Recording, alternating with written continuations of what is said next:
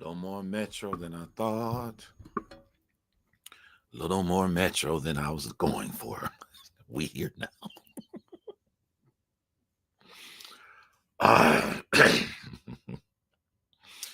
This is this is crazy. This is crazy. All right.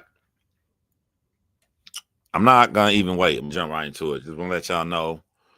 If you was on my live earlier today, I said give me 30 minutes. Just give me 30 minutes. Let me chill. Let me give me something to eat. And I'll immediately go live again. And I was gonna review Storytime with Rikki as she was on someone else's podcast. I go in the living room, I lay on the couch, and I pass out. I'm gonna tell y'all how hard I slept. I slept so hard. When I woke up, I literally thought it was morning time. I thought it was morning time. Like when I rolled over and looked at my phone, I was like, damn, it's 8 a.m. I rolled over and looked at my phone. I'm like, all right, at least I gave him a live. I'll go live later today. I thought it was 8 a.m. in the morning. I pick up my phone, and then soon as I open my phone, Jessie Woo dropped the video with Storytime with Rikki and Bri. There was no reason to leave the couch. Took my phone, hit the button, and streamed it to my television and watched the whole thing on my television. And I'm telling y'all, I'm gonna give y'all a theory nobody else on YouTube, nobody else on TikTok gonna give y'all. This made me completely understand Tyler. Made me completely understand Tyler tonight. And yes, I'm gonna play it, and I'm gonna show y'all the specifics of why I'm saying what I'm saying.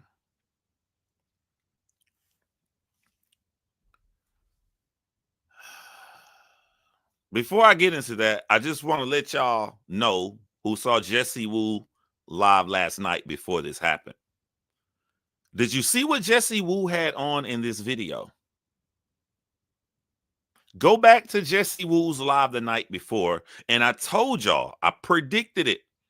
I said, yo, Jessie Woo keep pausing. She keeps stopping. It's like she want to say something, she don't. And Jessie was like, ooh, you know what? I'm going to save it because we got something coming for you. Your same outfit. She had the same outfit on. Because I told y'all, Ashley, you should have never did this. You should have never mentioned story time with Rikki. You should have never took shots at people on social media. The moment you dropped that video on Nick Vile's show, you was already cooked. You was already cooked. I'm willing to bet that the video, the interview with Bri happened before Jessie Woo went live last night. She was like, I got this in the tuck. And then this is how diabolical Storytime with Rikki is. Storytime with Rikki dropped a quick video, shot a shot at Ashley. I believe that shot she took to put her in her place about her being doing journalism the right way. I think that too was also after they were interviewed with Bri. Both Storytime with Rikki and Jessie Woo had the nuke in the tuck. Jessie just sat there and was like, you know what? Let me just do a little preview. I can't wait until tomorrow. Let me just give her a dose. Then Jessie Woo got on the phone with Storytime with Rikki, and she like, girl, what you finna do? We got the interview coming. What you gonna do? Oh, I'm about to hit her ass right quick on TikTok about 2 minutes. Oh, well, you do your thing on TikTok with a 2-minute video. I'm gonna go live. I'm just gonna put some of my truth out there and just get them appetized for what we dropping tomorrow, the nuke. Storytime with Rikki got on the same clothes she had on in the interview on the video she dropped last night. Jessie Woo got on the same clothes in the video last night. I said it. I said, Ashley, you are so cooked.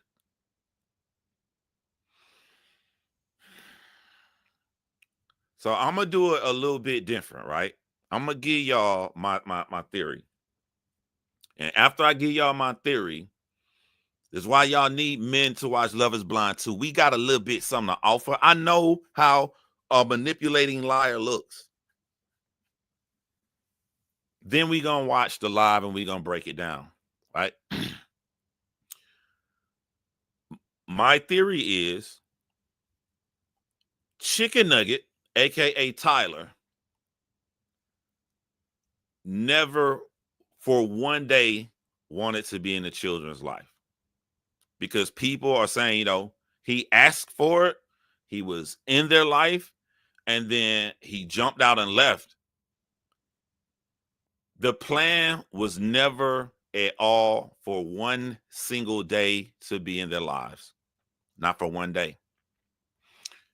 This was a 3-step plan, or it took 3 phases. 3 phases. And he learned from each situation to try to maneuver it and get all the quirks and chinks out of it.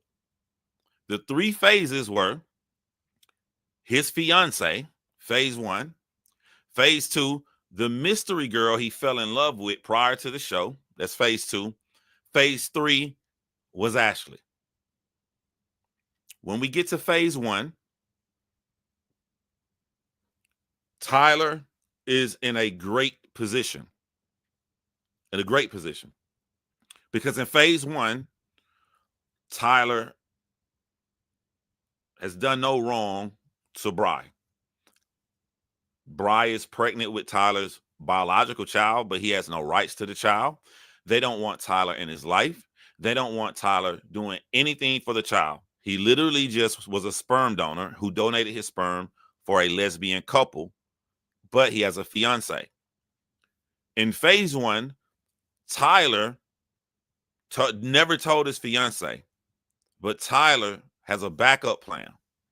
His backup plan is, we didn't have sex, so she could be upset if she found out, but she'll never leave me, because this is their baby. I have no rights. If she finds out that I was involved in this, both lesbians in the couple are going to take up for me. So she's not going to find out, but even if she does, she won't leave me. That's phase 1. Phase 1 did not work. Tyler never anticipated that she would leave him. And the embarrassing thing that kicked it over the edge to make her leave was the fact that he actually allowed her to show up at the baby shower. He never anticipated on her breaking up with him. He probably also never anticipated on that little boy looking so much like him. That's phase 1. So every time you saw Tyler in a picture with the children via Christmas time, rolling on the floor with them, every time Tyler was with his biological children, it was never to be in their lives. It was to not pay child support. That's all it was. He never wanted to be a father at all. Every time he came to her, and y'all wondering, well, I don't understand. He brought himself into it. Every time Tyler went into those children's lives, he didn't have to pay child support, but it came at a price. If I go around the kids, what are my benefits? I can go back in the room on some random nights and have sex with my homie, with my friend.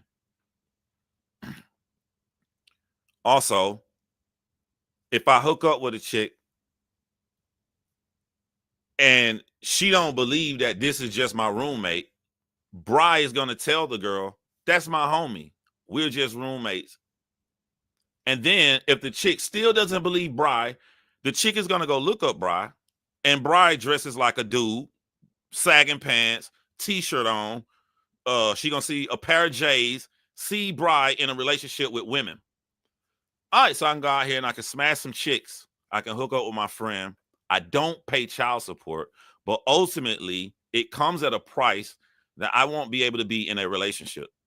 This is when phase 2 comes in. He meets a girl. They date. This actually is working out now. His phase 2 is solid. One problem. They break up. And when they break up, boom, his worst fear comes true. I gotta pay child support. No, I got it wrong. He meets somebody, they're dating. Once they're dating, the new method he learned from what happened with his fiance, the new method he implemented is, I'm just gonna say I ain't got no kids now. Fuck it. I ain't got no kids, I got nothing. This is working because when I said I have no children, Bri is upset, but Bri isn't outing me. She isn't doing anything. She just over there sad. So this is working. I successfully disowned my kids who I never cared about anyway. And it's working. And then Bri hits him with child support for the first time ever. Bri hit him with that child support. Heartbeat fast. The relationship don't work out. I got to get out of this child support. What does he do? He go back to Bri because he knows when he's with Bri, when he in their life. Bri was saying, well, I fly the kids to Louisiana. He'll pay half the plane ticket. I'll pay your whole motherfucking plane ticket. If it's just one occurrence, instead of me having to pay child support this much every single month. His phase 2, he went back. As long as I'm with Bri, the price is I can't be in a relationship, but I don't have to pay child support. I can sleep with a bunch of different women. Bri's going to help me out, be the homie. And on some random nights, I get to sleep with Bri too. That's phase 2. Doesn't last, doesn't work. One thing I think missing from this interview is I think that Bri saved Tyler when Bri talks about her and Tyler discussing him going on the show. I think the conversation for him to go on the show was more diabolical, and she just didn't reveal it. She only said a little bit, which we're going to play. I'm going to play it. She said, I was supportive of him. She said he didn't even believe he'd find love. I was trying to convince him, and we see it in the text messages. You may fall in love. You may get the girl, and I'm your friend, and I want you to be in love, because Bri doesn't understand his sociopathic brain. Tyler never assumed that he was going to find the perfect person and fall in love on Love is Blind. He assumed he was going to go on Love is Blind. He's going to get his social media and everything popping off. But he does. He meets Ashley. And when we look at the timeline of the messages, we're going to show, and we got more clarification. This is the third person. This is phase 3. So he got to look at what happened in phase 1 with his fiance, phase 2 with the girl he fell in love with. On phase 3, now he meets Ashley.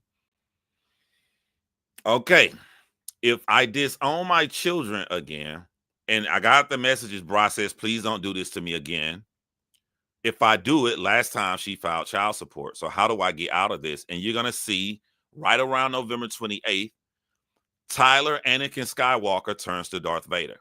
Right after that last November 28th message, when he starts to flip the messages on her and tries to portray it and tries to gaslight her that she doesn't want him around because he's not answering the phone. He didn't expect Bri to come back with a long message saying, how could you do this to me? Again, he expected her to walk away. If you think that's crazy, he expected her to walk away because the last woman he dated, Bri walked away. Bri didn't out him. She just left sad and filed child support. So if she left sad last time, she'll leave sad this time, and then Ashley will never know the truth. I know Bri won't blow up my spot because Bri didn't do it last time. And my third thing, the only thing I have to worry about is Bri is going to come for child support like she did last time. So how do I get rid of the child support? And he tried to do it with one single text message. It was the text message when he says, I mean, if you want me to sign over my rights, I'll do it. Think how left field that came. They close friends. She'll support him on the show. She supported him during the show. She supported him during Cabo the entire time. And now she's saying she's hurt. And he don't talk to her like a friend. He talked to her as if Ashley is sitting right by him, and he's already told Ashley the lie that he's just some sperm donor. That's why that message come across left field and cold. I'll sign over my rights. I'll sign over my rights is the culmination of evolution coming from 3 women, 3 different situations. The fiance, the first girl he dated, and now Ashley. I got to get rid of all my problems. The only problem I'm going to have left is child support. If I sign over my rights, if Bri let me do this last text message, it don't matter what Bri says. I have no rights to my son. I ain't signed a birth certificate. I did that as a sperm donor. But the natural relationship we had, where we had these twins, if she let me sign over my rights, no child support, then I get to sell off in the wind, in love with Ashley. We live happily ever after. My lie rings true. I don't have to raise them motherfucking kids I've been pretending that I like the whole time when I never liked them. I just didn't never want to pay child support. He was right at the end. He was about to touch the goal line. He was right there. And then Bri pulled back. Fuck that. I'm taking your ass to court. He couldn't defeat the final thing on 3 different women on 3 different tries. And it blew up in his face so bad because the 3rd woman came with hundreds of millions of people around the world, as this came from a reality show. I'm telling you now, from watching Bri up there with Rikki and Jessie Woo, it hit me. Every time he wanted to be in those children's lives, it was just to cut off and not have to worry about paying anything. Another thing I'm going to tell y'all before I would listen to the interview. I think the same way he manipulated Bri, I think he manipulated Bri as he went with her to get an abortion for the twins. She said, I was going to get an abortion, and when I went to the abortion clinic and I realized they were twins, I just couldn't do it. And Tyler went up there with me, and he felt the same way. I don't think that's how Tyler felt at all. I think that if she gets an abortion, the only kid she'll have is the little boy, which I didn't sign the birth certificate for, which is between them 2. I don't have to worry about anything at all. I think he went to that abortion to make sure she had an abortion. I think everything was going according to Tyler's plan. And so that doctor looked at her belly and said, oh, you got 2 of them in there. I think Tyler was shitting bricks when he looked in her eyes and he realized the excitement of her having twins. And she said, there's no way I can do it. I think Tyler did that little scrunt look like he always does. And he tried to scissor any way I can just get her to just go through it. And once he realized he couldn't do it, it was no way possible. That's when he said, yeah, you know what? You're right. We can raise him. Because he has to keep the mask on his face. You can't panic. He has to keep this portrayal up. Tyler gets with any woman in the future he dates. If Bri got that abortion on those twins and she only got her son, even though Tyler has been in his son's life on and off, and I think just not to have any child support or whatever, but he don't have to worry about anything, because when he tell these women he's just a sperm donor, he would have been telling the truth if it was the boy. It's like Bri knew she was pregnant again. She knew she was naturally pregnant. They had sex. There was no sperm donor or anything. And Tyler is about to ride the wave as this super fucking villain. And then God stepped down and intervened and said, this man needs to learn a harsh lesson. Sprinkle this. I'm going to put 2 in her. She ain't going to want to get a divorce. And we're going to go down this whole trail. And God had all this planned out for Tyler. That all this shit that you have done to people and your manipulation tactics, I'm about to set this shit up to fuck you up. You going to learn. You going to learn today to stop fucking with people. You're going to learn. That's what we're about to watch. This is my claim. This is my 20-minute claim. Now let's watch this interview and see how this claim played out.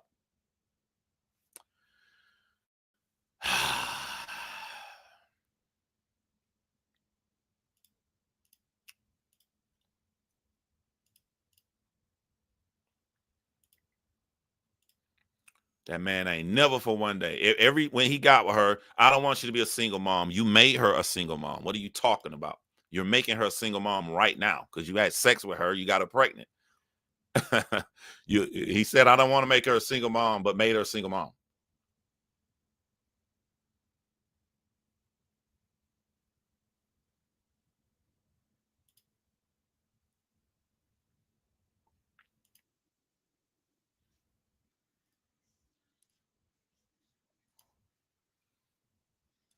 guys who have watched Love is Blind, you know who she is. Before we get into her, you all know who my partner in crime is, Storytime with Rikki.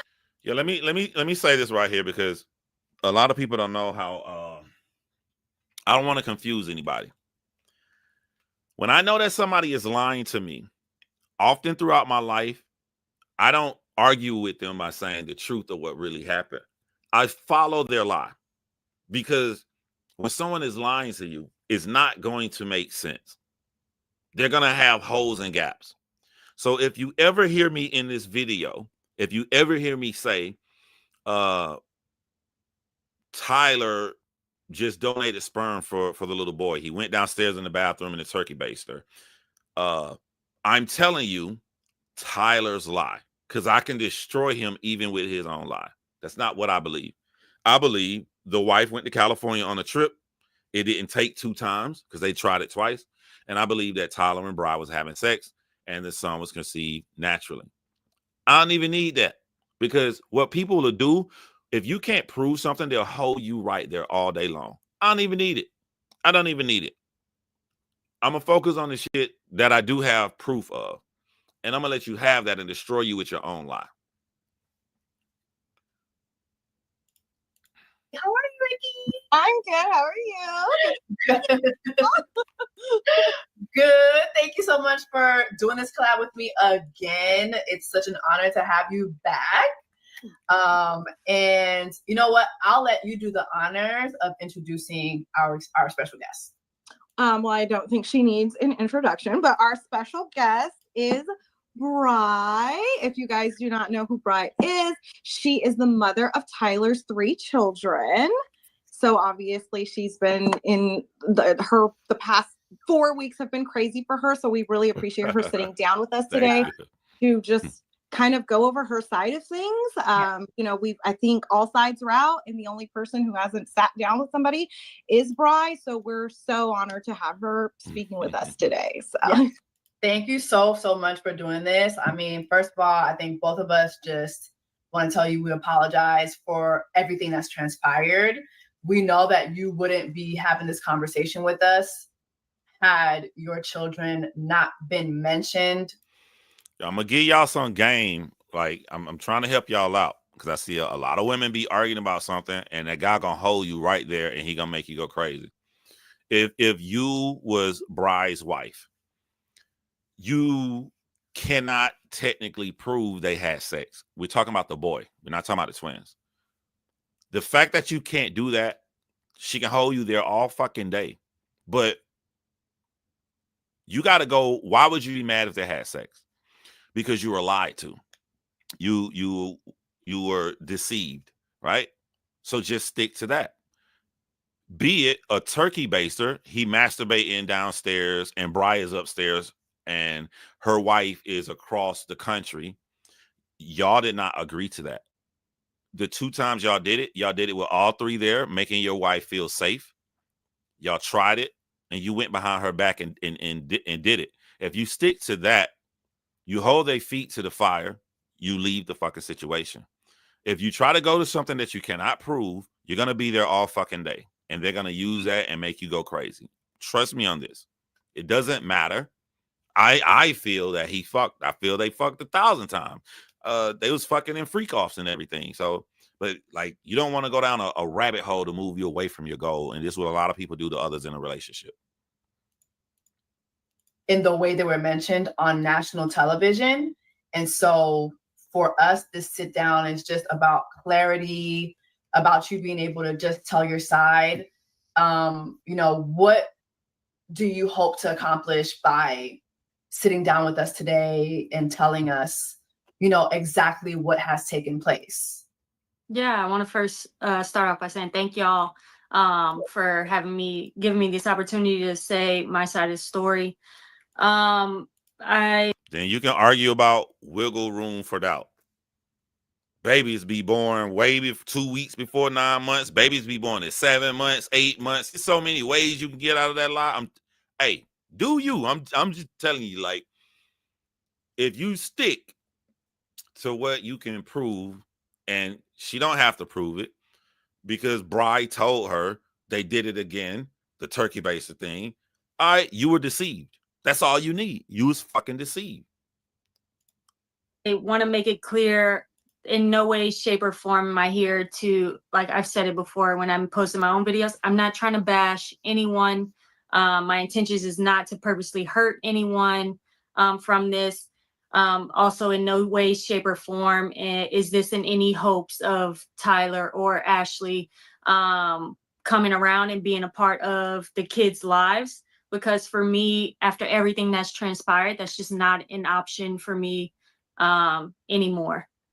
So yeah, again, like I do not want someone to be hurting because of anything that I said, but at the same time, I'm constantly being called a liar at this point.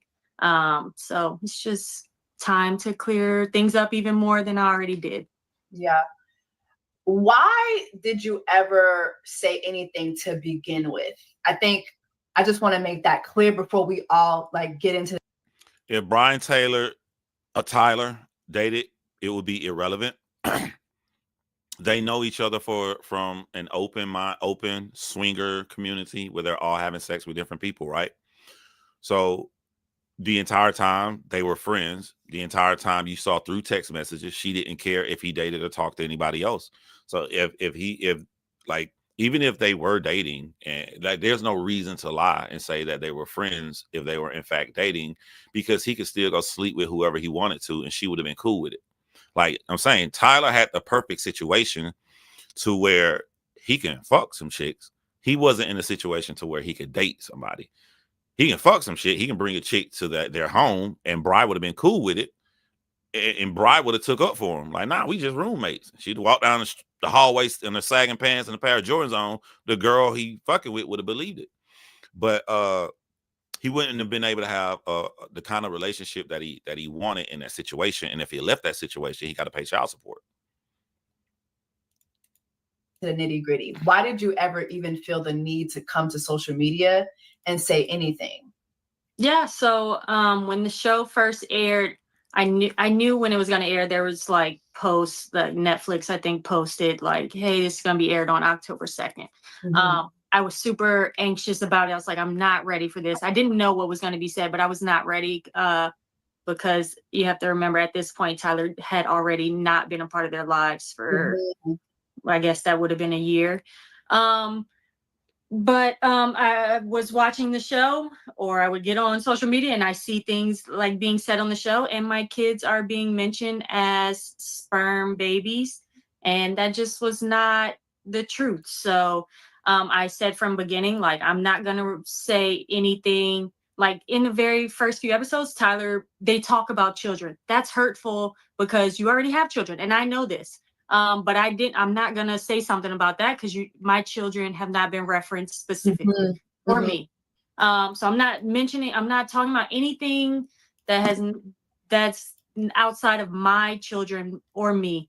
So when it was said, like, yeah, I have kids, they're sperm babies. Okay, now I feel like I need to say something because that's a lie against me and my children specifically. So I'm not reaching out to comment, or I'm not responding to commenters or people in my DMs. It's specifically what Tyler is saying, or people in his inner circle are saying on his behalf.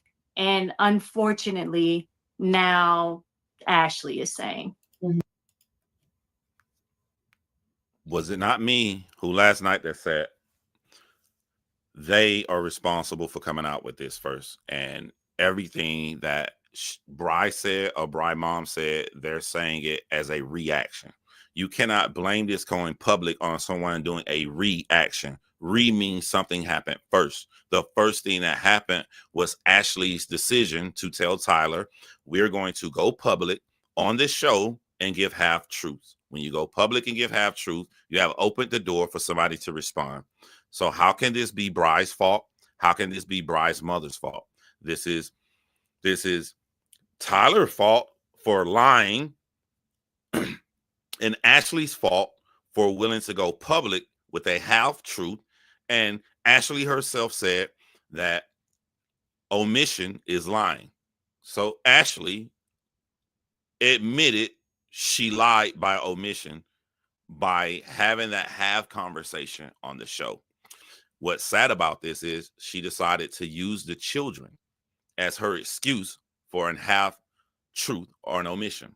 She used the children to do this shit. Mm-hmm. And rightfully so. Yeah.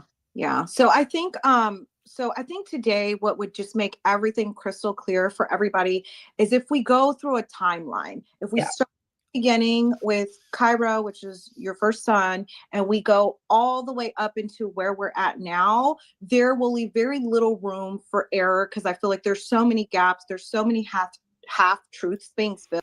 Rikki, tell the truth. You don't mean room for error. You mean there'll be very little room for Tyler and Ashley to come out here and lie yet again. And at this point, we have everyone's side, and now we're going to start from the beginning so that there's no more confusion. Mm-hmm. So I guess let's start with Cairo. Cairo was originally supposed to be a donor. Tyler was supposed to be your donor for your first son. Right. Correct. Yes, I was married at the time. We agreed I would get pregnant and have a child, and Tyler, and he wasn't the only one that offered to donate sperm, but we chose Tyler. And yeah, he was the sperm donor. We tried multiple months, and he was the sperm donor for Cairo. Okay. So for Cairo, was there a agreement? Was Tyler supposed to be his father? Did you ask Tyler specifically, hey, although this is a sperm donor situation, I'm married, I still want you to play father to this boy that we had together? Like, make it plain to us, how did Tyler go from sperm donor to father?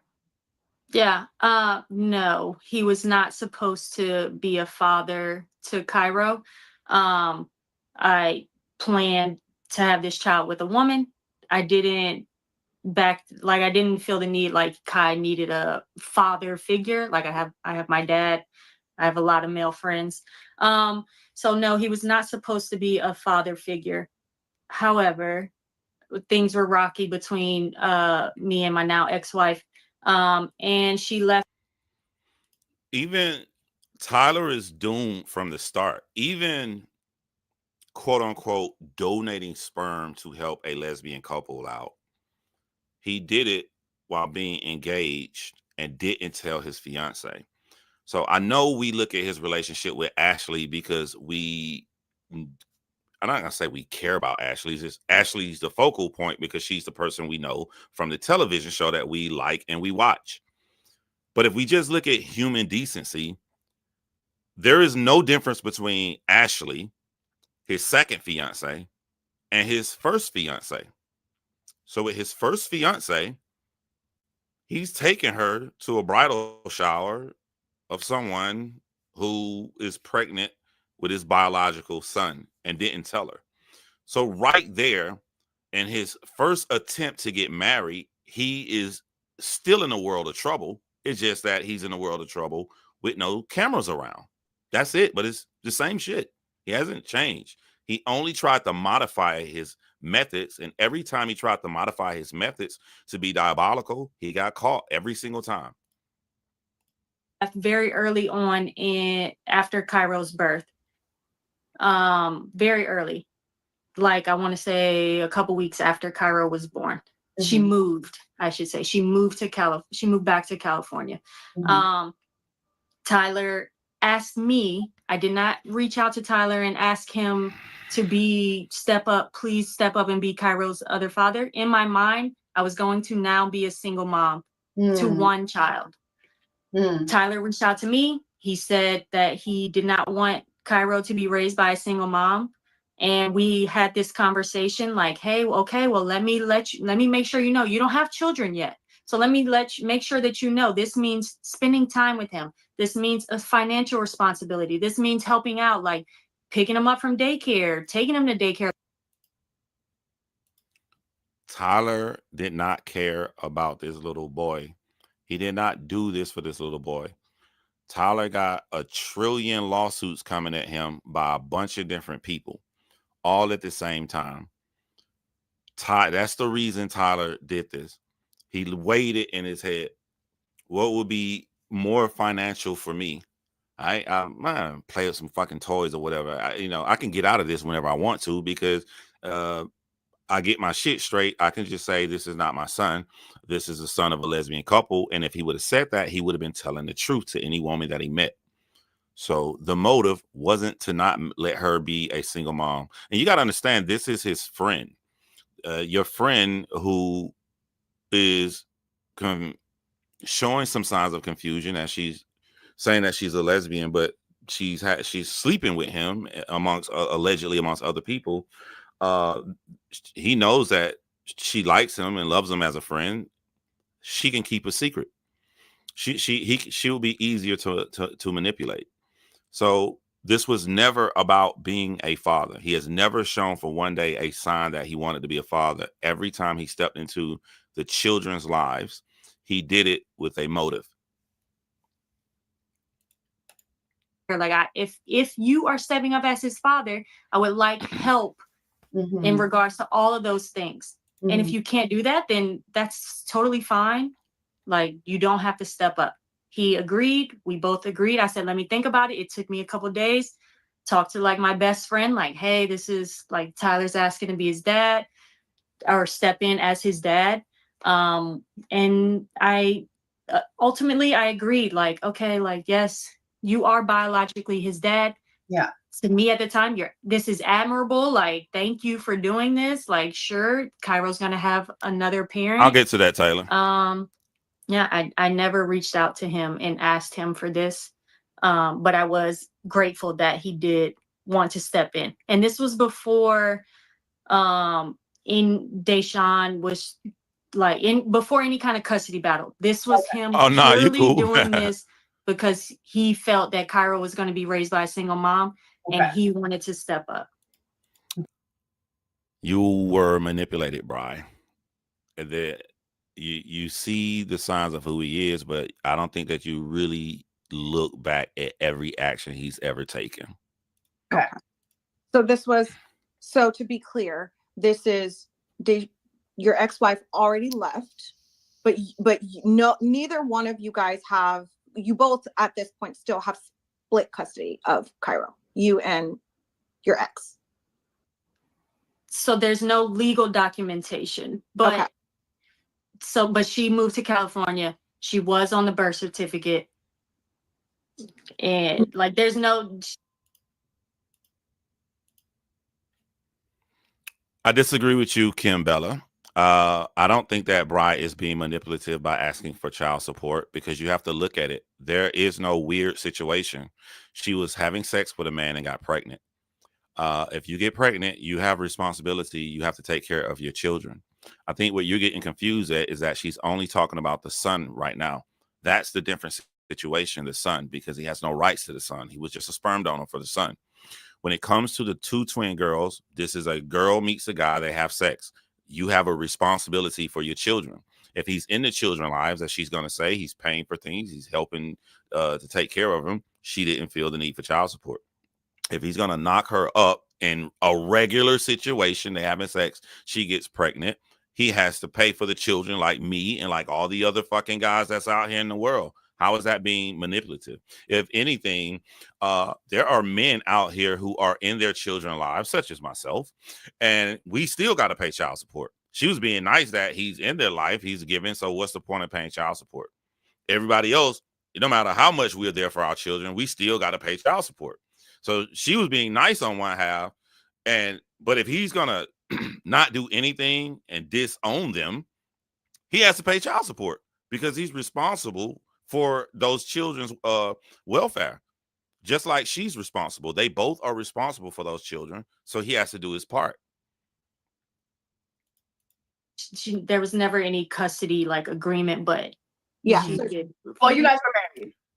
She tried to get child support for all three. That's still not manipulative because he tried to manipulate her and come into the son's life. She like, you don't have to do this. Do you understand what that means?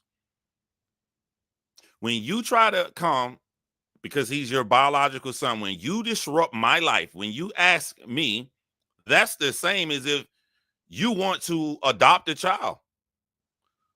If let's look at Tom Cruise. Tom Cruise and Nicole Kidman adopted a child. Tom Cruise and Nicole Kidman got divorced. It's not Tom Cruise's even biological child. They both had to take care of those children even when they were not together. So if you come in here, you come fuck with me. Well, I'm cool raising my son, and you say you want to be his father. Do you accept what that means? At this point, when he interjects and says that he wants to do this, there is no in and out, in and out. If you're gonna be in, you in. This is your son. You got 3 children now.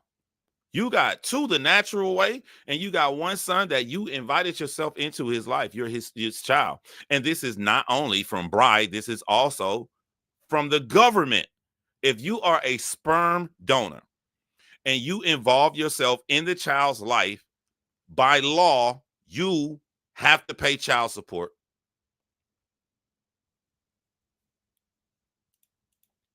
Yeah. Yeah. You Yes, married- and we were still married. Yes. Right. You guys were married. The child was born within the marriage. So legally, from what I understand, especially like in your state, I know sometimes it varies from state to state, but in your state, if a child is born into a marriage, automatically the married folks go on the birth certificate. So when do we move from Tyler stepping up to Tyler becoming the father for real, and now he is involved daily in Cairo's life? Okay, so when Tyler asked me to step up and be a father to Cairo, I was in Louisiana on maternity leave. And like I already said, we agreed, and he flew to Louisiana. He was in Louisiana, I want to say in November of 2017, because we agreed that he was going to step up as a father. On $1 trillion people money. I don't know. I never talked about it because to me, I mean, I want to get into his messiness with other women that had nothing to do with this situation. But you can go to Storytime with Rikki, and she got all those receipts there. Jessie Woo, both women on the screen has shown this. He was in a world of trouble. So he was coming out to spend time with his newborn. So he flew to Louisiana. That's less than 2 months after Cairo was born. And that's when he didn't stay there my whole maternity leave, but he flew in and then went back to Maryland. And that's from then on, he's been Cairo's dad. And what year was this? 2017. 2017. Okay, 2017. So from then on, he's been in his life, and he's been a father. Was he seeing Cairo all the time, or was he seeing Cairo just on holidays? Because we're gonna get to this later, but there was an interview with Ashley that she did on the Bow Files where she's saying that he was never around the children, other than stopping by for holidays. Yeah, no, that is not true. Another hurtful statement, since you just brought up this interview and I listened to it, there was never any intimate moment with these kids. I have videos of him playing basketball with Cairo. Anyways. Yeah. That's what she says. She says there's never any intimate moments. And let's just keep in mind. And this is a young person mistake, that Ashley did. Like, I would never, I don't care. Like, I date somebody, they tell me something about their ex or whatever. If I'm with the person I trust them, I'm trusting what they say. But I'm not going out publicly to say something that they told me as 100% fact. And they are sitting back quiet so I can look like the fucking idiot. Like, it's preposterous for Ashley to think that there was only a few times he went around on holidays. even if you felt that, how could you feel that so strongly that you don't think that these people have known each other for years? Like, what is November 7th? Ashley has known Tyler for 13 months and 6 days. 1 year, I can put it because the show, he flew there October 1st of 2024 or 2023. You've known this man for 13 months and 6 days. The woman on the screen, Bri, has known this man for years. They was friends for years prior. And she up here on the screen talking to us about 2017. How can you be so gullible to just come out here so strongly? Like, this is something that's easily disprovable. That's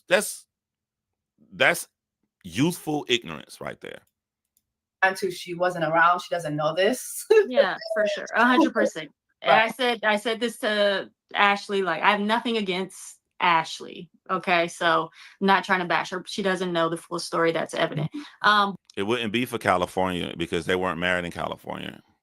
But yes, there were intimate moments. What was your question? Original question?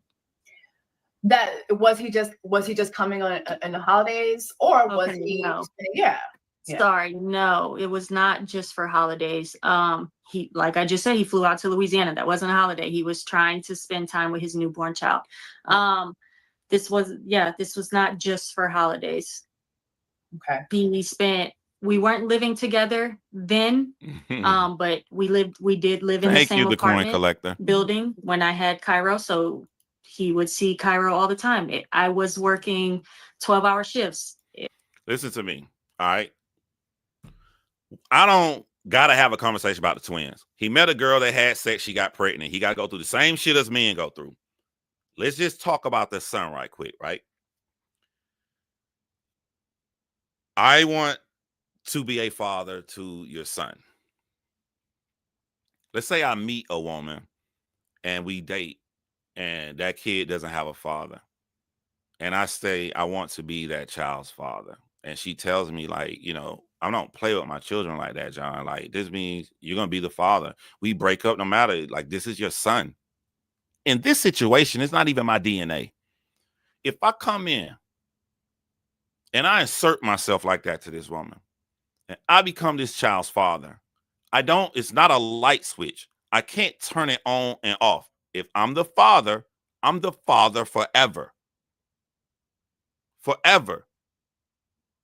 If I step in and do this, and it's not even my DNA. This is his DNA.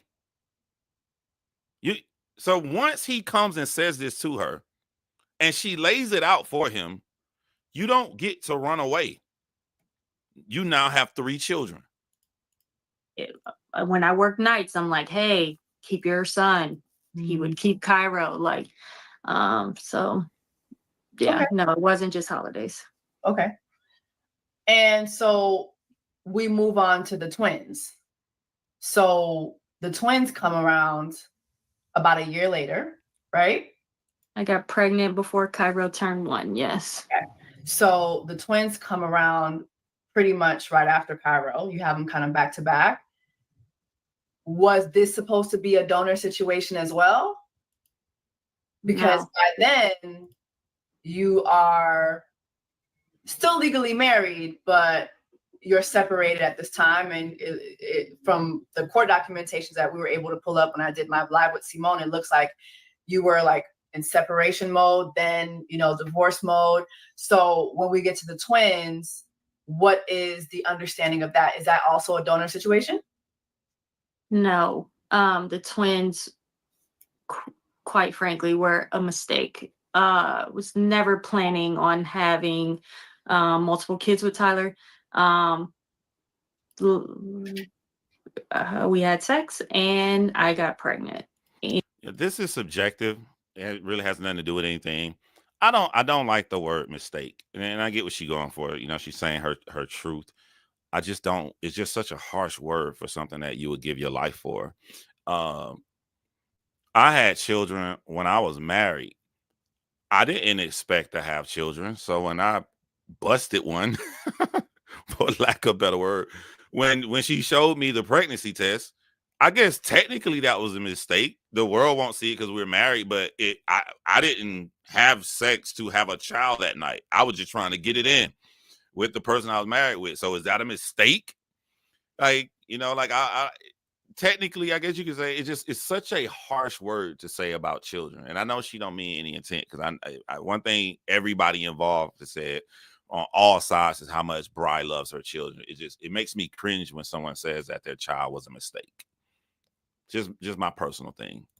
And there was never an agreement about parenting these children, because I had sex and I got pregnant. So you're the dad, I'm the mom. We already have a son that we are agreeing to, and we were going to have 3 children. Yeah.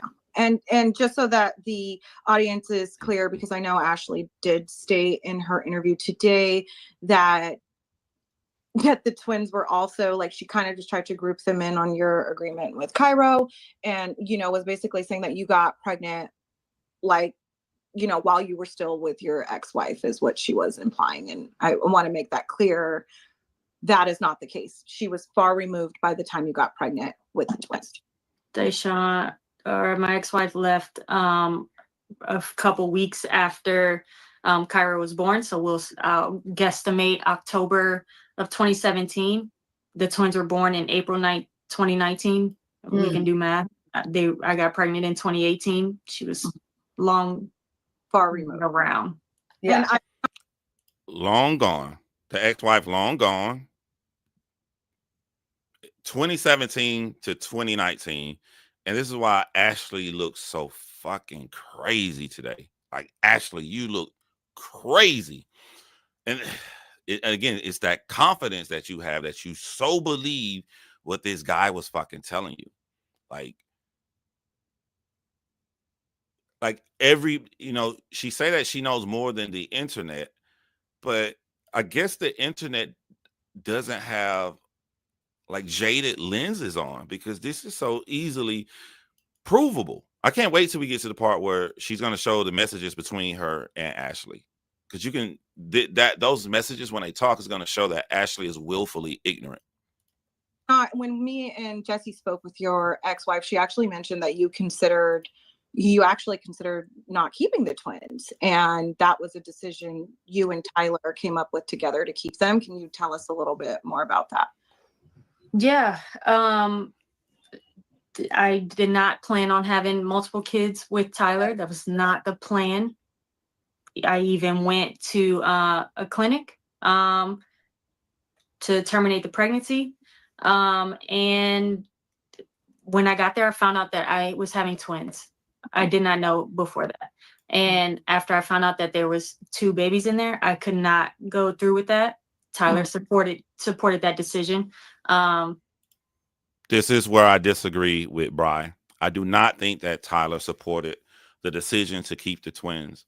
The best thing in Tyler's diabolical plan to where he can be a play daddy is to always fall back on, this son is not mine. I was a sperm donor. I think Tyler went up there to that abortion clinic to make sure she went through with that abortion. When he saw the determination and the look on Bri's face, she probably had the look like she has on my screen that I have it paused here. When you see that look and it hits Tyler, she is not going to have this abortion. It would be a waste of energy, and also could hurt me in the future if I go against her. So now that I see that she 110% committed, even though I don't want this, my best course of action is to act like I agree with this. But now I'm going to have to start thinking of some future plans, because I can't just dip in and dip out like I really want to. I'm not going to have that excuse. Or will I? And we left the clinic. He was there with me at the clinic. And we left the clinic. We hugged. We were like, yep, we're about to have, like, he understood, like, yeah, I can't do this with multiples inside of me. And we left the clinic knowing we were going to be parents of 3. Can you talk to me about, so now you have 3 children, right? there's a point in time where you all are living together. If Bri liked Tyler more than a friend, there would have been a conversation trying to stop him from going on Love is Blind. I think this is one of the situations where we try to turn something in our brain to what we don't understand. And what most people understand is that if people are living together under the same house, they fucking each other, then they got feelings. They don't understand that, especially with her being bisexual, with a preference for being in a full committed relationship with a woman instead of a full relationship with a man. I do not think that she wanted to be with Tyler. We definitely know he didn't want to be with her. I just think that it works out for them. You know, I can catch me a nut one some nights. He helping out with the kids, but I think they both wanted to do the same thing. While this is convenient for me, Bri wants a woman in a relationship. While this is convenient for Tyler, Tyler wants to be in a relationship with a woman too. They both want to be in a relationship with a woman. But in the meantime, let's get our nuts in and keep raising the children. What is that like? What is Tyler's responsibility? Talk to me about that. Yeah, so when I was pregnant with the twins, he moved some stuff up. We were living in the same apartment building. I already said that. He moved a lot of stuff up upstairs into my apartment. It was a 2-bedroom apartment. And so he would just stay in there or stay with me to help me out with Cairo because I'm pregnant with twins. Of course, they was regularly doing it. They were doing it when he had a fiance. They were doing the freak offs. They were doing it when she had a fiance. They were doing it when she was married. So if they lived together, I mean, they probably had sex 1,000 times. It would be naive to believe that, like, oh, we're just buddies raising this little boy, and one night we got drunk and had sex. Nah, they was getting it in a lot. And we would go to like doctor's appointments together and stuff like that. But he did still have his apartment downstairs. And then as it got closer to the twins being born, we needed more space. We rented a house together to have a lot more space for these multiple children. Like, Ashley, you hear that? You hear how Tyler omitted something to you, and this is easily searchable. Tyler told you he had his own apartment. She had her own apartment. Tyler didn't tell you that they both left those apartments and moved into a house together. You just sound crazy, fam. I said in my other video, like, he stayed in the basement. I stayed in the main bedroom. Like, we just lived in the house together to co-parent these 3 children together. Yeah, and when I did a live with Attorney Simone Redwine, we were able to see legally too that you guys were living at the same address for some time. So you all were a family. Yes. Was he financially responsible also for the children? Yes. And there's receipts of this, but he wasn't on like child support legally, but I would say like, hey, the kids need this, and he would just send me money, or he would just go get it himself. We didn't really have issues with money. Ladies, when a guy do this to you, he's getting over on you, right? What makes time go by fast for me is child support. Because you pay it, that bitch coming right back in 30 days, 30 days, 30 days, 30 days, 30 days, all over again. When you got a guy that you got kids with and you don't have him on child support and he just helping out, maybe 1 month he'll pay more. Let's say if you would have put him on child support, I'm just throwing a number. Let's just say it'd have been $1,000, right? So every month is $1,000. That's what, $12,000 a year. When he's not on child support and he helping out, maybe 1 month he give you $2,000. That's more than the child support, right? But then the next month after that, he buy 3 bags of diapers. What's that? $60, $80? You know what I'm saying? He come, all right, hey, you ain't got to cook. I'm gonna get him chicken. I'm gonna get him some Chick-fil-A. And we're gonna add the 3 kids' meals up in there. By the end of that month, that man spent about $300. That's how they get over on you. When they pitch in just to help a little bit out, it looks good. Because when you talk to your girlfriend, you be like, nah, I hit him up. He give me what I asked for. A lot of times it's far less than what child support would be that's coming on a rotation. So this is how guys get over. This is how he's getting over on her. He pitching in, he helping out with little shit. But 3 kids right now on document, the paperwork that's out there, his child support is $2,500. He got to pay $2,500 every 30 days. I'm not good at math, y'all. I just want to see how much this is a year.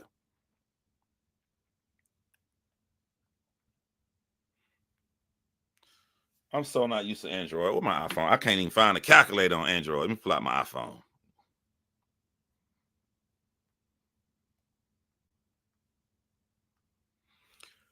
$30,000 a year. Now this makes sense. 2,500. So that means, oh, okay. Oh, my slow brain kicking in. The show filmed last year. It's been a year. She filed as soon as she realized he wasn't coming. This is how he owes $30,000. This is why he owed $30,000. $2,500 a month for a year. Damn. Prior to me feeling forced to put him on child support, but he would help out financially, and we would just take care of these kids together. Yeah. Mm-hmm. So at what point? So now we've got it clear. Cairo and the twins, you guys are living together as a family. Was there ever any shift in the relationship with Tyler or Tyler's relationship with the kids? Ladies and gentlemen, here's phase 2. Phase 1 was the fiance. And what he learned from the fiance, what the fiance taught him is that even if he just say he was a sperm donor, it's a possibility that the woman could leave. So how did he modify before he gets to phase 2 with his next girlfriend coming up? Totally cut the fucking kids off. Let's just totally cut these motherfuckers off and just leave and watch what he learns. After we moved out of this house that we were renting together, we went our separate ways because we were arguing a lot about, I felt like he could be doing more. Like the Cairo was under 2 and I have twins that are babies. And I felt like, hey, like I need you to do more with simple stuff like giving baths. And, we were just arguing a lot. So we went our separate ways. And at some point in 2021,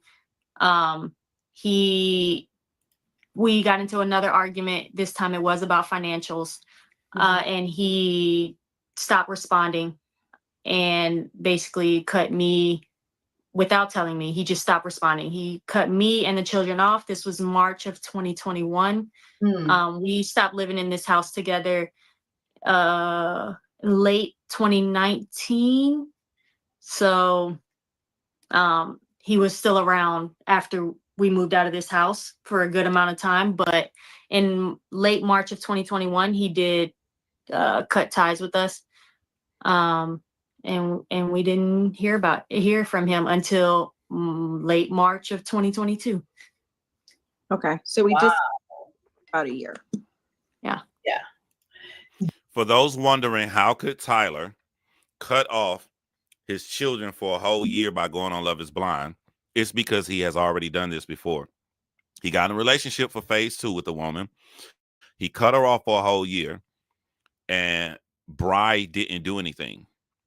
Bri taught him. He learned from Bri's lack of a reaction. Hold on, I just walked out my motherfucking kid's life and she not gonna do nothing to me like she did. And when I say do something, I'm not talking about child support. That's what's gonna shock his ass. He meant by blowing up his spot. Bri didn't reach out to his girlfriend. Bri didn't blast him on social media. Bri didn't do anything. So in his brain, he's getting away with leaving the kids he has never ever cared about scot-free with no consequences. This is kind of like, I just thought about this, but this would be going a little backwards. But if you want to speak on this, you can. If you don't, you don't have to. I disagree. There was someone who was in Tyler's life who said that she was his fiance. and that when going back to when you were pregnant with Cairo, that he brought her to your gender reveal, but didn't tell her that Cairo She's talking about phase 1, the fiance. was his son. Were you privy to that? I didn't know if he told her or not. But you knew that she was his fiance. Yeah, for sure. We were, yeah, I was around her. She did come to our gender reveal. But it was a donor situation. I didn't think it was like such a bad thing. If he was hiding it, okay, then yes, I see how that's like. Yeah. That sucks for her, which I later found out, obviously, like that he did, and she didn't know, and it just turned into a very bad situation. But that was not. It's not her responsibility. That's Tyler being Tyler. Like, I wasn't doing it behind her back. It was no, not you. I mean, she was his fiance. I'm thinking he should tell her. You know what I mean? Like, yes, it's Tyler in a minute. I think that was what was always confusing for me, right? If it's this innocent donor situation, why not share that with fiance? You know, to say, hey, I'm helping my friends conceive, like, you know. So no, it's possible he's a sociopath. But here's something more scarier. A lot of people like to go to really scary words: narcissist, sociopath, psychopath. You know what's scarier than that? If he's not, what if he's just selfish? What if it's something that simple? To me, that's more scarier. Because if Tyler's just completely normal guy, he's just selfish and did all of this through being selfish, I'd be scared of what a real sociopath would do. It's scarier if he's just a regular selfish nigga.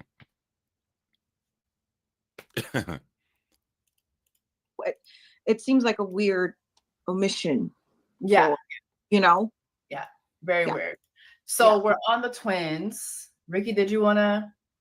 Yeah. So so now we know that I think it's important to point out, because I just feel like from Ashley's interview, again, we're getting like a little bit more of her truth. And she is under this impression that he has never been consistent. He's never been there on a daily basis. And so now we're at this point where he actually does disappear, which I feel like this might be what Kay going Tyler about. And this is what she's talking about. It was just 1 year of their lives. And it was because you found out that he was in another relationship, right? So originally it was because he asked to, it was a financial disagreement. He asked to claim the kids on his taxes. I did not agree because, like I said, we disagreed a lot about like, hey, you could be doing more with the kids. So it was a disagreement about that. And then he cut them off. I found out later. Go ahead. I'm sorry. I found out later that he had indeed fell in love with someone else. I don't know much about her. I just know her name's on. I'm gonna tell y'all what I like about Bri. I like that Bri is telling it from how she felt at the time and letting us know so we can assess. Even though we don't need to assess Bri's mental, we're here for fucking Tyler. But she's still allowing us to assess what she was going through at the time. So the whole time she told this story about 2021, she said, we having these financial disagreements. And then now she come back and tell us during that time, she later found out it was because he was with a woman. So we see the manipulation first of what Tyler does to her. But in reality, he just got a girlfriend. And he need to get rid of these motherfucking kids without having to pay child support. He don't need to play daddy no more with these kids. He never shown for one day he cared about. He just needs to get rid of the child support. Andrea, he fell in love, and it would seem like he again fell in love, cut off, decided like, hey, maybe I don't want kids, or maybe I was just a sperm donor, or whatever fits the story that he needs to tell. So that's how it would seem. This is a pattern. This is a pattern. I agree with you, When in Rome, and I purposely wasn't saying this on my live right now. And the reason I wasn't saying it is because Bri isn't on Love Is Blind. I'm looking at what the diabolical Tyler did. But if you want my opinion, y'all always been fucking. So you was fucking him behind his fiance's back. I just don't care that she did it in relation to the cast of the show. That's for Bri to have to deal with her conscience. Bri's ex-wife already came out and said this, that they were sleeping together even when she was married. He had a fiance. I think that they've always been sleeping together. For the point of this story, I'm not an idiot. I just don't care that Bri did that in relation to this video, because this video is about parenthood. And on parenthood, Bri has always been a mom for her children. I'm looking at Tyler. Tyler's the contestant on the show. If I'm just looking at it as regular people, Bri is just as dirty because both of y'all was cheating on people y'all took a vow that you were going to be with for the rest of your life. Tyler has done this twice since he has proposed to 2 different women. I didn't want y'all to think I was naive. I don't care about that part because I'm focusing on Tyler and Ashley since they are the contestants on the show. Yeah. Because I've spoken to a few of Tyler's exes, and they said the same thing, that he would tell them he didn't have children, that he was a donor. And, a few of them had seen, baby stuff at his apartment, and they thought it was strange. If I was going to go in on Bri, I would have mentioned that as soon as Storytime with Rikki and Jessie Woo got to the portion where they brought up Tyler's fiance, it was the longest pause Bri did in the interview. You can see her looking up to the sky. You can see her going, just rewind it back or go look at it on her channel. I don't want to go all the way back to that part, but you can see that's when she's not as clear when they bring up the fiance. And into my subjective opinion, it's because she knows you was doing wrong and you was fucking Tyler behind his fiance's back. I don't think that the fiance broke it off with Tyler because he was at a gender reveal party while being a sperm donor for the baby. I think she broke it off because she was at a gender reveal party with a woman that's pregnant because her fiance was fucking her. My subjective opinion. So is this the first time, this whole Love Is Blind fiasco, is this the first time that you've heard Tyler referring to your children as sperm babies? Yes, I never agree. We never had this agreement like, hey, yeah, it's fine for you to say like that you donated sperm. So that was never an agreement of ours. And he never told me that he tells people this. So it was they definitely got to get off each other. Yeah, very painful to hear on national television, like, oh, this is how you refer to them. I didn't know that. It's very clear he was going around doing that. My thing though is it is irrelevant. If we're talking about 2 contestants on the show, what is the relevance that they was fucking when he had that earlier fiance? It's irrelevant in terms, if the focal point is the children. Like, I guess it depends on what you care about. What do I care about as a father to 4 children, 2 girls, 2 boys? I care about a man disowning his children. If as a man disowning his children, him fucking her on the fiance we don't know about is irrelevant to me. So he's saying these are his sperm babies, but he was trying to claim the sperm babies on his taxes. I didn't even think of that, but that's okay, right. And then also, just for the record, for the twins, Ashley is not giving any grace. I don't know where you think Ashley giving grace. The only grace Ashley is giving, to be honest with you, are for the millions of people who watch the show, watch the reunion, and go on with their life. They don't go on YouTube. They don't go on TikTok. They don't go on Instagram. They haven't heard any of this shit. They only know the story of what was told on the show and the reunion. Anybody that sees anything on YouTube, TikTok, Instagram, and all this stuff came out, do not like Ashley. Who is on the birth certificate? Yeah, Tyler is definitely on the birth certificate. He cut the umbilical cords. I had a C-section. Okay. He was there he often tells stories about like how he had to see my stomach like completely cut. I think this is a portion. Pay attention to her face after this right here. I think this is one of the first time, like for a half a nanosecond, she was about to cry. Open. Yeah, here's a video of him. We're at it's of me at the doctor ultrasound for the twins. I don't know. Guess maybe he felt like I was forcing him to record these videos.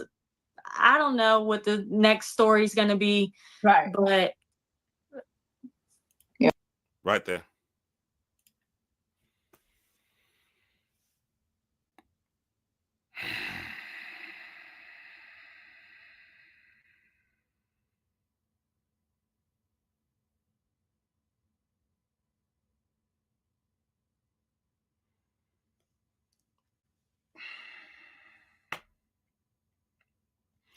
Kojo, we gonna have to talk, bro. We gonna have to talk, bro. Cause Kojo, you said Tyler is not the most diabolical person to ever step foot on Love Is Blind. Look at this shit.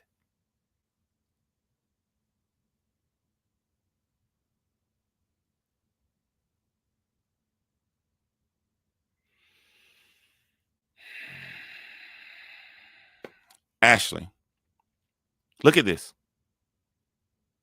You think this woman is lying, even though she's about to show a barrage of fucking receipts? She didn't just come to talk. Oh, she didn't just come to talk. Look at this.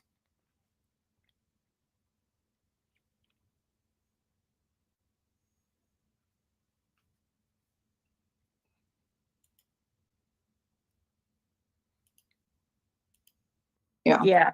Right. Yeah.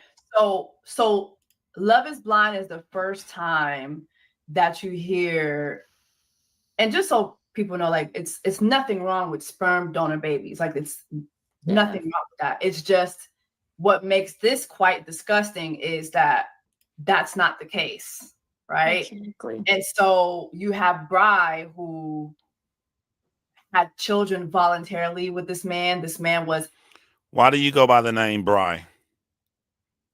I was just curious about that. Is because her name is Brianna. I thought Brianna, and you see B-R-I, you be like Bri. Bri's a little different. I was just curious. Living with her. Also, according to the courts, he also fought in the court for the kids. Did he not? So if you're saying when I had to go to court about custody for Cairo, yes, he was there with me. Yes, if that's what you're referencing. Yes, exactly. Because that's what we saw in the court documents and the live that I did. And so again, this is someone who was in these children's lives as their biological father for 7 years. To not pay child support. That's it. Just want to make that clear that this was not, we were past donorship. This is family, fatherhood, children with their father and mother, period. And so you see the show, you see what he's, I can't even imagine what it's like for you as a mom. Like, can you tell us, you as a mom, hearing that, what was going on through your mind, your heart? Like, what was that like? Yeah, like I already said, like even in the very beginning where he's saying like, how many kids do you want? And like just speaking about kids in general, not even mine. That was very hard. Yeah, that it's very hard to see on national TV, like someone who's supposed to love these kids just as much as I do. It clearly does not, and is okay with like, maybe they'll see this one day and you're okay with them seeing, this lie. And it's not like they don't know him. The coin collector, my new friend, you are incorrect. If he's going to court right now for $30,000, $30,000 is 12 months of $2,500. The paperwork says his child support is $2,500. If you go back 12 months, that's going back to when the show ended. So he cut off cold turkey. I don't know if you saw my live when I showed the screenshots. It's not going to matter because they're going to show the conversation. That she's supporting him while he's on the show Love is Blind. She's happy for him. He's texting her while he's on the show, and he cold turkey cuts off all communication for no fucking reason and then tries to gaslight her. Once he does that, and he already did this before with the previous girlfriend, not the fiance first, then the girlfriend second, Ashley's third. So when it hits her, he is actually doing this again. Oh my God. She then files for child support. She gets it. 1 year from that, he owes $30,000. So add those numbers up. That means this is not back child support. They definitely, like, they see a picture of, if I showed them a picture right now, they would just be like, oh, that's my dad. So yeah, knowing how bad this would hurt them, I'm hoping and praying that I can make sure they never see this. I can't protect them from everything. But if they do, I know this is going to crush them. You want to know how much money in child support he owes if she goes back to when they're first born? Let's find out right now. $30,000 a year, right? $2,500 a month. $30,000 a year. How's the son? Son's 7 years old. 30,000. Well, now that'd be all three. That would have been the wrong math. So that's for all three. So what's that? 10,000 a piece a year. So 10 times 7. The boy's 7 years old. He owes 70,000 for the boy, 60,000 for the girls.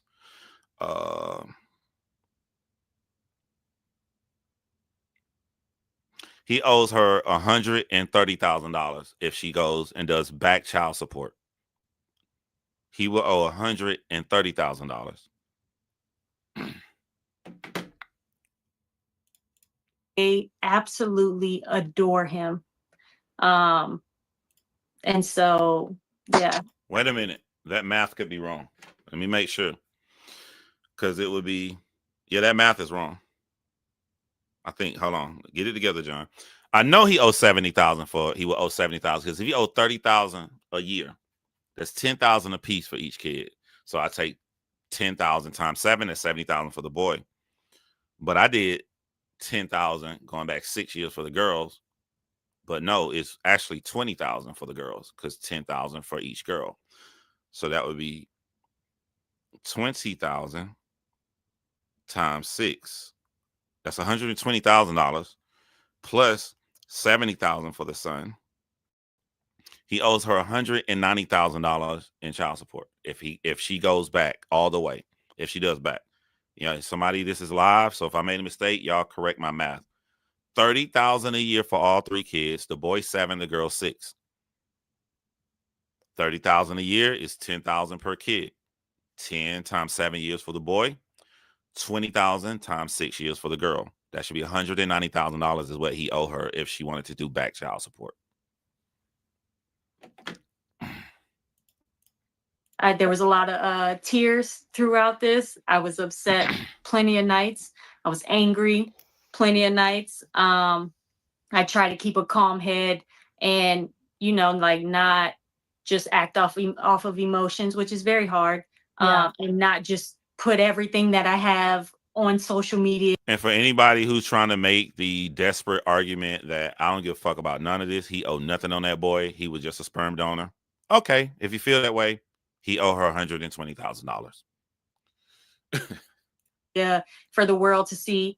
I tried to talk to him. I tried to talk to Ashley. We were gonna ask that. Like, sorry, I'm getting good. Actually, you're. The second time she almost cried was right there. I was counting them. I think by the time I got to the interview, she almost cried like 3 times. I'm sorry, 5 times. Good. Actually, you're right where I think we both want you. Right. I think I just wanted to know if any conversations were had with Tyler prior to going on the show. Yeah, what conversations? Ashley is married to Tyler, so that means technically Bri can come for that house. Technically. were had, because I know you in one of your videos said he was with you the night before he left to the show. He was with the Yeah. We were friends, right? That was my best friend. So he was around, even though we had these disagreements often about like, like how he could be doing more for the children. If I was going through stuff, I would reach out to Tyler. If he's going through stuff, like we're talking about.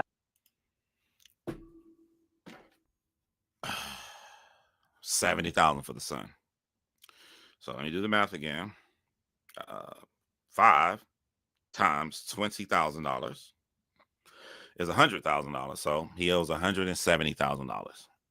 My bad. Thought the girls were 6. 75. He owes $170,000 in child support if she decides to go and do back pay, whatever it's called. About it. We were friends.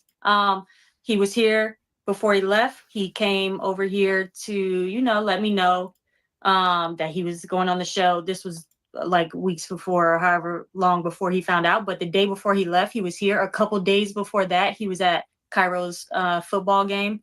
There's videos of that. There's text. Notice her words are matching the text messages. You're going to see a couple days before he flies out on October the 1st, video of him at his son's football game. But he lied and told Ashley that he stopped talking to her a year before he went on the show. Text messages of him coming over here the day before. He was here and we had a conversation and we're just talking like as friends. And I'm like, that'll be crazy if you actually get married, because I'm a fan of the show. I've been a fan since season 1. And I was like, that would be so crazy. And he's just like, yeah, you could come to the wedding. The kids would be at the wedding. I'm like, yeah, you better invite me. Like, that's my boy. So, we're talking about stuff like that. I'm like, don't embarrass me on this like TV show, on national TV. He's like, no, I would never do that. We're just like talking about like it's nothing. And he came over here before he left, and I'm texting him the day that he leaves. I offered to give him a ride to the airport. I'm saying like, good luck. Actually try this out. Actually see if this will work for you. Like he didn't think it would work. And I'm like, actually try. Like maybe you'll really fall in love. Maybe you'll find your happiness. I know that's what you want. So you were supportive. You were supportive. 100% supportive. 100%. See that in the that you shared with us, that you were like supportive. Was it a concern for you knowing that he's cut them off before when he's found love? Was it a concern that him? There got a football game I showed in my live last night that says September the 30th. This is a day before he gets on the plane to fly to go to Love is Blind. Going on this show and finding love, that he might do this again. Was it a genuine concern? It crossed my mind for sure, because it had happened before. But he reassured me. He was like, Bri, I love you. I love these children. I would never do that to y'all again. And I wanted to believe him. I wanted to believe he would never do this again, because if I thought he would do this again, he would have never been back. I would have never allowed him to come back into my children's lives, because I'm not playing with my children like that.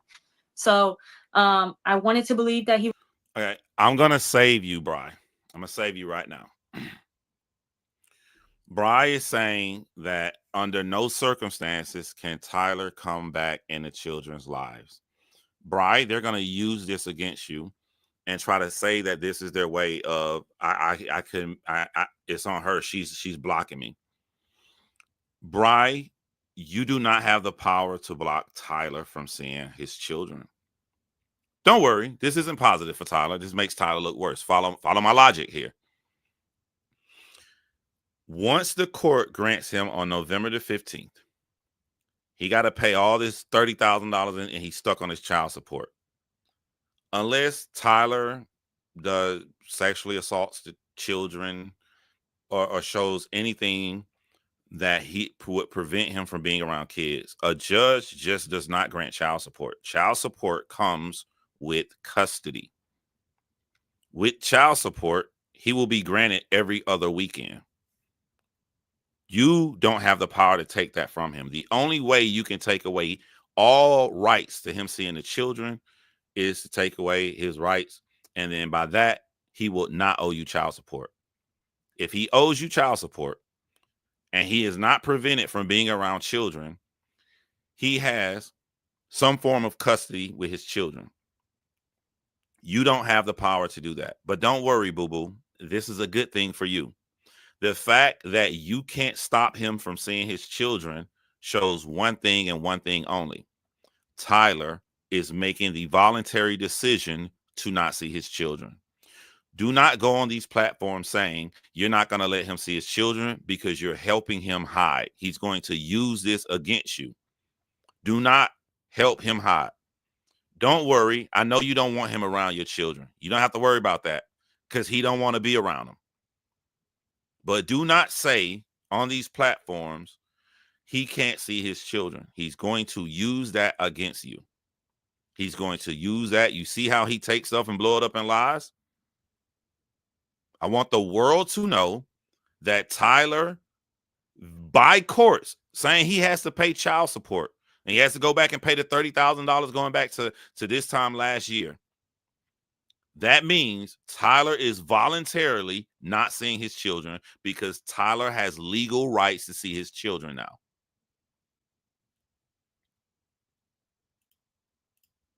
He was telling the truth, and I did believe him. And you will see I sent messages, videos of the kids telling him happy birthday while he's in the pods, and all.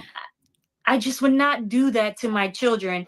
Yeah. If I knew that he would like cut them off when he came back. I'm not putting my kids through that because my kids are absolutely most important. Tyler can literally show up in court on the 15th. When's the 15th? That's next Friday. If Tyler shows up in court next Friday and the judge stands there and be like, yo, you got to pay this motherfucking money, my boy. You're right, Your Honor, and I just want to fix it. I just want to do the right thing because I love my babies. So I just want to have on documentation, you know, the splitting of the holidays, and I get my kids every other weekend. Even if you have a lawyer that shows his history of getting with women and disowning his children, even if you show this, the worst that will happen to Tyler is a judge is going to go off on him and make him feel like shit. But after the judge goes off on him, a judge doesn't give a fuck about you, Bri. A judge doesn't give a fuck about Tyler. A judge only cares about the children. And caring about the children, the judge is going to know it's in the best interest of the children to have both parents in their life. They're going to grant Tyler every other weekend. They're going to grant him the holidays. He's going to get the same shit us men be getting out here. He will 100% get that. I want to say this publicly because I know he's not going to ask for it. The one final thing that Tyler can do to have some grace, you're a horrific fucking Sith Lord, psychopathic demon, but you got one hope left, and that's if you go into this courtroom next Friday and work out some plan for the rights that you have, and I know for a fact he's not going to fucking do it. In my lives and in my life, and I just would never do that. The video that you're showing right there, I have the actual video, but that's him at Kai's football game like a couple days before he left. And it's dated like September 30th or something like that. September 29th. This is September 29th, 2023. So this is what, 2 days before he goes? Yeah, that's him at Kai's game on the 30th.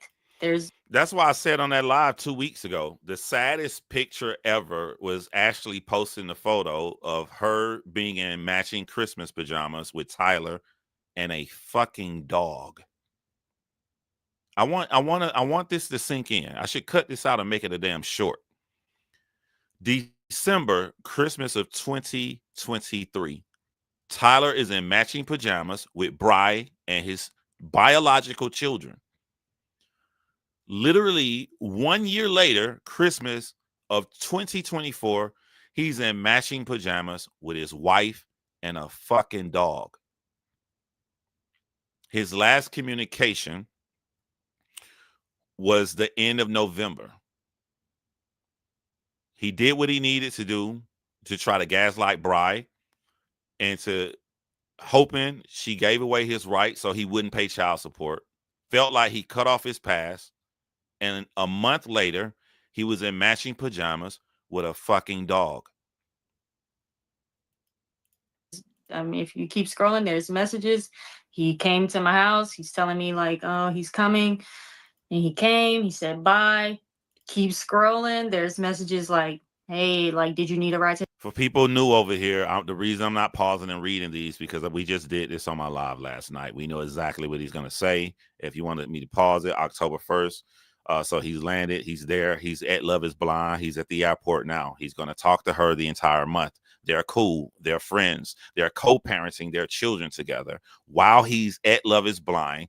And if y'all don't know how Love is Blind work, the first 10 days, you're in the pods. The first 10 days. After the 10 days, you're going to Cabo for the pre-honeymoon before the wedding for 7 days. So now, after the 7 days, you go live in the apartment. Somebody correct me if I'm wrong. I think for 2 weeks, 2, maybe 3 weeks. So the entire process of the show would have went from October to early November for the weddings. This is important to remember when we go through the text messages. To the airport, he tells me he got a ride. Then if you keep scrolling, there's messages like, hey, look what's everyone who knows me knows I'm a huge fan of Harry Potter. Tyler obviously knows this. He's like, hey, look at the videos that's on here. I'm like, you should watch them. Like, we're just like that. To show y'all what she's saying, he's on the airplane and he's showing her the movie list to watch on the airplane, which is Harry Potter, which is her favorite. This is his fucking friend, y'all. Well, no, it's not. He's a manipulator. She believes this is her fucking friend. This is who he talks to all the time, who he has children with. And while he's doing this on his way still to Love is Blind, remember, he tells his wife, Ashley, I haven't spoken to the lady I donated sperm for an entire year before going on the show. So his lie is, I haven't spoken to Bri since October of 2022. Meanwhile, on October of 2023, here he is right here. They're still friends, still raising their children.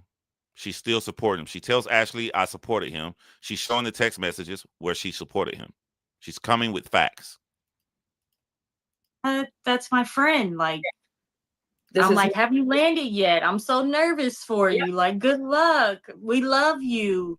No, literally, you said that. You say, OMG, I'm so nervous for you. LOL. But anyway, good luck and have fun and happy early birthday. We love you. Like, this is in the text messages. Yeah. And he says, I love you guys too, doesn't he? What? Yeah. I love y'all too. I know this is the video that you sent of the kids saying happy birthday. Because I remember you saying that in your video that you put on your... Y'all know every single time I blocked out the baby's faces, I blurred their faces out. But this is their mother right there. Their mother is showing this. So it's totally fine. She is totally fine with her kids being seen. She's right there on the fucking screen. And we don't need both parents' permission because Tyler doesn't give a fuck about his children. Instagram. Where you were saying, we even sent him a video of the kids saying happy birthday because you haven't heard from him in a bit. He comes back, I'm alive. I got selected to be followed. Just came back from Cabo. And you're like, huh, good for you. We knew you would. Hopefully it was a good vacay. Him being back from Cabo means that at this point, he has already proposed to Ashley. They're no longer in the pods. He has already had sex with Ashley. They had a great time looking like the next Brett and Tiffany. They had no drama, no beef, no nothing at all. What does he do? For those who don't follow Love is Blind, who ain't watched every season, the moment you come back from Cabo, the vacation, you get your phone. He has his phone and pay attention to what happens. I have so many questions. Like, you are so supportive. Yeah. It's pretty sad actually, but yeah. No, you're so supportive. Yeah. She says, I'm sure that's awkward. How does it feel to be engaged? When will we be able to see you? This isn't a woman that wants to date him. This is a woman happy he found somebody. Nigga, just help me raise our kids like you're supposed to do for the girls, and like you came to me fucking with my life and volunteered yourself to do for our son. I'm sure that's awkward. How does it feel to be engaged? LOL. When will we be able to see you? You know, and here he is. It's weird as hell. It's scariest day of my life. Proposing through a blue wall. I'm not sure yet. I'll know tonight. He says we have a meeting with the creator of the show and our producers to figure out what's next in a few weeks. You said, well, I want to know more. LOL. How's it going with y'all now that you have seen each other? This is crazy. He says it's cool. She doesn't look like anyone I've ever dated. I'll just say that. LOL. And then Jessie Woo said something towards the end of this live. She always say this one thing that fucking touches me. I hate she do that. Every time she go live, she'll be silly and seem, and she'll always say something that hits my heart. And like the things that happened to me growing up, like hell, I could have been a fucking serial killer. But some people, when you go through abuse, the extreme that you go through doesn't have to be bad. My extreme that I went through is seeing and having to being abused firsthand. It made me so much more empathetic. It cranked my empathy meter. I can't stand to hurt other people. You can go and be a serial killer, or you can go the other way. I was raised without a father. Jessie Woo was raised without a father. Ashley was raised without a father. Tyler was raised without a father. Me and Jessie Woo being raised without a father, we went the other way. It made us more empathetic to situations like this. Ashley and Tyler not having a father, it made them go the opposite way and be completely cold. Ashley is severely cold, and we saw that by how she treated her brother when he reached out to her. We saw that in her calling Bri just a sperm baby. We saw that in her saying, the kids, they'll get over it. They'll fucking get over it, my nigga. They're going to reach out at 18. Hey, we'll do a couple texts. She looking at Tyler in the same way as she looked at her brother. It's the coldness that came to her from not having a father. Ashley and Tyler turned to Sith Lords. And he says, but she's so damn nice. Ashley, you do with that what you will. But you're literally just extremely, extremely supportive. Right. Which that's important, because I think there's this narrative out there that Bri just wanted him, so like wanted her family image so bad, and it's like it's actually these texts are showing the complete opposite. She's so him finding a wife.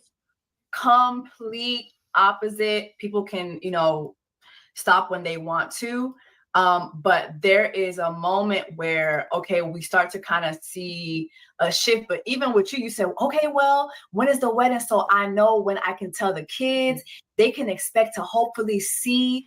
All right. We need to analyze this portion right here. This is what I was waiting for her to get to. I know we went over the jump. He's talking to her in the pods. I don't know how the fuck he pulled that off, by the way, because he's talking to her October 5th, October 6th. He talking to her as soon as he get back from Cabo. Now, remember, he gets married. And I'm guessing the wedding had to happen somewhere around November 7th, because there's this big jump from November the 7th. And now she starts to get worried. It jumps from November the 7th to November the 28th. This is when Tyler wanted to keep his options open. Remember, Bri texting Tyler. Bri has no idea that Tyler is going through drama with Ashley about the children. So in Tyler's mind, his brain is shaky. Ashley may leave me. So if Ashley leaves me, I'm still texting Bri a little bit. I'm leaving her stringing on, because if this shit don't work out, I'm just going to go back to my baby mama, where I can just still sleep with different chicks and my baby mama be cool because she don't want to date me, but I won't have to pay child support. So I can't totally dismiss Bri. I gotta walk between both lines, and I gotta walk thread carefully here. Once Ashley says I do on the show, this is signed, sealed, and delivered. Now that Ashley is signed, sealed, and delivered, now I need to shed this. But I need to learn from the mistake I made last time I left my fucking kids. And the mistake I made, the last time I left my kids, she tried to hit me up for child support. I got the wife. Now, here comes the plan to try to eliminate child support right here in these text messages. Watch your boy Tyler try to cook. November the 7th, Bri is worried. Are you really doing this again? Please tell me you're not, which is Bri's biggest fear. That was early at the morning at 6:46 a.m. Tyler is nervous. He's pacing for 3 hours, 9:02 a.m. I have not had my phone since the first week back. We filmed from 10 to 11 p.m. and they are back at 10 a.m. to take my phone. This is a lie. But even if it isn't, why couldn't you text her at 11:05 p.m., 11:15 p.m.? I know that on October 23rd, you was texting a woman at 2:53 a.m. to go and try to sleep at her place. So why can't you text a woman at 2:53 a.m., but you can't text the mother of your children about your children as soon as you get the phone back? Like anyone else who's been on the show and had children. Like, I'm sure as soon as little fucking Jessica got her phone back from a previous season, she was texting her daughter. You didn't text because you didn't want to. You're a fucking liar. Bri is desperately trying hard not to believe he's about to fucking leave his children for a second fucking time. So instead of her investigating, she goes positive. Okay, well, when is the wedding? So I know when I can tell the kids they can expect to hopefully see or hear from their dad again. That's the last message at 9:02 a.m. November 7th. And he doesn't respond. He goes from November the 7th to November 28th. And this is where y'all gonna learn something different from my live last night. We read the text messages, but we didn't see what happened in between this time. And Bri's gonna tell us. Or hear from their dad again. Like, this is heartbreaking. I'm sorry. Yeah. Like, this is heartbreaking. Yeah. Like, I'm You reading can this and I'm like, I'm not even you, but I'm upset because Just remember, from November 7th, the plan is in place to not have child support. Everything you're about to see from Tyler is a strategic plan. Tyler is not worried about Bri blowing his spot up and going to social media because Bri did not blow his spot up the last time he left his children. The only thing Bri did to him was try to get him on child support. So that's the only worry in his head. So he needs to get rid of that worry. it's like, because I can recall even watching the wedding and seeing two ballerinas. I'm like, well, damn, them could have been the kids. The kids could have walked down the aisle. Like, literally. We should discuss your rights when you find some time so we can. Yeah, because as you. Hey, y'all, don't get mad at me for saying this. You know, it's going to sound a little silly, but I'm dead ass for real. I don't think Tyler wanted because it wasn't going to look traditional. It wasn't going to be like, you know, I got a happy family, my children walking down the aisle. I'm about to marry the love of my life, because Bri wouldn't have been in the dress.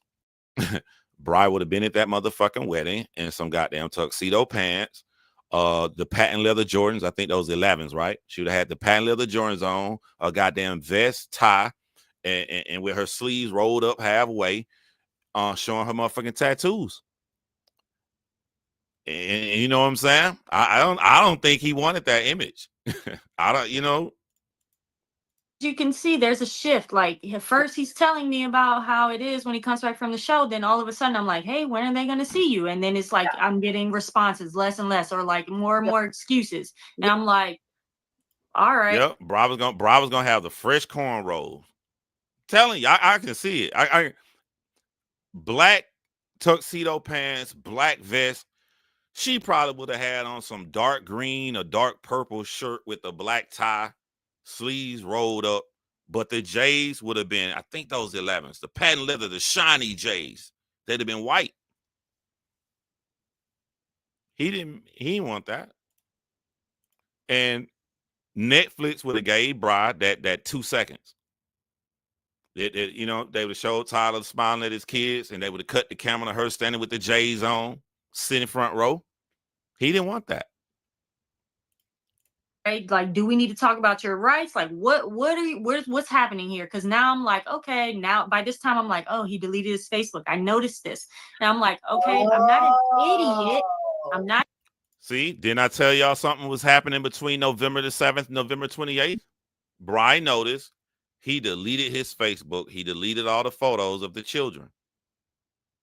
And I want y'all to see how desperate Bri is, because she noticing this and she's still trying to be positive. She's still saying, okay, well, when is the wedding so I know when I can tell the kids? She's hoping for hope. Second interview. Well, her second time going live, she's done it. She's done this video. She just had on a red shirt. So not technically an interview, but she did this before, sitting in the same spot. The only difference is her shirt was red. Not an idiot. You've done this before. Yeah. What's happening? Like, okay, so he's trying to leave their lives again. Like, just say it. Just tell me. I want you to tell me. So he had started to delete his socials. Yes, that happened. I don't know when exactly it happened. I know I noticed around this same time where I'm like, hey, when are the kids going to see you? And he's like, oh, we record every second of the day. And I don't know, whatever excuses he had. And I'm like, okay, but you have children and they haven't seen you since September 30th. Like, don't forget you got children. That's a good one, Rome. You might be right. You, or at least comment and acknowledge the video that I had them send you, because like I think you start seeing him get real like. No, I think we're wrong. I think when is Rome is right. I think when is Rome is right. It's like me, when you do some foul shit, I'm gonna hang up the phone. I'm gonna start texting you because I want that motherfucking proof. So she see this man is really leaving his kids again for a second time. But nobody ain't gonna believe me. I need this shit in text form. So she's going back to texting. I think when in Rome is right.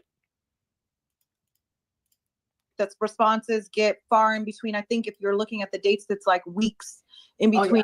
He'll like give you a little little something. Is the month on those? Because that must have been after he got married. October is cool. October, everything's still cool. Mm-hmm. It's when they get into November, which were the weddings. That's when things start getting tricky. Okay. Well, that's when things start getting vague. Like he's getting vague because his doubt is over with. Ashley said, yes, the life I wanted is secured. Now it's time to shed my past life, this time without paying child support. Implement plan, no child support. November 7th. See, it's a whole bunch of blue text messages. And then he's saying, I have not had my phone since the first week back. We film all day until 10, 11 p.m. And they are back at 10 a.m. to take my phone, which is a lie because everybody has their phone once they're out of the pods. Exactly. And I'm a fan of the show. And so I know. Yeah, both women are beautiful. Ashley is beautiful. She's looking crazy to me right now because like your personality holds a lot of weight on your attractiveness level. And she is so fucking cold. But if I just look at Ashley, Ashley is a beautiful woman. Bri is a beautiful woman.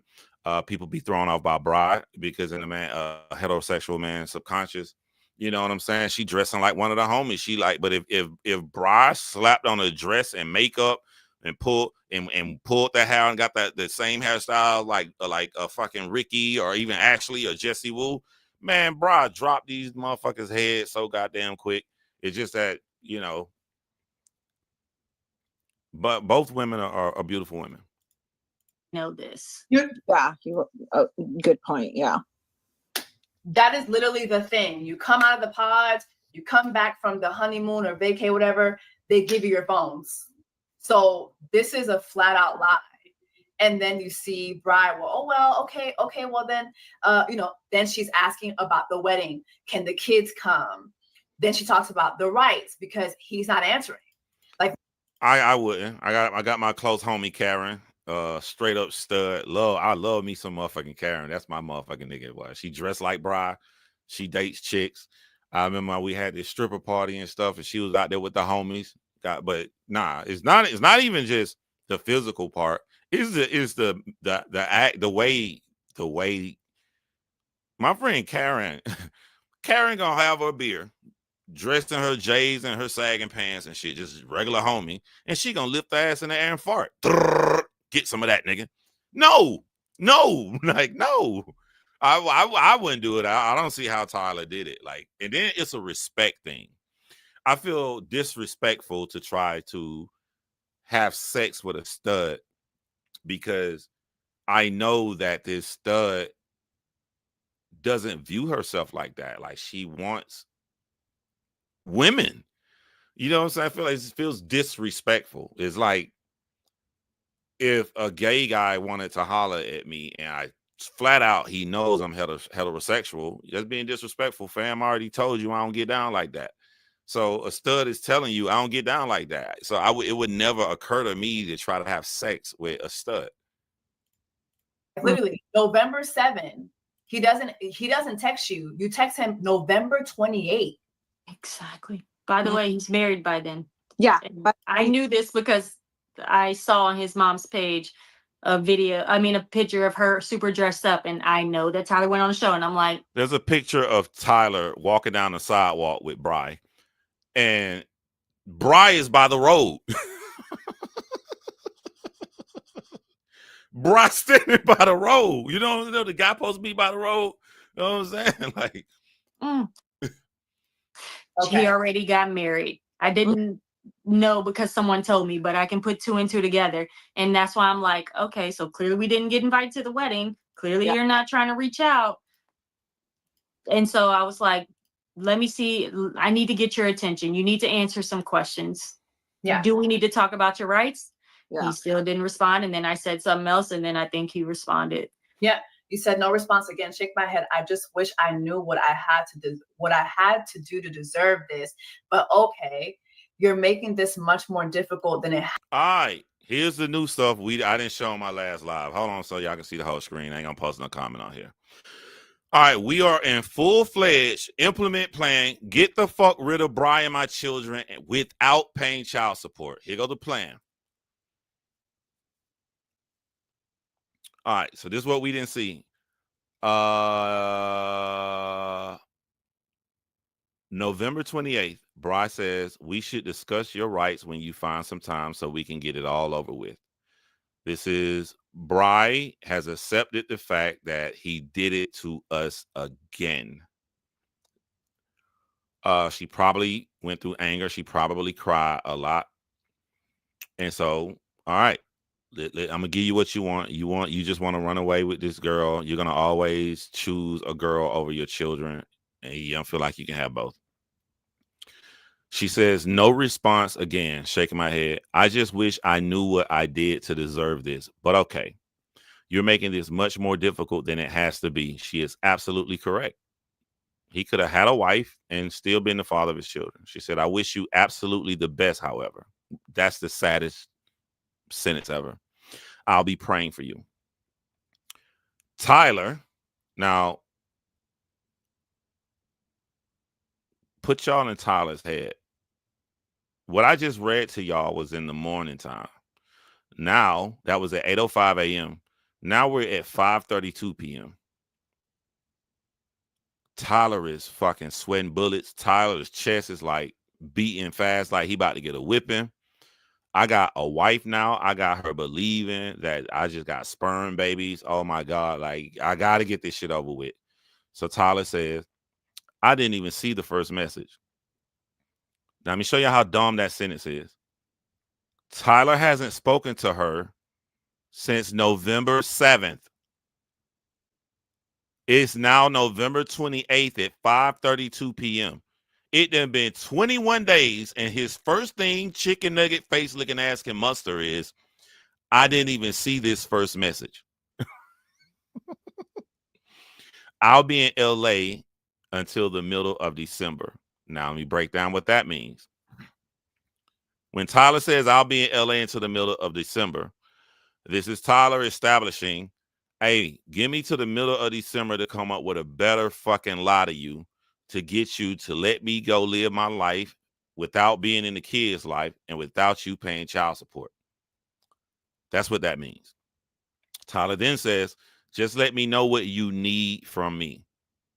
Now, I'm going to tell y'all that sentence right there. Y'all, if anybody been watching my channel, y'all know I hate the word gaslighting because it's the most overused fucking words, and so many people using it when it doesn't apply. It fucking applies with that sentence.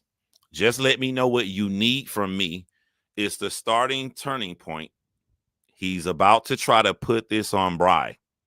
The reason he needs to put this on Bri, because he needs to show his phone without showing the previous messages, in case Ashley sees it, that this is all on Bri. I tried to step in and be a parent to my kids, but Bri kicked me out of their life. But the way he's trying to play the middleman, he's trying to kick it to Bri to give her a path to follow down. What you need from me? I'm not trying to make anything hard. That final sentence is strategically vague. I'm not trying to make anything hard. Why would you say this? That sentence doesn't make sense to someone that you're clearly been friends with the whole time you've been at Love is Blind, and you're clearly raising your children with. What the fuck does I'm not trying to make anything hard? Well, just continue to do what you're doing and be in your children's life. So this is vague. Now Tyler is sweating his ass off. The most important thing for Tyler is what the fuck is Bri gonna respond with next? Because I got to get out this situation. Bri played it really, really smart next. Instead of her going detailed, she kept it vague. By Bri keeping her next text message vague, it puts it back on Tyler. Do y'all see the game that's being played here? Bri game, which she has a game for a good reason. I want to out this despicable son of a bitch. Tyler's game, I want to get the fuck out of Dodge without paying child support. So if we're looking at this like chess, when Bri says, need from you as far as what? Not only did she keep it vague, but she kept it as a question. Bri tripped this nigga up so fucking hard with that single text message. The only thing he could respond was, when you would like to talk. He needs to talk because he does not, there's nothing else he can say after this to get out this situation without looking like a fucking piece of shit. So he needs to get out of this inbox and he needs to get on the phone with her. But I'm going to wait till they scroll up because I love what Bri does next. Has to be, I wish you the absolute best. However, I'll be praying for you. And he says, I didn't even see this first message. I'll be in LA until the middle of December. Just let me know what you need from me. I'm not trying to make anything hard, which is a lie. The weddings are over. You're done. Yeah. Literally done. So you're not in LA. You say need from you as far as what? He says, when would you like to talk? So we kind of see that's when everything really starts getting. Nah, Jessie, you got good intentions. You don't know the mind of a harmful fucking guy. He started November 7th. All right. We left off with Bri making a great chess move. She moved her fucking rook. She ain't got checkmate on him. She did something good. She put it back on him with a question.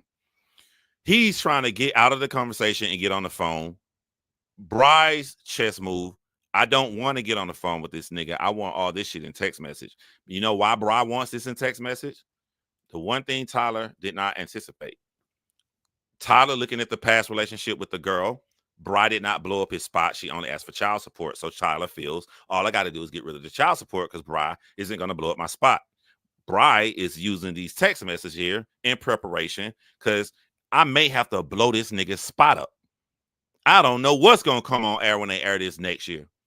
So Bri does not want to get on the phone with him. She want to keep it text message. So now Bri goes in with a detailed message.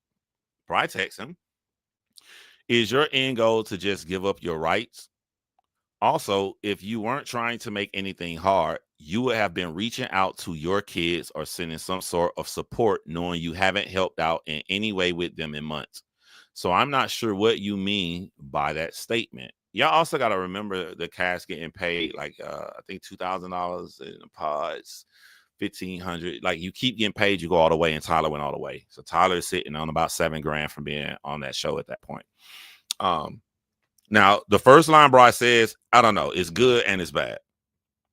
I know what Bri wants to do with the first sentence. When she says, is your end goal to just give up your rights?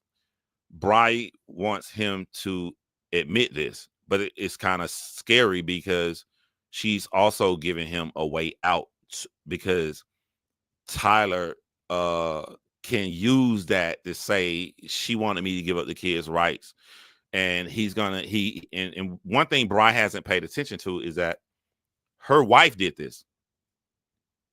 You see what I'm saying, Ashley? You know, so her wife gave up the rights. I tried to step in and be a good guy and help out. And now she's doing the same pattern. She's trying to get me to give up my rights too.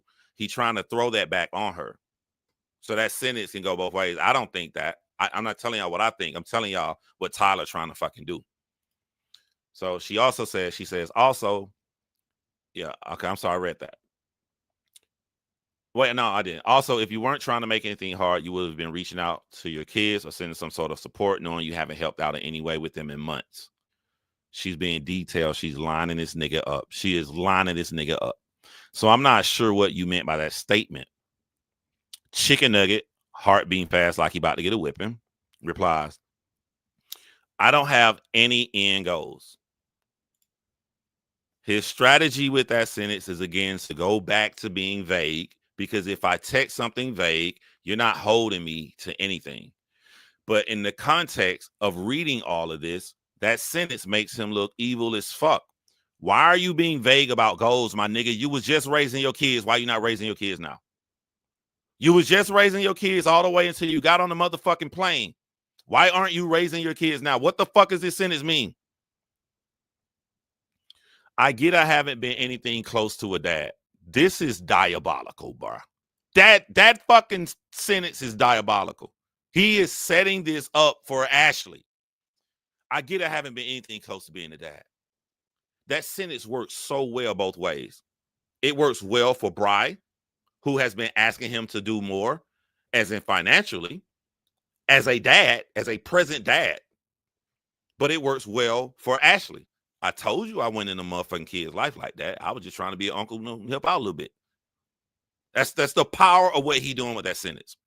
So he says, so I'm assuming giving up my rights is something you want since you mentioned it. Oh.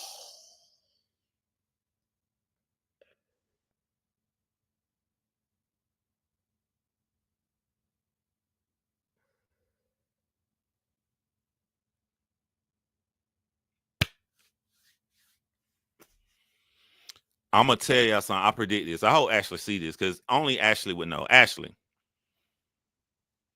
I'm going to tell y'all what he did. I'm going to tell y'all what I think that he did. He scrolled all the way up to where, let me show y'all. Can y'all see my mouse pointer? Does it show my pointer on the screen when I point? The top of I don't have any end goals, that text. He moved that to the top of the fucking screen and probably had his phone out talking to Ashley like, what you want to eat? Because men know that women look into their phone. He scrolled all the way up, left that there, knowing Ashley probably gonna look down. I want to eat some and then Ashley gonna see, damn, everything my husband told me is right. Everything my husband told me is right. And the most diabolical part of that sentence is him saying,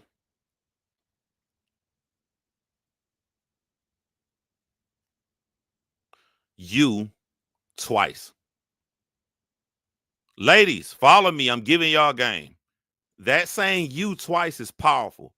So I'm assuming giving up my rights is something you want since you mentioned it. Hey, I was trying to be there for the kid. Bri did this. Bri did this. Why did Bry say earlier about asking him did he want to give up his rights? Because he's acting like a man that don't want no motherfucking kids. He got with a woman the first time, denounced his kids, and left them. That relationship broke up. He ran right back to being the kid's life, and now he's doing it again for a second time. Bry is asking based upon his actions, but he's throwing it back on Bry to make it look like Bry is kicking him out of his kid's life. This nigga is sick. This nigga is sick. And the final one, I was just responding to your text and I haven't had any means to help. Bro, you just got about $7 grand from the show. What the fuck do you mean?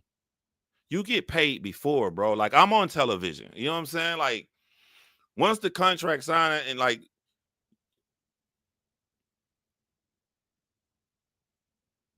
well, no, I'm gonna be honest. No, yeah, when I'm on television, I don't be on TV with direct deposit. When you see me on the television show, my checks just come in the mail, but it come like it. My checks come like the last time I was on TV last month on the True Crime television show. I shot that shit a year ago. I be forgetting when people got to tell me when I'm on TV. The shit takes so long to come. I shot the shit a year ago. I got paid in the mail by like 2 weeks after filming, and it just came on. Like, he got bread. He got bread from the show. He got bread, and he just says, I have no means to help him. So she responds and says, Kay, well, you let me know when the convo or anything involving the kids is worth your time. I'm going to tell you what I hate about that message. I'm going to tell you what I love about that message. The absolute thing I hate about Bry's response is one simple letter. K. You have shown the narcissistic sociopath you're following his trap. You said K. K means, okay. You, at this point, Tyler Hart going to be a little less faster. Oh my God, I may get out this shit. Okay, I gotta. Yes. That one letter of Bry texting K is going to make Tyler feel like he has gained the upper hand. The one thing I love about it is when she said it's worth your time. Because Bry's trying to put it back on him, my nigga. You ain't trying to be there for your kids. All right, now let's read the long message that she sent him. She said, and the assumption is since you're well aware of how shitty of a parent you are, yet still continue to do it while making false promises, you must clearly not want to have any rights. All right. So at this point, she's throwing it back on him, which is right. She's telling the truth. At this point, I think Tyler has stopped letting Ashley look into his phone. Ashley don't want to see this. He already got what he needed out of her and went in the message above. So she threw it back on him.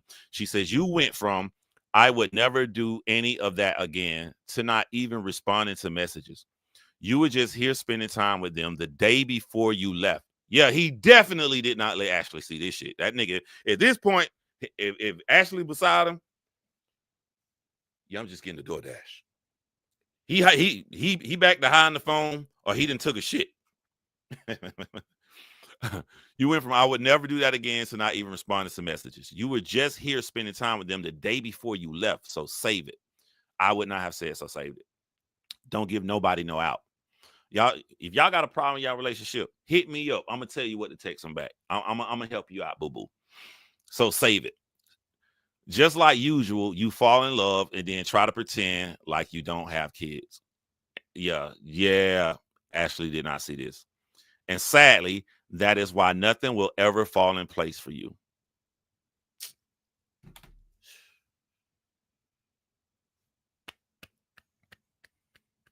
Bri, if you see this fucking live, that's the best shit you fucking said right there. That, because I'm gonna tell you what's gonna happen. That sentence is gonna hunt this man for fucking ever.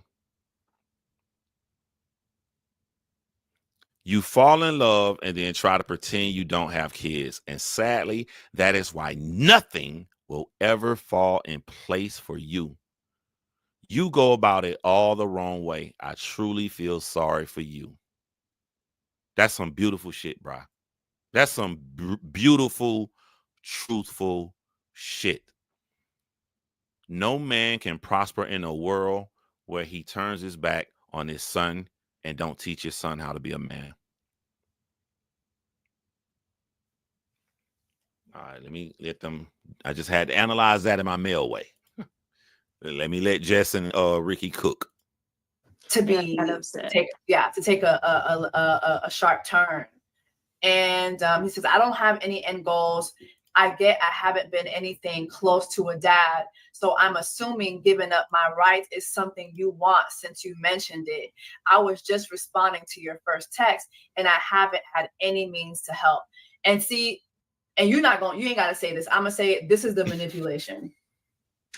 You're a mess, Denise. That's the manipulation. Because he knows he hasn't been answering. Yeah, so, and he knows by this point, and he knows he doesn't want his rights by this point. Like, let's keep it a buck. Let's keep it up. So I think the thing too is it's good to show these messages. Here we go. I was just waiting for him to move the screen down. All right.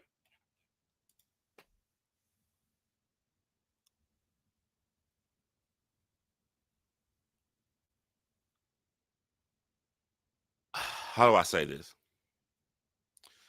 Garrett, you seem like a good guy. Nick, you seem like a good guy.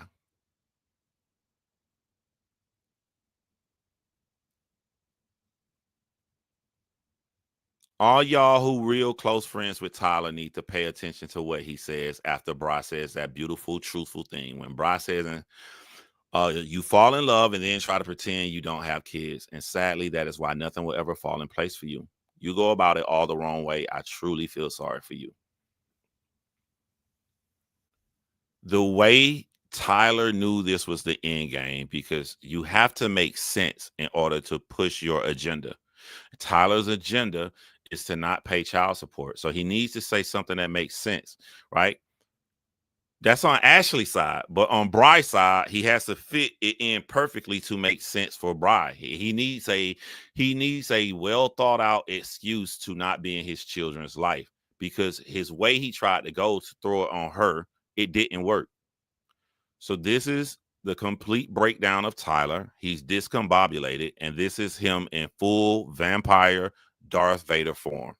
After Bri makes all that sense, the only thing left for Tyler to say is, if you want the rights, you can have them. Do y'all understand? Do y'all understand how deep that is, what this man just said? And I don't mean deep in a good way. I'm trying to translate this for y'all women out there. When he says, if you want the rights, you can have them. This is him trying to establish something in the phone to show Ashley. This is him left with nothing else of logic to try to say to look good while exiting his children's lives. This is Tyler not knowing what the fuck to do. So at this point, Bri sees me with my mask off, so let me show her how I look in my true monster form. I know Bri sees the real me with my mask off. When she tells me, this is why nothing will ever fall in place for me, I go about things the wrong way. She's truly right. I give up. I give up. It's monster time. The fangs are out. The skin has turned blue. The eyes have turned yellow. When Tyler texts her, if you want the rights, you can have them. Because she never asked for the rights. What she asked for is for you to be a father to your children. To the most diabolical text message Tyler has ever said on the screen, Bri responds, but if I want you to give me and the kids the respect and decency we deserve, that's not on the table. What a joke. Goodbye, Tyler. I get Bri's total frustration, but I'm going to tell y'all some sad shit. When Bri texts Tyler, goodbye, Tyler, he let out a very deep sigh. Oh my God, it fucking worked. It's over. It's over. Ashley will believe the lie. I don't have to be in these children's lives. And my baby mama is about to release me for the rights, which means I won't have to pay child support. After all that back and forth, that chess game over with, Tyler felt like he won when she said goodbye, Tyler. One problem. Tyler severely misinterpreted what goodbye, Tyler meant. Goodbye, Tyler meant, I am done trying to get a man to be a goddamn dad. I am done trying to be I am done trying to convince a man to be a man.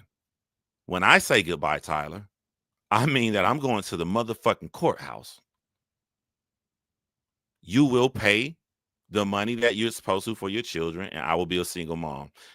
He severely misinterpreted what goodbye, Tyler meant.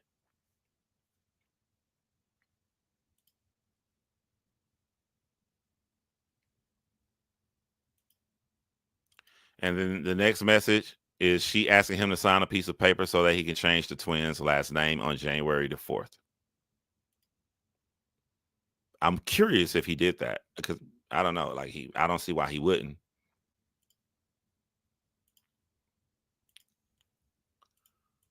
Just because on the podcast, on the Nick Vale podcast, you have Ashley who says Tyler cut off communication with you since 2022 or earlier. And when we look at these text messages, that's simply not true. She says he cut off communication with you and the children a year before they went on the show. And these text messages show that Liler was with them kids. Yeah. That you guys He almost got away with it.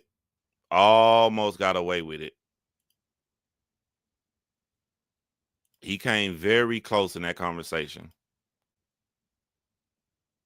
Unfortunately for him, this is national television.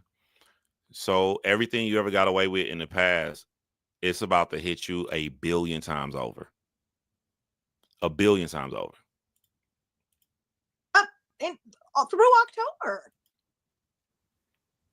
He didn't cut you guys off at all. He was still communicating with you. So again, lie exposed. Yeah. So now we have you on socials. You're telling, hey, like, this is your side of the story. At this point, like, is Tyler reaching out? Have you reached out to Tyler? What is happening? Yeah. No, I refused to reach out, to be the first person to reach out to him. And I do want to note, I think I'm pretty sure I heard Ashley say, like, she even told him, like, hey, you should reach out to her, even though she didn't know the full story. Hey, you should reach out to her and let her know it's coming. That would be more respectful. And I feel like I'm so easy to get along with. Like, we probably could have, I don't know, just warn me. I would have still been mad because you went on there and lied, but I don't know, a warning would have been nice. But I was not reaching out to him first. And plus, I thought I was. And this is what happens when you try to run real fast. He tried to run because, like, everything he did was bad. Her text message is so fucking prophetic. So what she's saying is, if he would have been like, hey, Brian, I'm gonna let you know this is about to come on air, and I'm just want to warn you, you're gonna see me say that I'm just a sperm donor, and I'm just only saying that because I just trying to keep people out of our business and to protect the kids in their life. He'd have had an argument. Like, I don't think there's no way he can get out of it, but the best choice of action to get out of it would have been to make that call and let her get her anger out and have a long conversation and argue with him and try to talk his way out of it. But that fear, it's been a year. He got new Christmas photos with a fucking dog. He's been in marital bliss. Everything's been cool. He's been settled in his new life. So it in his brain, it's best not to even contact her. And he left a woman to brew in anger, which is never a good fucking thing. We can see, like, he always goes about things the wrong way, the same as Bri told him. blocked. I haven't tried to reach out to him. That's just not who I am. I'm not going to reach out to you multiple times like, hey, please talk to me, or hey, please be in my children's lives. Like, no, you don't want to be a part of their lives? Fine. Pay your child support and I'll go on about my life. I'll be a single parent, whatever I need to do. But so no, I haven't reached out to him. He reached out to me after I posted something on my story. I'm pretty sure it was my warning. Yeah. Hey, I'm willing to expose absolutely anything I need to expose if I keep being lied on. I made that clear very early on. Yeah. If my children, and I think that was when he reached out to me the first time, and he apologized and said, hey, I'm gonna clear everything up. I'm sorry about everything that's happening. He did try to like blame other people, like if these people weren't like commenting, I want to say he said like my ex-wife, if these people weren't commenting, like none of this would be happening. And he was just like, I'm clearing everything up at the reunion. And I was like, I don't know if he never took accountability. If these people weren't commenting, hey, Tyler, Sith Lord, asshole, scumbag, liar, whatever the fuck you want to go by, you have to go back to the beginning. The beginning is only the beginning when you can't say nothing else more. Everything else is a response. So what are these people commenting, aka responding to? They are responding to you and Ashley purposefully lying by omission to the entire world when you've tried to fabricate a story online. Why did you guys try to fabricate a story? Because you did not want to be in your children's lives any longer after you met a woman. So if we go back to the beginning is you decided to get out of your children's life. So the only person you can blame is your motherfucking self. For being the one to go on camera to lie. That will never happen. Did he hit you up from his dog Kobe's? Ashley is the perfect woman for Tyler. I think women got it wrong calling Ashley a pick-me. Ashley is not a pick-me. Ashley is a jaded, cold person that can cut off anybody at any given time. To let that be her first statement, she said to a brother that reached out to her, the relationship she has with her father, what happened to Ashley bred her to be the perfect fucking woman for Tyler to run into on that entire show, maybe in the entire world. You mix the trauma Ashley went through, how cold she can be to fucking people, up with her traditional values of using to death do his part in a marriage, which is supposed to be a good thing, using that in a diabolical way, not being a follower pick me, but being a person that wants to lash out. She wants to lash out at the world. The only way to lash out at the world is to stay with Tyler. He found literally the perfect partner. This would not have flown with any other woman. TV would have left Tyler. Taylor would have left Tyler. Nicolette would have left Tyler. Denise would have left Tyler. Rikki would have left Tyler. Jessie Woo would have left Tyler. He found a woman with enough damage, ego, that's gonna stick it through. He found the perfect person for him. Instagram page? I'm just asking. Sorry, that's funny to me. No, I've never heard from Kobe. No, you never heard from Kobe? Oh, okay. Ashley says that on the Vow Files, that you reached out to Tyler. And all those text messages that we just read, it shows that he left his children for a woman. There's no way of getting around that. Had Tyler never met Ashley, Tyler would be right there taking care of his kids. And I don't mean that as in a good way, because it wouldn't have been for a good reason. It would have been, hey, Let me go back to what I'm doing good, and that's making sure I don't have to pay child support, keeping me some around the clock pussy, and meeting chicks when I go out and smashing. But what would have happened is Bri was always going to get hurt, because if Tyler never went on his show, eventually Tyler was going to find a chick, just like he found the chick prior to Ashley. He was always going to find somebody. And as soon as he found that person, he was going to leave those children. No, he said no. What she said. Oh no. Bri had Tyler blocked, which is not true. And not true. I'm blocked. Yeah, exactly. And then that Tyler had to go out of his way and reach out to Bri through the dog's Instagram page. Mm-hmm.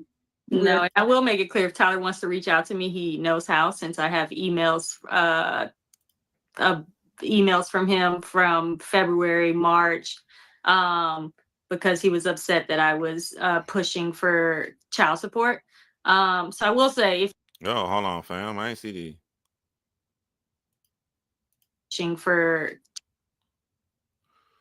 But I'm not sure what you're talking about. If you're talking about court, that is solely because you haven't helped with the kids in a very long time. I unfortunately didn't have these kids by myself, so I'm only asking for what is best for these kids. If your life is ruined, it'll only be because you have chosen that. As always, I wish you the best and thank you. Tyler said, you've always wanted your family. You have it. Yo!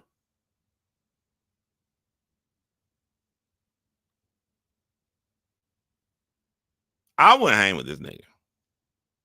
Y'all know how guys can see somebody doing bad and just, I couldn't hang with this nigga, right? You couldn't be my friend, fam. This man said, you've always wanted your family. You have it. You want me to translate what that means? Yo, my nigga, leave me the fuck alone, fam. You want some motherfucking kids, you got them. Leave me the fuck alone. What do you want from me? Child support, since you're not helping to raise the children that you had. You got your family, fam. What the fuck is you doing, Bri? Trying to force someone in their life that you have pushed away so many times isn't what's best for them. He is sending these messages in front of Ashley. Y'all are seeing why Ashley believed what she believed. This man said, trying to force someone in their life that you have pushed away. She didn't push away. We saw the entire ending conversation. We saw this man walk the fuck away. Gaslighting and leaving a paper trail around his wife of 2.5 months. This is why Ashley believes what she believes. Why would my husband get mad at the mother of his children who he helped raise? Why would he say, you push me away? She's playing with him. She's pushing him away. She's making him leave. Fucking Bri is crazy. That's what Ashley thinking, because Tyler is making Ashley feel this. But the truth is, Bri never pushed him the fuck away. Bri wanted him to be in his children's life, always. You asked about rights before. Now, didn't I tell y'all he was going to manipulate that text message? I know niggas. He holding on to that shit for dear life. And he did not misinterpret her. She's asking what the fuck you want to do because you're not in your children's life. What are you trying to do? And he gonna hold on to that fucking beginning text message for the end of his life. You asked about rights before. Just take them. Y'all know what just take them mean. Just take them mean, bitch, I don't want to pay child support. What the fuck? I don't want to pay child support. Why? Goddamn, man, leave me alone. I'm married. Well, I got to pay, nigga. Tyler, I got to pay child support, Tyler. You got to pay child support. We all got to pay. This man said, just take him to his own biological kids, to his own children. Just take him. This nigga frustrated. God damn, these motherfucking kids and shit, man. Just take them motherfuckers. Garrett, this your man's. This who you got around your wife. This who you got around your wife, Garrett. If he can do this to his own children, how the fuck he gonna be your homie? This is who is around your wife.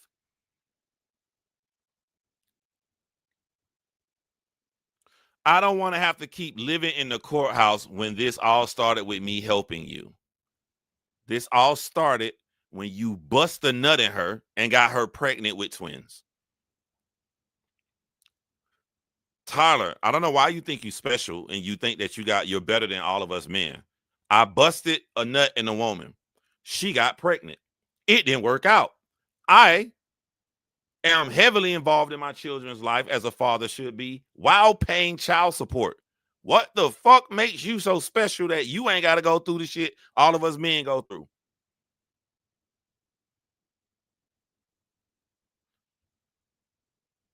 Heavily involved in my kids' life. And even when they with their mom on a random weekday, I'll sit right at this computer, I'll pull up my screen on my phone, and we gonna sign in a Roblox, and we gonna go inside a room, and all of us gonna play together. Be in your kid's life. You supposed to try everything to be in your motherfucking kid's life. And you said, just take them.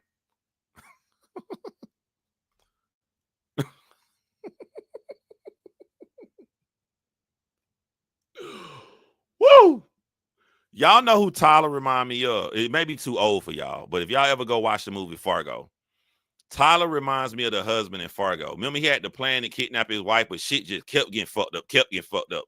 And she was like, the police came to his car dealership, and he knew the car wasn't there because he gave the killers the car to go. They're gonna kill his wife, and the cops is getting close on his trail. And they was like, "You mind searching the lot? See, do you have a brown Chevy?" What do you mean? What do you mean search the lot? The cop like, damn, my nigga, like, what's wrong with you searching the lot? Will you want to care if your car stolen? Wait. That's who Tyler remind me of in this email right here. The goddamn the husband in Fargo. All his shit unraveling. Just take him. I don't want to have to keep living in the courthouse. When all this started with you helping you, I would like to bring no trouble into your household, but I won't be the only one suffering. Look at his stages of grief, y'all. Boy, Tyler.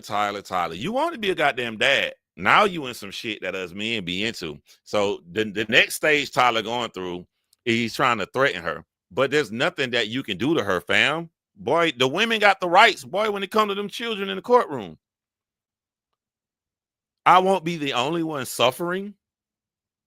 Who else gonna suffer, Tyler? Your kids you don't give a fuck about? If you talking about your kids, you're right. You're right, Tyler. Your kids are gonna suffer because they're gonna grow up in the world like you did without a fucking father, and the ramifications of what that can have. They may get more empathy like I did, or they may become a cold asshole like you did. Yeah, the children are suffering. The first correct statement that you ever made. But you tried the nice guy approach. You tried the gaslighting approach to get her to release the rights. You're trying everything, and now you're just discombobulated. And now you're trying threats. You're going through every fucking stage of grief that you can go through, which is sad that you shouldn't be going through none of this when a woman just wants you to fucking take care of your kids with her. Just take them.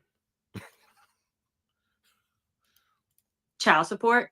So I will say, if he wanted to reach out to me, Bri, I am very aware that I have my family. I always will. I have never forced you to be in their lives. Like I already stated, I just want what is best for my babies. You keep mentioning not being the only one suffering, but you have absolutely no idea what suffering is. You don't know what it's like to have to lie to the kids about why their dad doesn't come around anymore.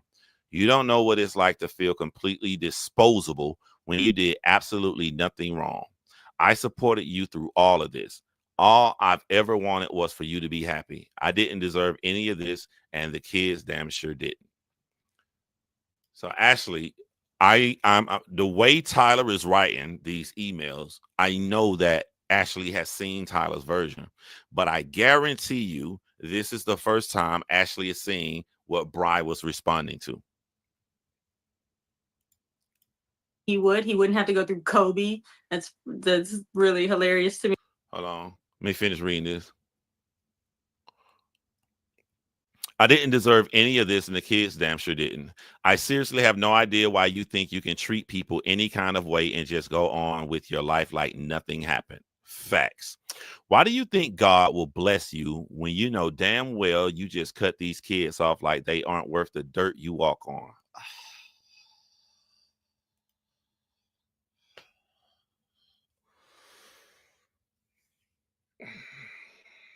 Garrett, this is who you got around your wife when y'all go drinking.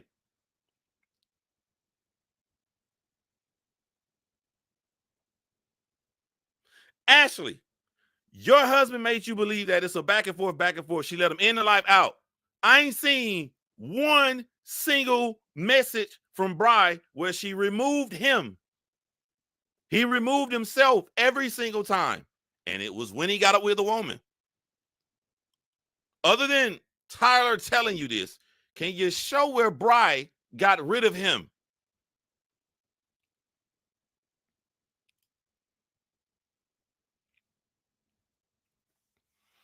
I want to read this back again. Bri, you good with words. I'm going to give you that. Why do you think God will bless you when you know damn well you just cut these kids off like they aren't worth the dirt you walk on? You can tell yourself and your wife whatever you deem necessary, but you, me, and most importantly, God knows exactly what happened. I will fight for my kids until the day I die. I don't care who or what anyone has to say. I don't care what you do to ruin my life. I don't care about anything. My kids have always been my number one priority and always will be. I, too, will not be the only one suffering anymore, but only because my babies deserve more. I let Dee know she can expect to hear from you. See you on the 4th, which I'm assuming is a court date.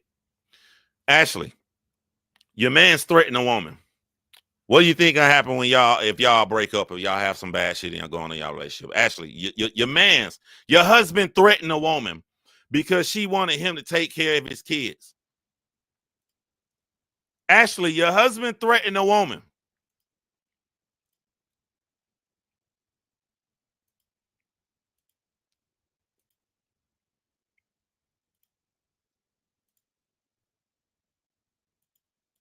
I mean, no, I never heard from Kobe. Or So he just called you. yes, he called me. And it was not a great conversation. I was very upset because all of this was new. And so I'm like crying. I'm like, you promised you would never do this to me again. Why? Yo, hold on. There's more. Hold on. Like, why would you do this? And he's like, Brian, I'm sorry. Hey, yo, the one thing I will always remember about season 7, as we go to season 8, 9, 10, when y'all I'm gonna be reviewing season 9, and y'all gonna be like, you know, Tyler. What Tyler? Who? Season 7 Tyler. Nah, who the fuck is Tyler? Just take him. Oh, okay, yeah, just take him. Just take him. Okay, gotcha. I know you talking about now. I'm at the airport right now, about to go film the reunion. No. You did that too fast, Jessie. I gotta catch that last one. His response. Now about to go film the reunion. All right. After she sent his soul to the shadow realm, Tyler says, not sure what you're expecting to get.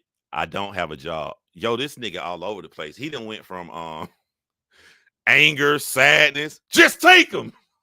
I'ma threaten you. Then now like, I ain't got no job. I ain't got no job. I don't have a job, a place, or a car. You married. What the fuck is you talking about? You can say that you're fighting for them, but I have nothing to give. It's more spiteful, I understand, but please don't act innocent. You played a major part in me not having a connection with them. My nigga. She was rooting for you on the show. Y'all was cool. Y'all was raising the kids, and then you left cold turkey. So, okay, this is another message he probably gonna show Ashley. You played a major part in me not having a connection with them, and the fact that you never acknowledge it is crazy. But I didn't write you to argue. Also, the fact that you think me going to jail helps them shows even more how spiteful it is. But I'm not going to waste any more of your time. See ya. Tyler, you got $7,000, bro. So you got $7,000. This is in February. I mean, 2,500 November, December, January, February. You actually, at the time of writing that message, have enough money from Love is Blind to pay, and you would have been caught up on your child support. Oh, you wouldn't have went to jail. You had enough money, fam. Union, I'm gonna clear all this up. We talked for a while, or I don't remember how long, but he said he was gonna clear everything up, and I was just like, I'm so angry with you. Like, you didn't have to do this to me. I didn't deserve this. I supported you. All the same things that I've been saying. And I told him, I was like, so you're telling me I should wait until the reunion before I say anything? And he was like, yes, I'm gonna clear everything up. And if I'm being honest, I considered it, because like I'm You can see why Ashley believes what she believes, but you're a bird for going out here with so much confidence that it's the truth. And most Black women are gonna want to talk to the other woman, which y'all gonna find out that Ashley lied about they're gonna show the conversation between Bri and Ashley. I'm a private person. I know it doesn't seem like it now, because now everything's out there. No, but we understand. We understand. Yeah, I considered like, okay, maybe I should just wait. And just like it seems like other people, like, I really did want to believe him. I want to believe that you are going to be honest and you're going to clear everything up. And this was some sort of mistake. I don't know. And good thing I didn't wait to for him to clear everything up, because as I told him, hey, I ended up calling him like later, a few days later. I was like, hey, I'm not waiting until the reunion. I am going to post my side of the story. And I feel like that's fine, because if you really are going to clear everything up, whatever you say will match my story. And I told him this. Period. And I also offered, hey. Tyler, Bri severely hurt your pockets, fam. I'm explaining how she hurt your pockets. I went over some of this last night during my live. The villains get all the attention while the show airs in the reunion. After the reunion, nobody watches the villain anymore. Nobody watches fucking Chelsea from last season. Nobody watches fucking Cuties, whatever the fuck her name is. The villains, nobody watches Jackie. Once the shows are over with, the people who make the most money are the happily married couples. The Tyler, the Bretts, the Cams. Netflix tried to save you at the reunion, and relatively you walked away unscathed, because most people just watch the reunion. They don't know all this fucking dirt. Now all this dirt coming out. The Netflix taking Bliss and Zach and to throw the pitch at the fucking Mariners game, all the things the couples get to do that they fly them out for these different events. You and Ashley won't be the couples that Netflix is flying around. This shit is severely too fucking messy. You got one big paycheck coming, and that's everybody wants to see you in an interview. You better sell that motherfucking interview to the highest bidder, because after your interview comes out that you do, I don't see how you can get money. Cam and Lauren got a podcast. So many fucking people watch that podcast because they're loved. No one will watch a podcast with you and Ashley. Like, Bri, you said that she's going to be suffering. You're right. You know, she would prefer for her children to have a father, and they don't. So you're making her suffer just by not being with your kids and being a horrible person. But it didn't work out. You didn't ride in the sunset with this great love story and finding your true person. You're going to get what you wanted. You're not going to be in the children's lives. Every 30 days, $2,500 coming out of your account, like all of us men, and we got to pay child support. You got away with that. However, you better just ride off in silence. Yeah, I saw the video of Clay.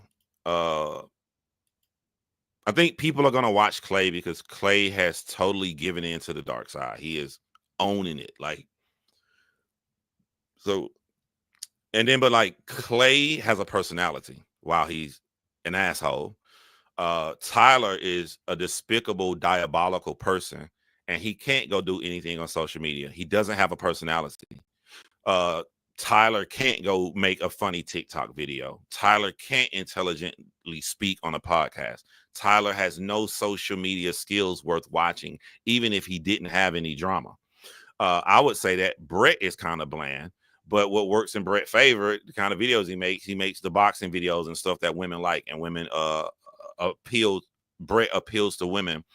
And Brett can dress, and Brett got shoes. Brett leaning into the things that he's good at without having a dynamic personality for social media. Tyler has none of that. Tyler offers no skill set other than being diabolical. He is fucked. He's not going to benefit anything financially from being on this show other than about the $7,000 they got during filming. The only thing he got is, I know anybody would love to have him on, but like this even fucked up for him because women don't like shit like this. And what I mean by that is he's so diabolical. Like Jessie Woo, even though she knows she get a bunch of fucking views, Jessie Woo wouldn't pay him money to interview him. I look at Rikki face. I clearly see Rikki. No, fuck you, motherfucker. Like nobody's gonna pay him for that fucking. It ought to be some big platform or whatever. I don't know. I can't see how Tyler can benefit financially from this show. So he's fucked. I don't want anything that I say to be a surprise to Ashley. I genuinely do not want her to be hurting from this because poor thing, she only is able to say what is being told to her. She was not there. And I don't blame her for anything that she's. Trump has a dynamic personality, to say the least. The people that like Trump know he has a dynamic personality. The people that hate Trump knows he had it. He says the most outlandish shit that you wouldn't think of president or anybody in politics would say. That's how Trump survives. Tyler is boring. Said because she was not there and all she can do is say what she has been told. Yeah. So I said, hey, I want to provide the opportunity for me and her to have a talk. That way she's not surprised by anything that comes out. Mm-hmm. And he said, give me a day. Let me see if she wants to talk to you and I'll let you know. I said, you have 1 day. Mm-hmm. We agreed to 1 day. I ended up giving him 2 days because it's not easy for me to, like put out all my business. So he ended up having 2 days, didn't hear anything back. And I posted my side of the story. The reason Tyler didn't think that she would go live after the first day, she said, I'm gonna out your motherfucking ass in 1 day. And when she didn't do it that 1 day, he's going off her history. I left my children for a woman in the past and she didn't out me. While he's trying to evolve his evil tactics, he's not understanding other people evolve. Her evolution was, I didn't out you the first time. I'm going to out your ass now, motherfucker. And then I got blocked. So that's why. So that's what made you end up giving your side. You gave him time to have her and you be able to facilitate a conversation, and he never responded, basically. No, he never came back to me and said, and this is no fault to Ashley. I don't know if he even told her, right? I had no idea. I told him and I didn't hear anything back. So I was like, all right, well, guess we're good. I guess I'm gonna, tell my side of the story. He told her. He told her. He feels a sense of relief because not only did he get married, but she been married for a whole year. I got her locked in. I done hit that ass 1,000 times by now. But just to be on the safe side, let me just let her know. Remember all the lies I told you, how crazy the mother of my children is? You're about to see how crazy. I know you haven't heard from her that much, but you're about to find out because she just told me she's about to go on the internet and lie on me. She literally just called and told me, I'm about to lie on you, motherfucker. That's what he told her. And so Before your video even come out, Ashley is already mad at you. This bitch just will not leave us the fuck alone. Looking for clout. He already set it up in Ashley's head. And you can hear it in the way Ashley talks about you. Not my side. It's not even my side. It's the truth. I guess I'm going to tell the truth. Yeah. To me, it's quite obvious that he was trying to get you to be quiet before that reunion was filmed, because these interviews that we're seeing, Nick Viall, the other one she did, like I've got the receipts, those were all filmed within the same week. So if had your videos been out that week, they would have had to question about what you said.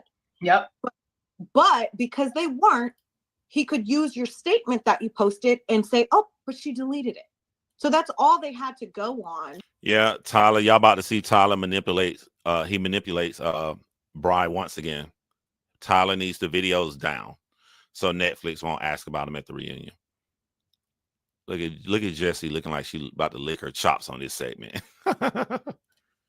By the time these episodes were aired. And I know you mentioned that you got blocked. I understand Ashley blocked you once you posted your original videos. Is that correct?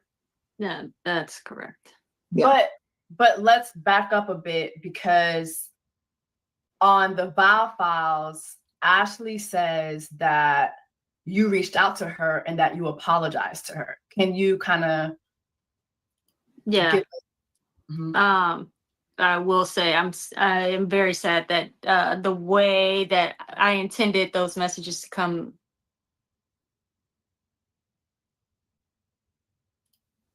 to her, she didn't receive it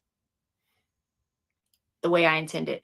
I was not apologizing for me, I don't know, causing stress in their lives. I reached out to her because I imagined my life had already started flipping upside down. And I imagined the same was happening for her. And at the time, I assumed that she did not know the full truth and that she was just getting all this backlash from people off of, it's something that wasn't her fault. And so I reached out to her and I'm like, hey, like, I'm so sorry that all this is happening. Basically, like, I'm sorry that that the truth is causing issues for you, or like you're getting backlash from the truth when you didn't have I'm gonna read them. I was just letting her get her shit off. A say, you didn't have an option because you didn't know the truth, is what I thought in my mind. Yeah. I was not apologizing, I don't know, I guess for some lie. Like I didn't lie about anything that I said. Yeah. Because that's how she Funny. Yeah. I think that was the other time she was about to cry. She like Funny. Yeah. Yeah, the way she's. If you read those DMs, like, Yeah, let's read them. Very clear to me that you were not apologizing. Ashley went on Nick Viall's show and tried to kick it like, yo, this bitch, she knows she was wrong. She hit me up trying to apologize. Ashley, Bri was trying to show you empathy because you are a victim, just like she is, of a man lying to both of you guys. She's sorry that this happened to you. So, 11:33 at night. Bri says, hi. Super hard for me to write you right now, but I just wanted to say I hope you're okay, and I'm praying for you and Tyler both. A lot is happening right now, and I just never wanted to intentionally cause you any pain. She didn't. She wanted to take up for her children, and while taking up for her children, inadvertently, it's going to cause her some pain. I won't say much in this forum, but just wanted to reach out and say I hope you are okay. Completely understandable if you never respond to me. I'm sure your world is just as crazy, if not more so than mine right now. I wish you the best. Ashley says, hi. Was surprised to get this message, but I welcome it as well. Getting attacked daily on social media is never fun, but I'm strong. Thanks for reaching out. Bri says, yes, social media is definitely wild, and I was not ready for it all. LOL. I'm really sorry. I'm sure it will all pass. Stay strong. Now, this is the problem with not being detailed. And I get what's happening because these women are talking, but they are in two different worlds. Bri is in a world of a manipulator who walked out on his children. Ashley is in a world of her husband being destroyed online for no reason because the only thing her good husband did was offer sperm to a girl. Pay attention to what I'm saying. I'm not saying the truth. I'm saying what both are feeling at the time of messaging each other. So me going in, if I'm Bri, I would have had known that like there's no way a woman can stay with a guy for a year later, just totally walking out on his fucking kids and lying on them. So if I would have went in Bri's inbox, I'm going to immediately show screenshots. I'm going to immediately be detailed. If not, then I know things are better in person. I'm going to cut the bullshit to immediately be cool with her so we can meet in person and have this conversation. Because I don't think Bri realizing that Ashley is viewing her messages through the lens of Bri being a manipulating asshole who's bringing trauma to her husband and making her husband cry. That's how Ashley is looking at Bri. We know that's not true, but that's how Ashley is viewing every time. So read Bri's messages through the lens of what Ashley is, this lie that Ashley is believing.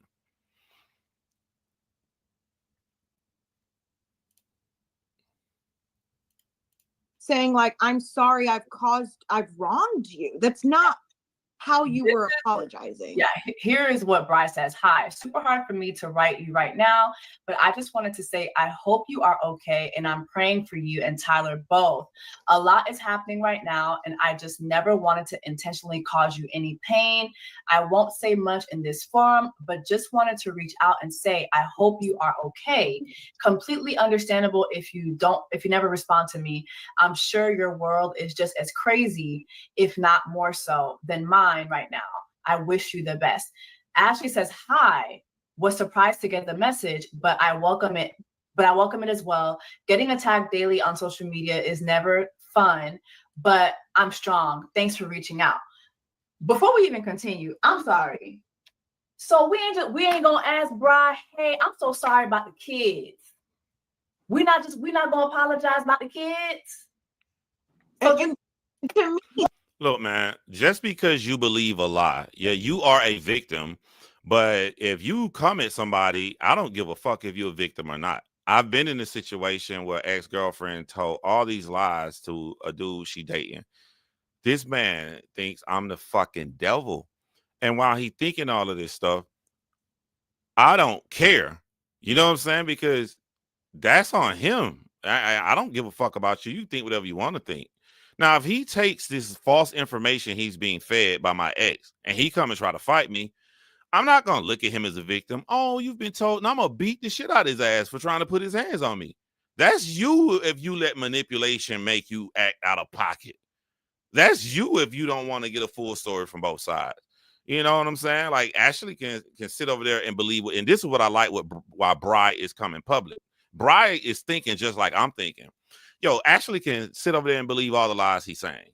But what Ashley is not going to do is go out here on social media to the whole world and spew these lies to try to fuck up my name and fuck with me and my children. So now I got to fight Ashley back. Bri is coming to Ashley like a victim because she's being lied to, because this is prior to Ashley coming out and saying these lies about Bri. Once Ashley reacts on the lies that Tyler tells her, Ashley is no longer a fucking victim. It's like a nigga can believe my ex all day. Come bring that shit to my face and watch what happened to you, homeboy. Beat your motherfucking ass, and after I beat your ass, I'm gonna feel sorry for you. Damn, she really did a number on that nigga head. nobody cares. yeah, to me, this is ridiculous that this is the first time that you are reaching out. She said on a previous podcast, we have the receipts, I did a deep dive. This is before the reunion. This is before Ashley said anything. This is before Bri came out with her video in the red shirt. Talked to everybody involved, but you didn't talk to the mother of his children until she had to reach out to you while the show was airing. Like, y'all have been married and he's been absent for a year at this point, and you never reached out to her? Mind you, she says on Vibe Files, I saw pictures, I saw birth certificates, And you never thought, let me talk to this woman. Let me talk to the mother. She even talked about falling in love with Cairo through his pictures. And I'm just like, so you were all that love. You wasn't moved to call her the mama? Yeah. Yeah. You weren't moved to call her mama? And Yeah. so here goes Bride. Yeah, social media is deaf wild, and I was not ready for it all. LOL. I'm really sorry. I'm sure it will all pass. Stay strong. So this is not Bride apologizing about doing anything. She's apologizing about the.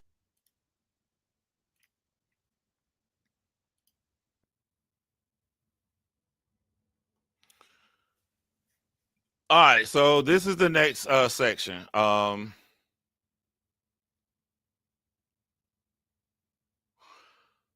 Ashley says hello. When a black woman says hello, you know she not fucking with you. Ashley not fucking with Bride at all. This motherfucker said hello. When the last time you said hello to somebody that you went at work with? When the last time a black woman just said hello in the conversation? Hello.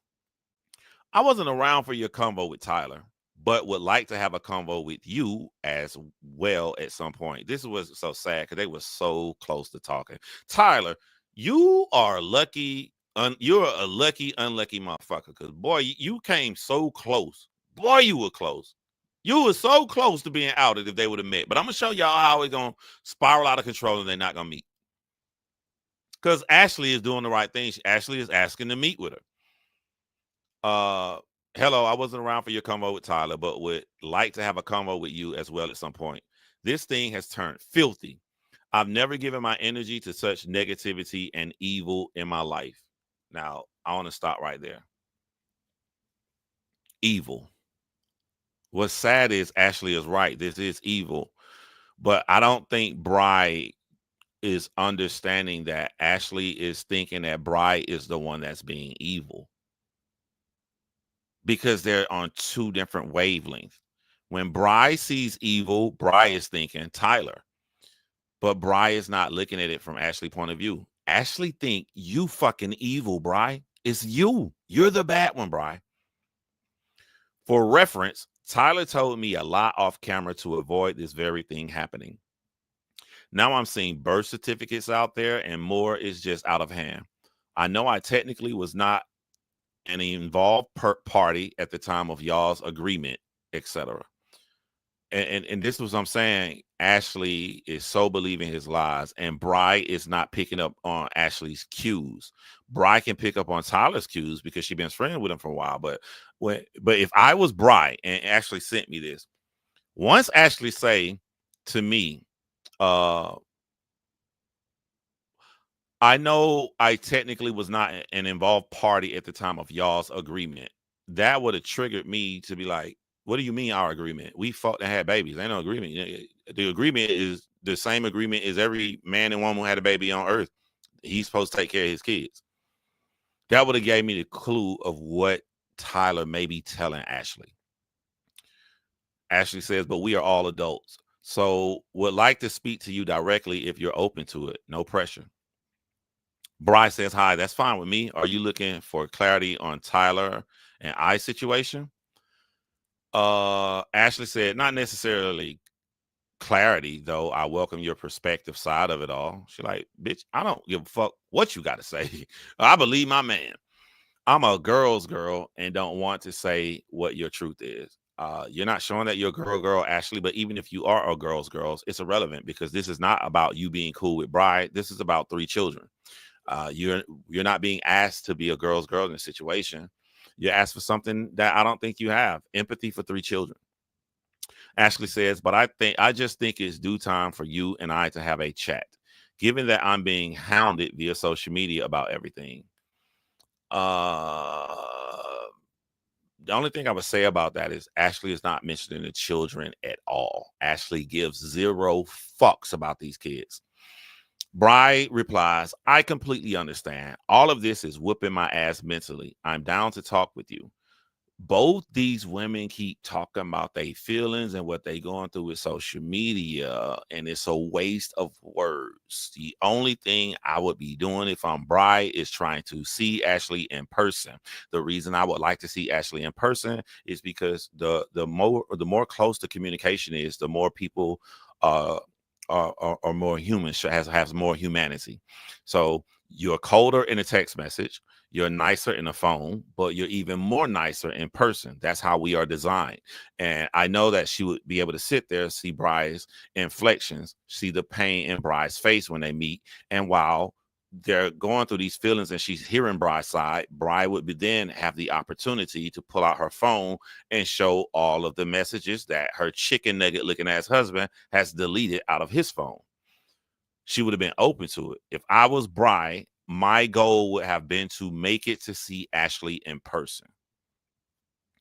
So Ashley says, cool, when would be good for you?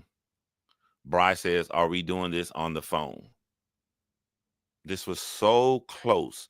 And the next screen is going to show how it all unraveled and Tyler chicken nugget looking ass got lucky. The aftermath of everything, and she's letting it be known, yo, like, I don't have any ill intention here. Like, I didn't expect this. Yeah. And I mean, respectfully, not, I hope you don't take this the wrong way, Bri, but you don't come across as like somebody who's trying to be an influencer, somebody who's trying to build a platform. It's not given that. So I don't think for you that you were trying to build something off this. It's just, yo, y'all talked about my kids. I gotta, like, I'm their mother. Yeah. Yeah, for sure. And she came off super nice. Both Bri and Ashley doing a lot of talking about their feelings and what they're going through as being talked bad about on social media is posturing. There's an elephant in the room we need to discuss. And maybe Bri is doing posturing to appear more empathetic to Ashley. Maybe she feels that Ashley may think I'm a monster. I don't know why. But I view it as posturing. We need to get to the motherfucking meat and potatoes. And they come so close to doing it. So close. And even like if I wanted, I don't know, whatever this thought is, like I didn't share these messages with anyone prior to this. Like, I'm not out here like, hey, look, she talked to me. Like, I don't want any of this drama.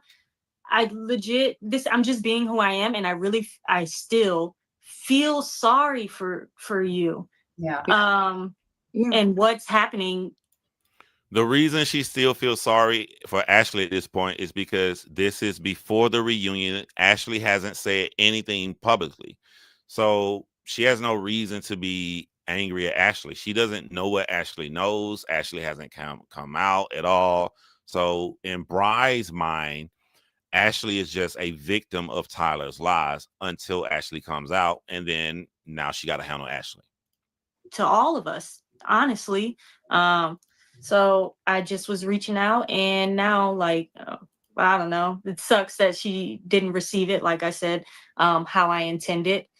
Well, she does say, she says, hello, I wasn't around for your convo with Tyler. So this is different. This is after Tyler reached out to me and we had to talk about how he was going to clear everything up. This is separate from that initial conversation. So the initial was just like a reach out, like, this sucks, going through this, like hoping this all blows over soon type deal. And then you get this message, this top message from her. Yes. So she says, hello, I wasn't. By the way, either Tyler is literally shoulder to shoulder to Ashley as she's messaging, or if Ashley is on her own messaging Bri, Tyler is shitting bricks. Tyler has gone a whole year without his heart beating fast, like he about to get a whipping, and now it's all coming back. So he's either nervous as fuck or he's literally shoulder to shoulder with Ashley as she's talking to Bri. Wasn't around for your convo with Tyler, but I would like to have a convo with you as well at some point. This thing has turned filthy. I've never given my energy to so much negativity and evil in my life. For reference, Tyler told me a lot off camera to avoid this very thing happening. Now I'm seeing birth certificates out there and more. It's just out of hand. I know I technically was not involved, an involved party at the time of y'all's agreement, etc. But we all are adults, so would like to speak with you directly. So if you're open to it, no pressure. You say hi, that's fine with me. Are you looking for clarity on Tyler and its situation? She says, not necessarily clarity though. Girl, what the fuck you looking for? I'm sorry, bro. I'm sorry. Girl, what the fuck you looking for? No, that's a good question. I was confused too. I was like, okay, why are we talking? And I wasn't trying to be rude though, so I was just like, what are you looking for clarity? Like why do we need to speak? Yeah. So she said, not necessarily clarity though. I welcome your perspective. Girl, yeah. what?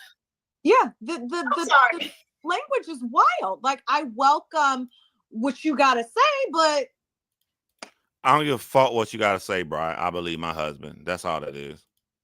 Oh my God. There are children. There are 3 children. Ma'am, I welcome your perspective side of it all. I'm a girl's girl. I welcome your side. Like, I'm not going to tell you what your truth is. I welcome your side. I'm a girl's. Y'all got to think, like, Ashley, I think that we're going off what we know. So we assume Ashley is thinking she going to lie to me and say that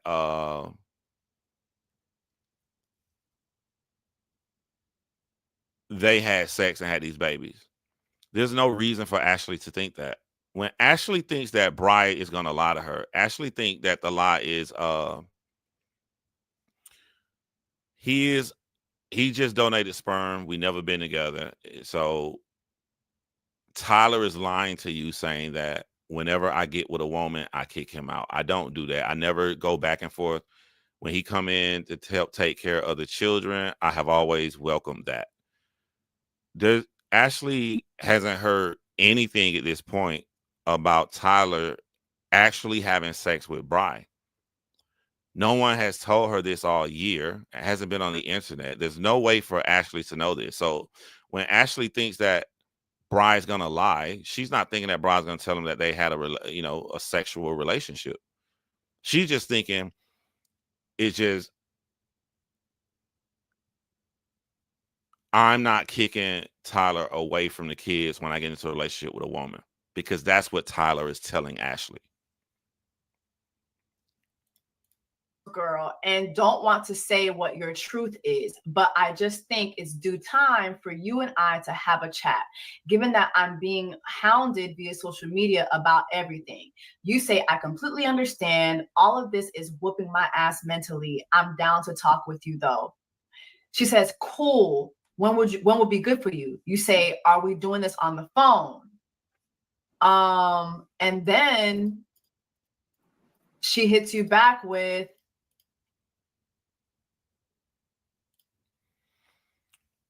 they were that close to talking, and then Ashley uses the fact that the grandmother spoke out as a means to cut everything off.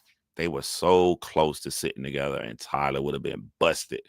And Tyler would have been on that reunion show just like Steven. They was that fucking close. I'm going to see if Jessie reads this. Hey, so I've heard your mother put out another video. I wanted to meet with you, honestly, just to put all this to bed and to hear you out as well, if you'd like. And to actually show that the overall goal for us has always been protecting the innocent parties here. Truly, that includes what we decided to share or not share while filming to avoid the very thing that is happening now. My heart and my intentions are always in the right place, and I wish you knew me in real life to know that. But now I have to say I'm a little uneasy with meeting up just because it's gotten so messy. She contradicted herself in one message. It's sort of like she's trying to put out there like I'm open to meet, but she ends it like she's not open to meet. I also don't like that she says innocent party. She still has not mentioned the fucking kids at all.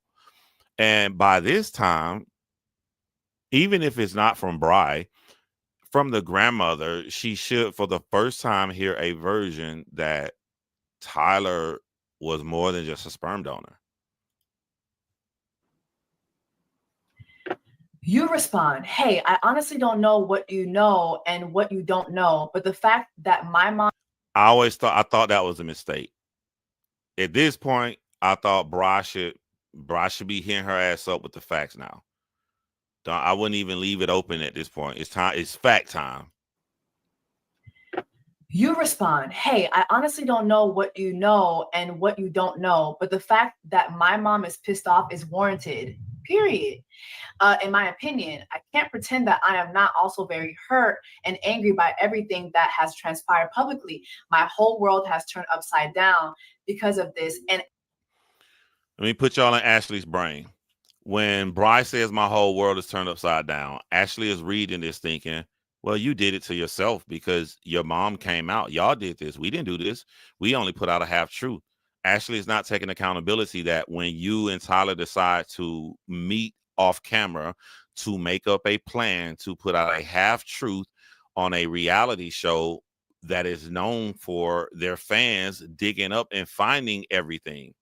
You left a juicy steak out there for the fans to look. They're going to go dig in.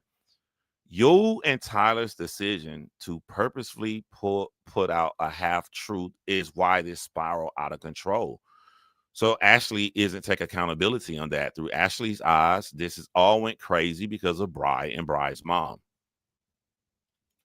As much as I try to refrain from telling my mom certain things because we are very, very much different in how we respond to things, she sees the pain this has caused me. I do not question your intentions at all. I do not hold anything against you. All you can do is go off of what you've been told. Just like everyone else, I want to believe what Lila said. She said Tyler, but I'm going to say Lila. I want to believe what Lila said so bad because all I want is for this to be over, but it's tough. It truly is. And I understand being uneasy. This has been messy since the beginning, though. And if I'm being completely honest, it's nobody's fault but Tyler's. Period. I still wish y'all absolutely the best, and I hope it all ends soon. And that's that. And I'm sorry, you're giving so much grace, but nobody's acknowledging the fact that these are your kids, you are their mother, and you had to deal with their father going on national television and denouncing them to the world. Like, I'm really kind of shocked here that is just never mentioned, not once. Like, hey, yeah, social media is beating my ass, but I just want to say, I'm sorry for what's going on with you. I'm sorry about your kids.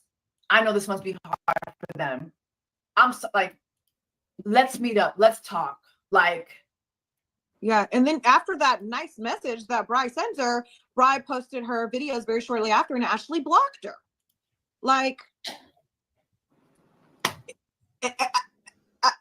I don't know. I know, Jessie feels like, or you can let me know, Jessie feels like Ashley knows what's going on. And it's to me, I know you do not want to admit that social media knows more than you because that's embarrassing, but that is at the hands of Lila for telling you a half truth. But to me, it's so clear this girl is saying stuff with her chest that she does not have a full scope of what is going on. So yeah, Jessie believes Ashley knows. Rikki believes Ashley doesn't know. She just only knows the lie that Tyler's saying. I agree with Rikki. I think that she just so believes fucking Tyler. What else she got to go on? But she doesn't want to because she won't even talk to you. She automatically brushed your videos off as some lie. Has Brian McLight or Ashley come forward and asked to see the children? No. And as I stated in the beginning, it's not an option. So it doesn't matter. It is an option. You don't have the power to stop them from seeing the kids. Bri, you got to listen to me give you some game. Did you see how he flipped that message and tried to make it look like you wanted to give up his rights? You see how he flipped that lie?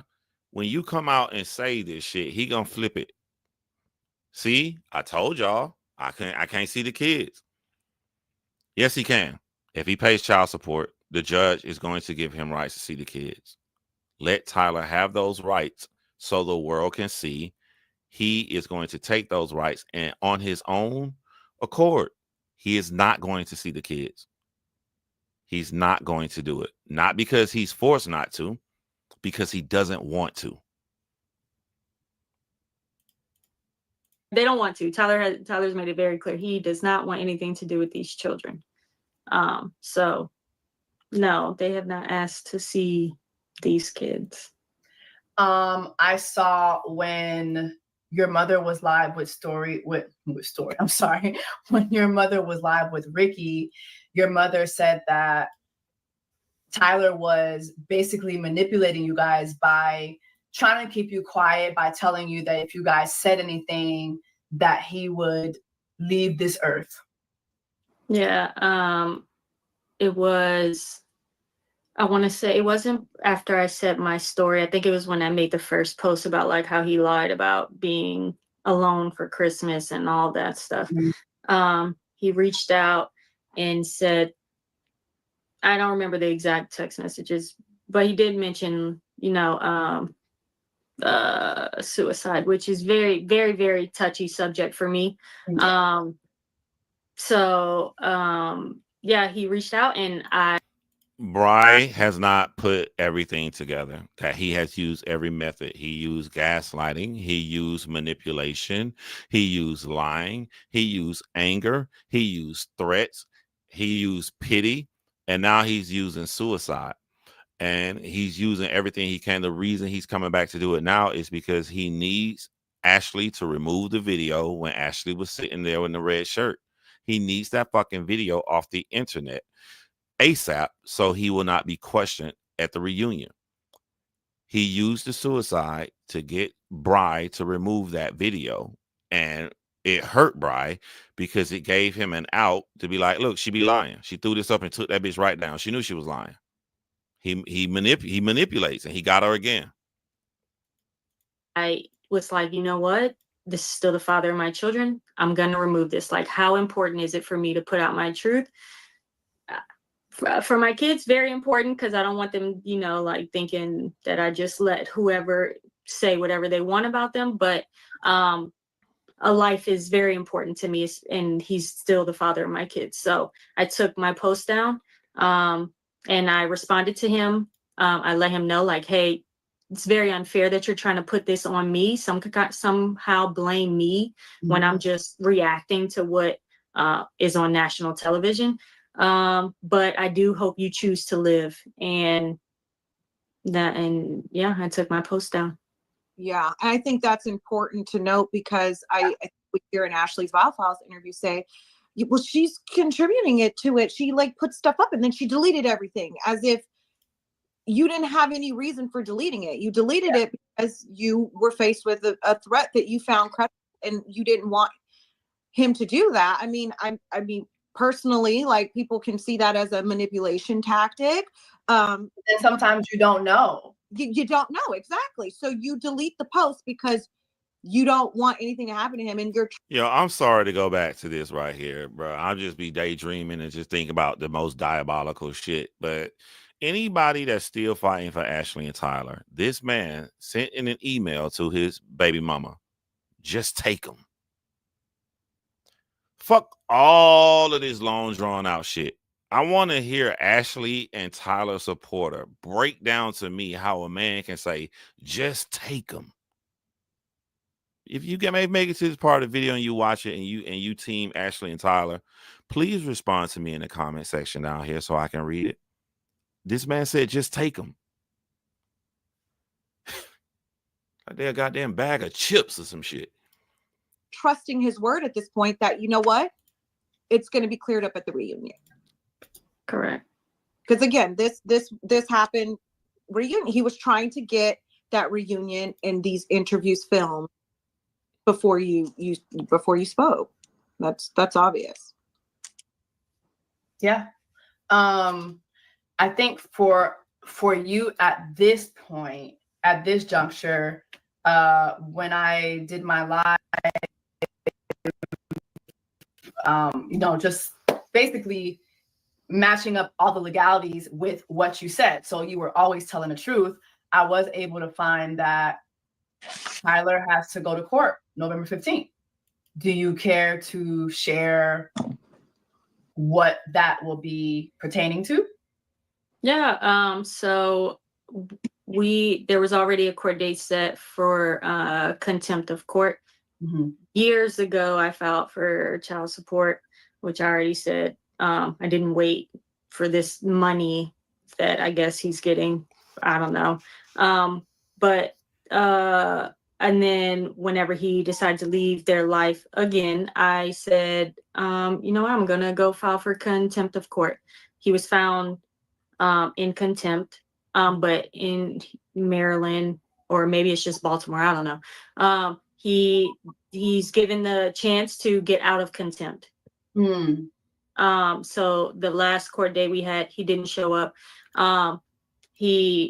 It was ordered like he pay a certain amount of money for however long, and that would get him out of contempt.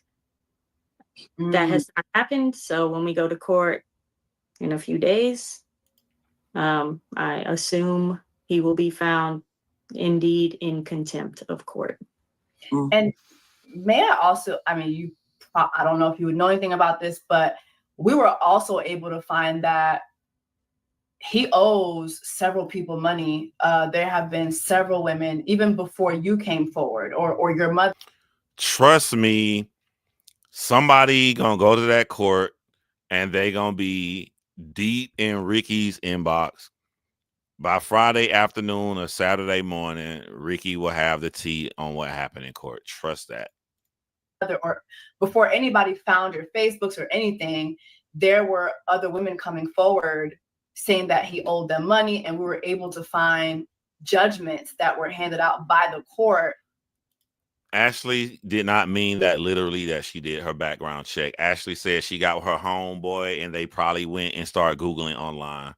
That's how Ashley saw the birth certificates. However, she is willfully ignorant because she sees two births. She sees the girl's birth certificate. She sees the son's birth certificate.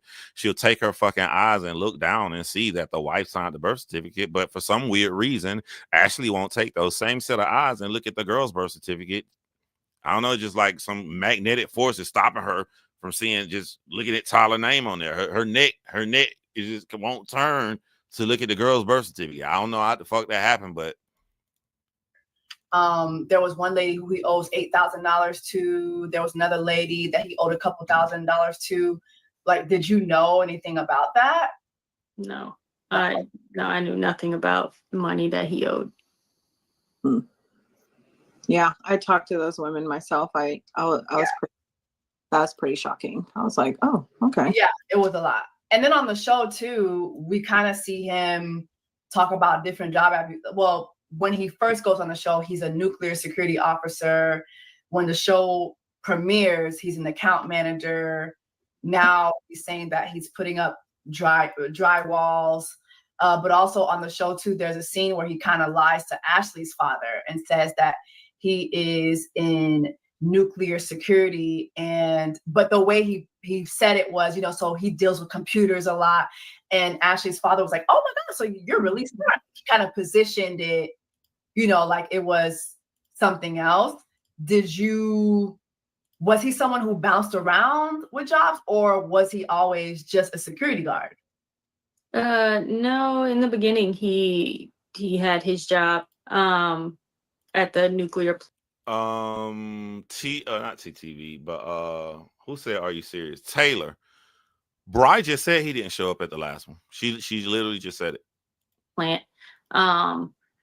And I think at some point he decided, he wanted to change careers, and that's when maybe he bounced around. I haven't spoken to him in over a year, so like whatever his new job is, I would love to know, because maybe I could, get some child support. But I'm not sure. I don't know anything about his current job, but I do know like he had a great job. He chose, as far as I know, because I can only say what he's told me. As far as I know, he chose to change his career because he was just wanted to change. So probably a lie. I think we've all decided you can't believe anything that actually comes out of his mouth. So that was probably got fired. That's probably what that meant. Yeah. as far as child support, has he ever made any child support payments? Like, because just for anyone who might be confused, you already filed for child support when he disappeared from their lives the first time, correct? Correct.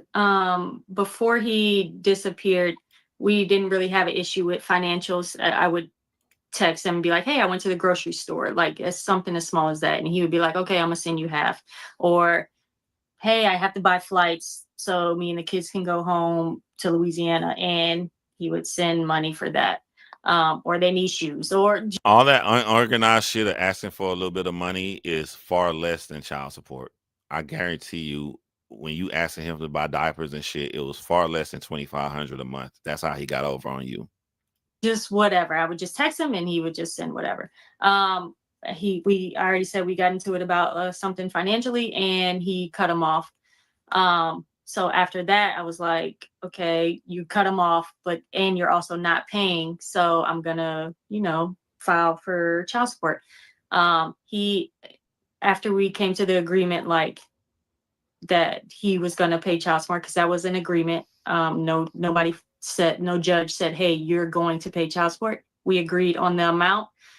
He paid for like a year. And then he switched his jobs and said he couldn't pay. I didn't file for contempt. He was back in the kids' lives. And I was like, all right, just, hey, come around, spend time with them. That's more important than the money right now. And I understand you're in between jobs, just trying to be understanding. Yeah. So yeah, he paid for a year and then didn't pay, and I didn't seek back child support from him until I realized that he came back from the show and he had cut them off, and I was like, yeah, I'm not having this again. So now I'm going to file for back child support and contempt of court and whatever else I need to. Yeah, that's fair. Yeah, I mean, I think that what you're doing is, I just think if I was in your position, I would do it the same too, which is, listen, I'll just see you in court. And I think just even this sit down, I feel like it's that I don't understand. That's what, to me, maybe I'm looking at it wrong. That's what Bri made this decision on November 28th, 2023. She made that decision. When that conversation was over and she said, goodbye, it was, I'm done trying to force you to be a father. You're not going to do it. You're not going to keep coming in and out. You're not going to keep hurting these motherfucking kids. Every time you're in a relationship and the shit don't work out, I'm going for the child support route. You'll just pay me once a month. I'll use that money and I'll be a single mom. She literally said it. So I think since that day, Bri has given up on trying to force a man to be a father to his children. It's made clear that from Bri's standpoint, there is no, I'm looking for clout. There is no, I'm looking to break them up. It is simply, we have these 3 children together. You are their father. You stepped up to be their father. Biologically, you are their father. The courts recognize you are their father. Just do what you're supposed to do, which is the bare minimum, literally. Bri is just literally just asking for the bare minimum. Right. And I think it's sad that she has to do this, and especially under these circumstances. Bri, is there anything that you feel that we missed that you feel like the public should know? I think one thing that I think we missed, and I think it's important, and because it was very hurtful to hear that his family and friends, we have a lot of mutual friends, his family has been in my house. I allowed my kids to go and spend time with his family, and to say that they agreed that he was just a sperm donor, that was very, very hurtful. There are receipts that his mom would reach out to me, and I mean no disrespect to his mom, but it was very hurtful to see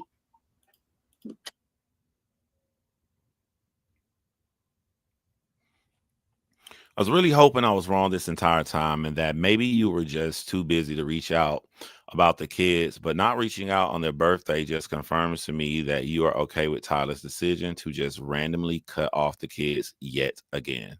This means that she has a relationship with Tyler's mom and she knows that Tyler did this before. So this means that Tyler's mom is an enabler. It is also clear that you too have decided to no longer be a part of their lives. I think it is extremely unfair to these kids and frankly just morally wrong. I will never understand what me or my kids did to deserve any of this, but I pray it is worth it to you and Tyler in the end. I'm going to remove you all from social media because the constant reminder of all this is truly heartbreaking. I'm constantly lying to my kids, telling them their dad's phone is broken just to spare them the heartbreak of the truth. Fuck. Fuck. To come to the realization that you two have cut my babies off for absolutely no reason and that you condone your son's self-victimization truly blows my mind. Tyler, you might want to check with your mom or whatever she told you about your dad. That shit may not be true. I don't know, fam. Is she cool with you leaving her grandbabies? I don't know, fam. You might want to go back and do some research on whatever your mom told you, Tyler. Regardless, I wish you all the best, and I pray the kids forgive y'all one day when they are able to understand and see the truth. I hope nothing I said comes off disrespectful because I truly mean no disrespect to you. I am honestly just in awe, disappointed, and sad for my kids. That they agreed to this. But I will deal with their pain, and we will all come out on the other side of this. Sorry for even writing you. I just wanted to let you know I will be removing you all so you guys can continue on pretending my kids don't exist and I won't have to see it. I didn't want there to be any confusion as to why I remove you all, although I'm sure it wouldn't matter either way. Tyler's mother says, Bri, it is not what it appears to be with me. This is all very heartbreaking to me, and I pray every day that you and Tyler find a resolution. I can't stand when someone knows somebody is clearly wrong and they go and make both parties appear to be even. What do you mean find a resolution? Your son needs to take care of your grandchildren. That's it. I feel it's equally on both of you and that you all need to put your differences aside. It's about the kids. I also can't stand when a motherfucker say some shit that sounds fair. It doesn't sound fair to be like, it's not about y'all, it's about the kids. What the fuck is Bree doing that's about Bree? I'm sorry, Bri. What is Bri doing that's about Bri? Everything Bri is doing is about her children. Bri did not make your son pay child support because she said it's about the kids and he's in their life.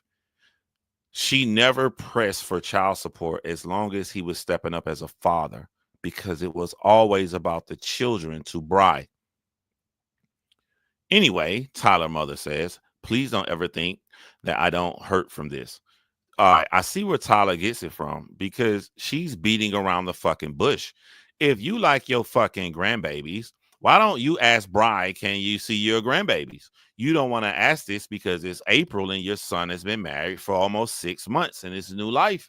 And you got a new daughter-in-law by the name of Ashley, and it would appear weird to your daughter-in-law if she came over with her husband to his mom's house and his fucking children are there playing on the carpet. Tyler's mom is talking exactly like Tyler. She's saying a whole bunch of nothing that's unnecessary. All you got to say, yo, Bri, it ain't nothing like that. I love my grandbabies. Bring them over here. Can I get my grandbabies this weekend? I don't know what the fuck my son doing, but they're my babies. That's what my mom would do. That's exactly what my mom would do. Tyler's mom is saying a bunch of nothing. The kids, the girls especially, don't even know us, and I'm not pointing fingers or blame, but I do know that it is not, let me see, for them, and it breaks my heart to even think how they. Story that he told. All right, so that's April of this year. Bri destroys her by going back to 2022, 2 years ago.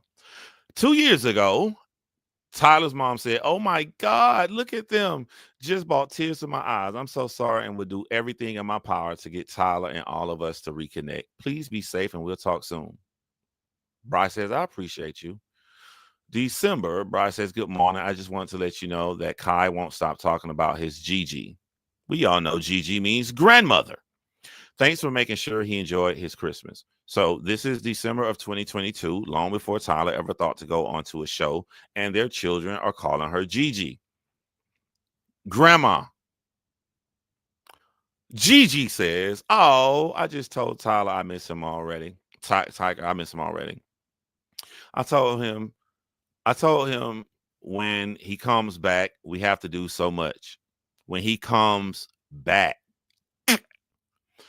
Hoping to come that way in a few weeks, and we can meet up with the girls. Miss Pat, Tyler's grandma, turns 80 this year and wants a party, and keep on saying she can't leave from here without them babies knowing she's there.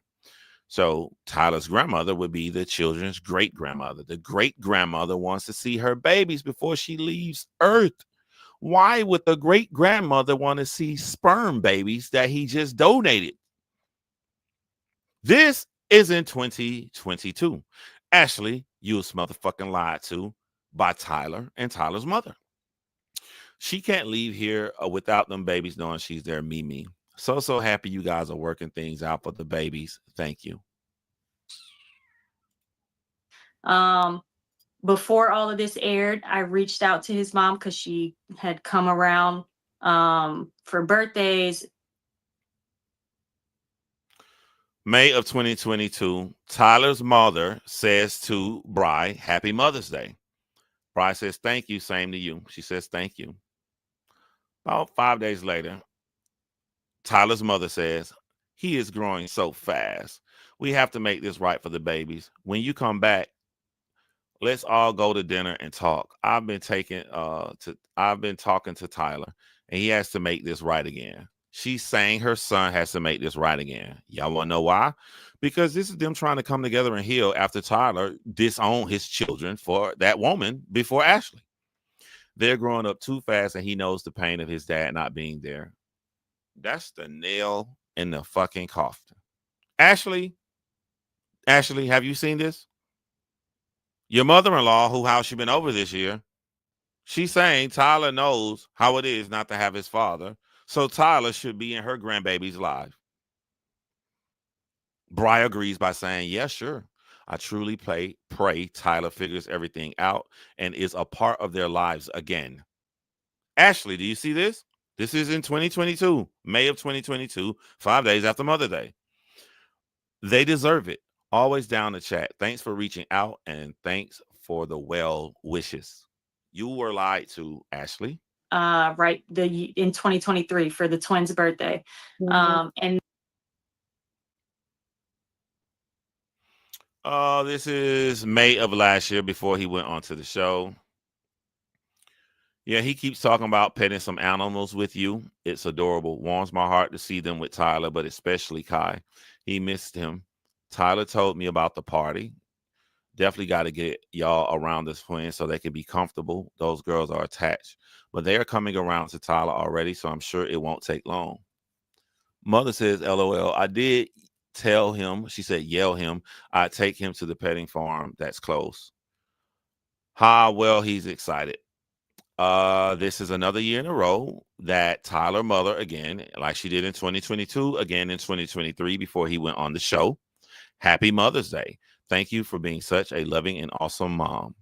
She says, thank you. Happy Mother's Day, too. She says, thank you. So she told her Mother's Day, Happy Mother's Day, every year until Tyler decides to get married and disown his children. And then she no longer said Happy Mother's Day to her. And then in 2024, this year, she did not even reach out to say happy birthday. So before all of this even came out, I reached out to her and I let her know that I was very hurt by that. And I told her the same thing, like, I pray my kids forgive you one day. Because why come into their lives if it's been awkward for you or whatever was said. I didn't beg. I didn't ask for y'all to be here. So why do this to my children? So I think it's important to note that they were around. Tyler, I'm gonna talk to you. You know how you, Tyler, you remember you tried to give Leo that advice? You know what I'm saying? You had more life experience. Remember that in the pods? Yo, this is me. I'm older than you, Tyler. I'm gonna give you some advice, fam. This is some real shit that none of your fucking homeboys are telling you. Garrett ain't telling you. Fucking Nick D ain't telling you. I'm gonna tell you some real shit, fam. You can't hide behind these women. You can't hide behind Bri. You can't hide behind Ashley. You can't hide behind your mom helping you out with your lie.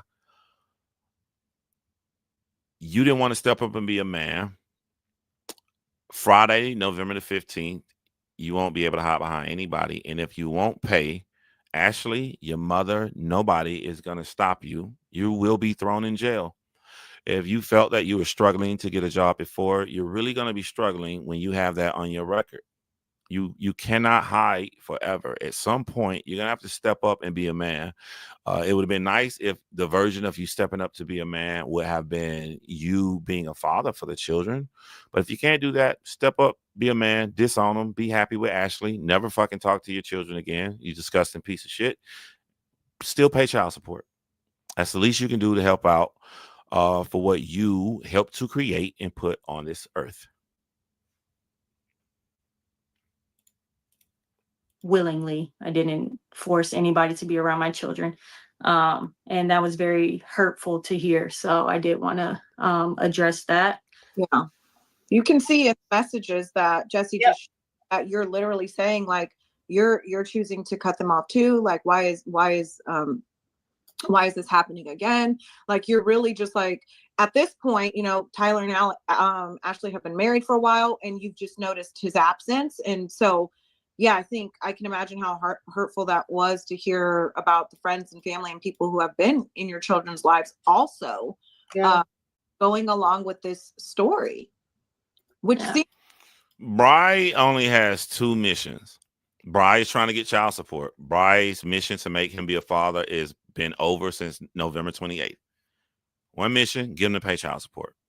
The other mission she has, anytime this motherfucking bitch Ashley comes out here and tries to tell a story, I don't care if the story Ashley is telling is coming from her being ignorant or willfully ignorant or being manipulated or lied to. Anytime this bitch come out here and lies, anytime Tyler come out here and lie, I'm going to take up for myself and my children. Two things. Name me anything else that Bri's doing. They mention me and my motherfucking kids and lie.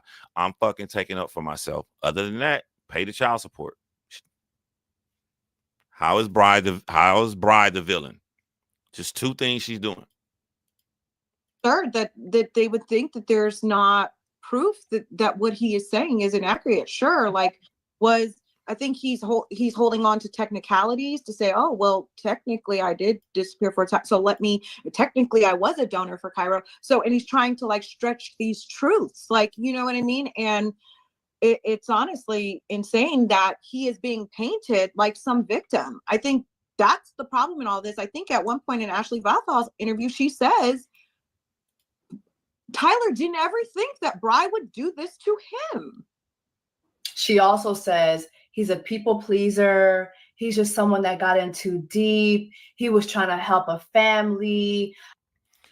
Hey, y'all know I'm going to call it a spade. I'm going to tell the truth. Ashley did not lie. When Ashley said Tyler got in too deep, she didn't lie. He got deep inside that vagina, skeeted inside. She got pregnant with twins.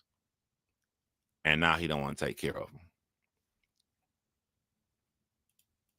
I also feel too that it's just Tyler gets this hero narrative. He did something for them. Admirable. That's what Nick. Yeah, it's admirable. It's amazing what he did. And also too, this is another point too. I feel that, and no disrespect to you, Bri, but I feel that if Bri's sexuality was not a focal point, that half of these discussions, I feel like Ashley wouldn't even be bringing them up because it's the whole, oh, they're lesbians. It's a lesbian couple. It's a lesbian couple. Hey, they're gay. She's gay. She's gay. And it's like, with a woman, yeah. Bri has a vagina. Nah, I disagree with y'all women. I do.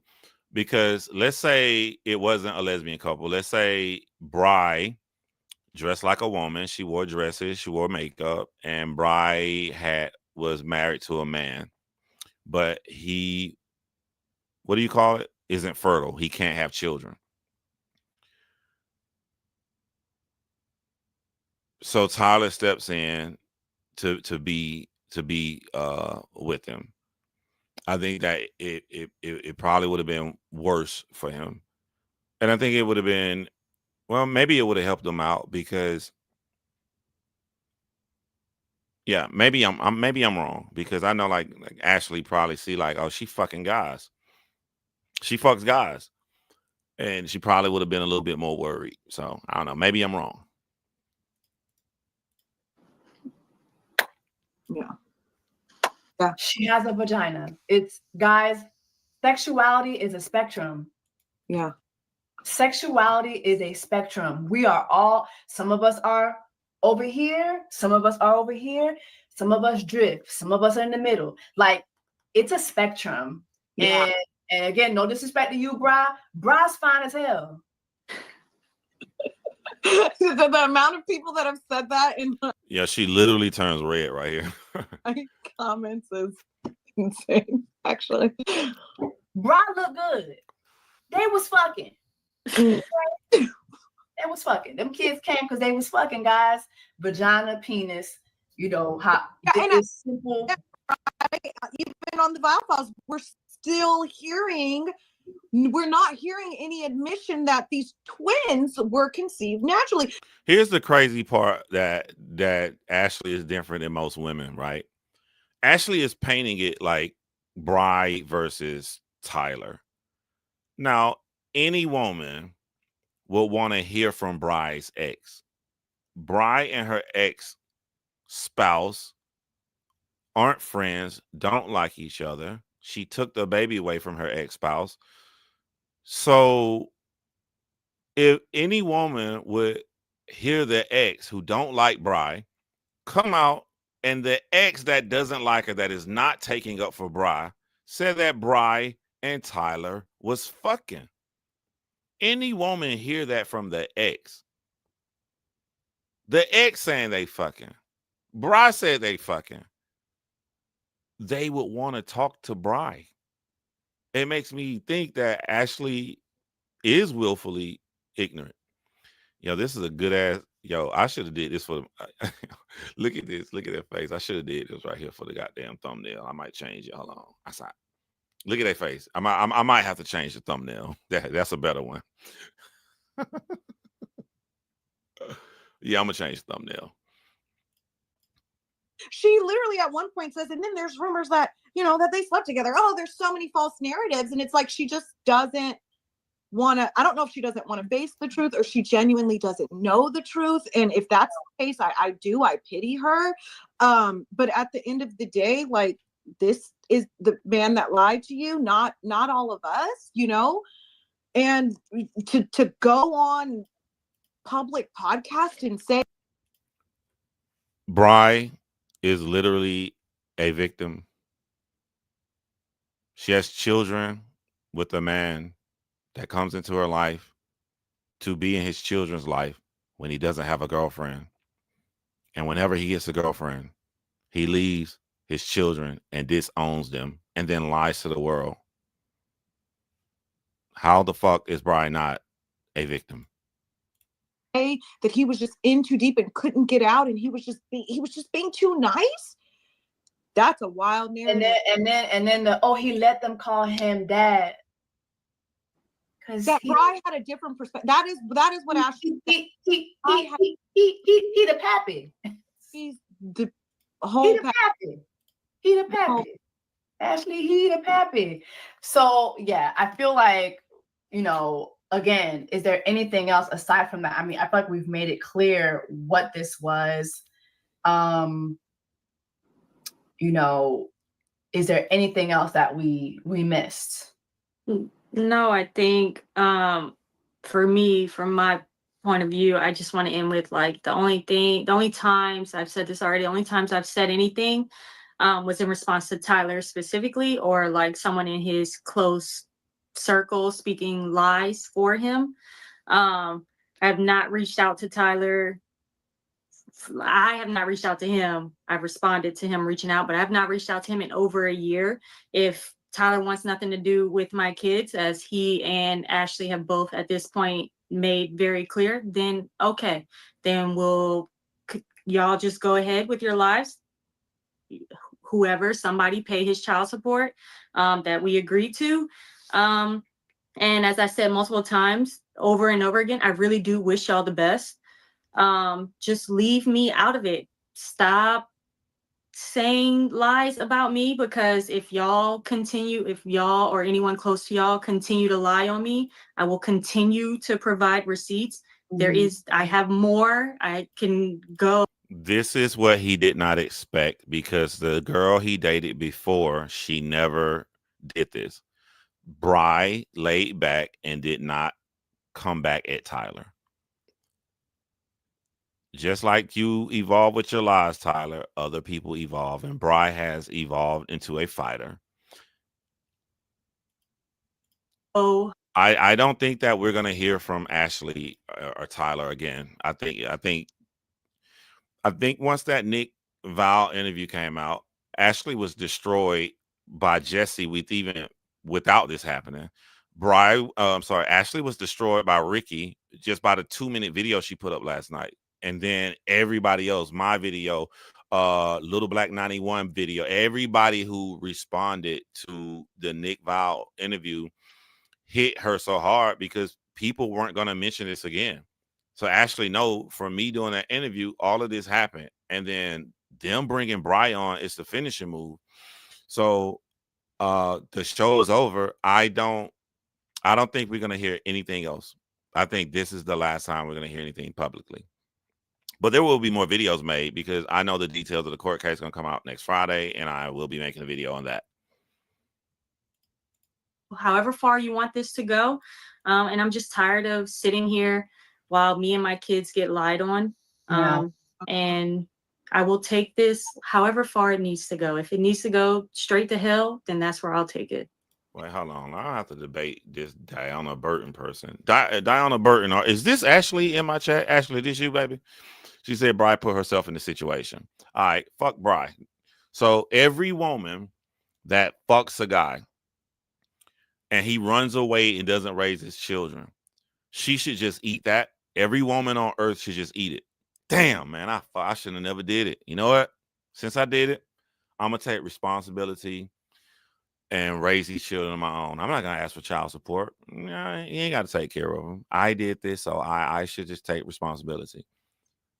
Bri had sex with a man. He got her pregnant with twins, and he ran.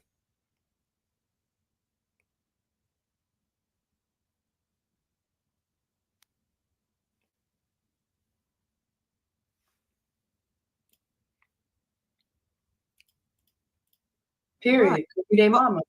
Period. Yeah, like you're fighting for your kids, and I think that's the point that everybody is missing here. That if Stan did not go on national TV and lie about your children and lie to his lied to his fiance's face, like in the interview where she had the red shirt on, she did take accountability.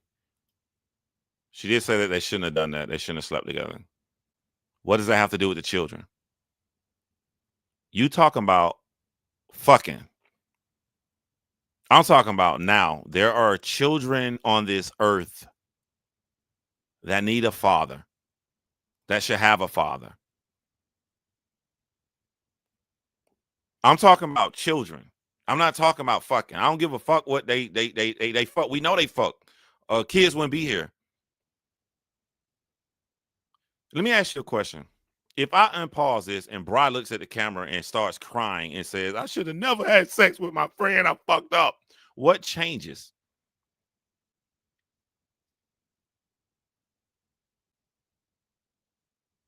Does that make Tyler and Ashley any better? Think like a judge. Judges don't have people in custody cases in their courtroom. A judge never looks at them and say, y'all should never fuck. What is a judge thinking?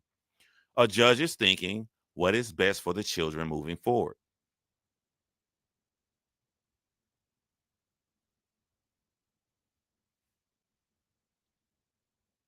And you saying the same for both of them. I'm not here screaming that Tyler should not have fucked her.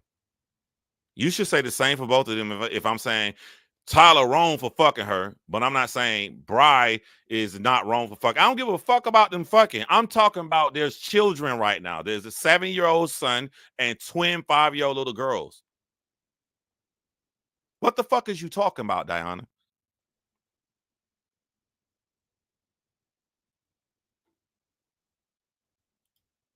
I don't give a fuck what they did in 2017. They fucked. It's over. I'm talking about now. I'm talking about a man. What world we live in when you watching a podcast of a Black American man is holding a man accountable to be the father of his fucking children, when the stereotype about us Black men is that we don't raise our children? Why am I hearing a woman come at me?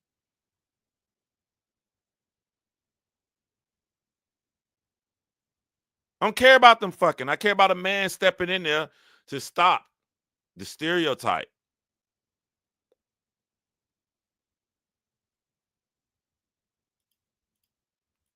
She wouldn't be out here looking like a fool trying to defend him, and you wouldn't have to defend your children. Like, this is all back on Tyler. This is nobody else's fault but his. Yeah. And hopefully it ends here, because I feel like the story's clear now. Everyone has spoken. It's very clear who's the dishonest one here, and it's not you. Yeah. So Ashley wants to avoid that and ignore. That's on her. That's on her at this point. But all the cards are on the table. Agreed. I feel like the court documents speak it. They all speak what Bri has said, and even what your ex-wife said. Like, it all matches up. So at the end of the day, there's only one person that's lying, and that's Liler.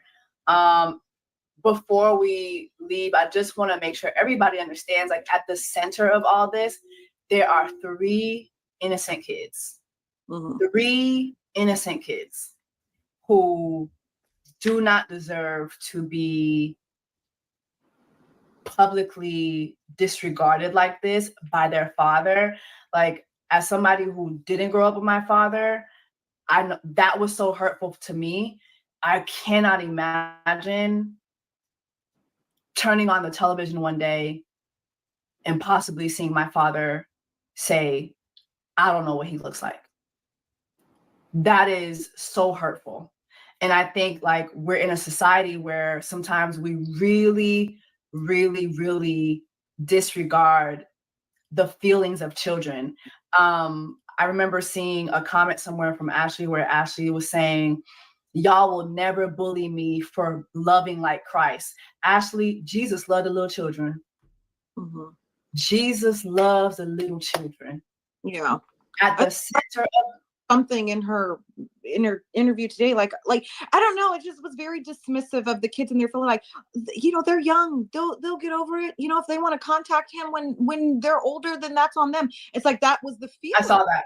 Like, you are just this. Because at one point in that interview, not to go back, but you admitted that these children saw him as their biological father.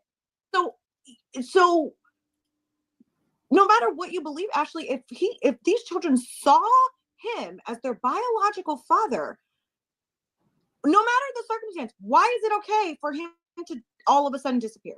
Even if he just stepped up, even if that's the narrative you want to go with, even if that's your truth.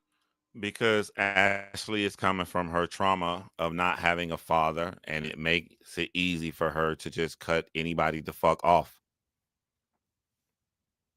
That's why. She's coming from what she's used to.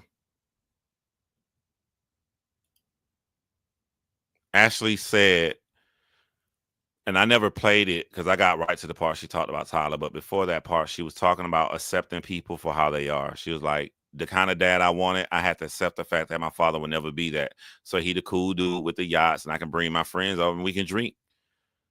That's how her brain works. And she thinks that this is a great thing. And it is a good thing to not have stress, right?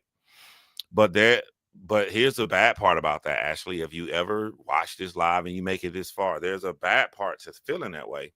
Yes, it keeps you mentally chill, less stressful. But you must always remember that there are certain things that are worth being stressed out over. There are certain things that are worth fighting for. And the number one thing is your children. Is your children.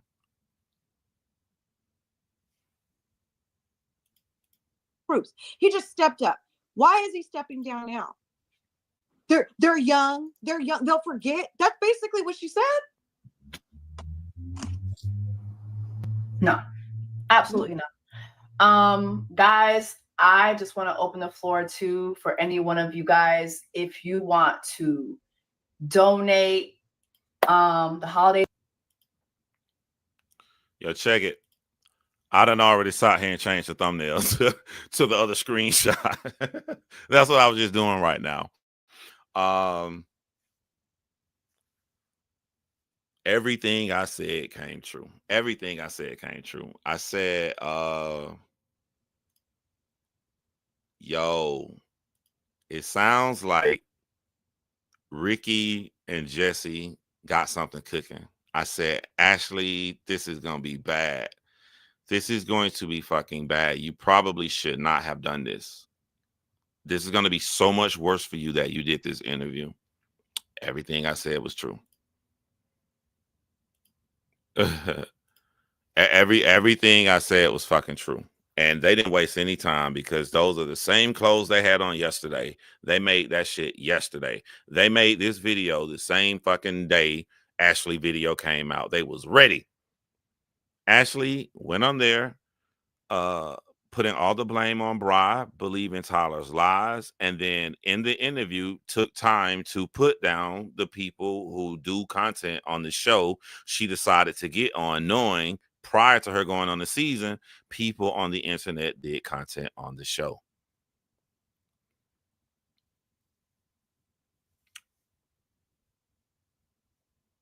So only thing left to come from this is child support.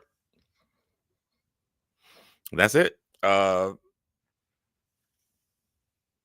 It would be interesting to see when they do these mashups and they have people from different seasons, like at the Netflix bus outside of New York and different go to the Netflix studios in LA.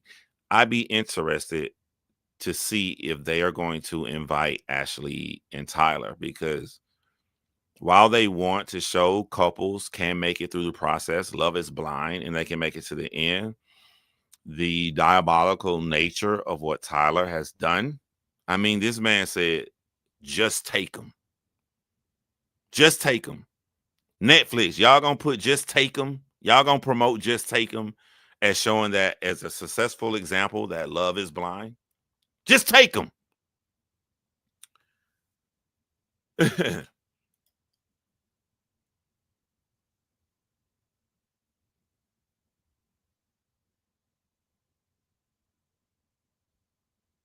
Bri is a victim. You want me to repeat it? It doesn't. Let me show you how it works. If you want to have a conversation with me about her being a victim, I shouldn't have to repeat it if you have not rebutted what I said before. The father of her children has disowned their children. That's it. It's that simple.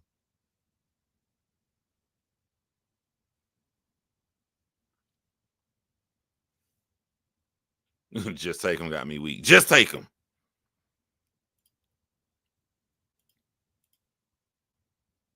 I don't know if you saw the video another round.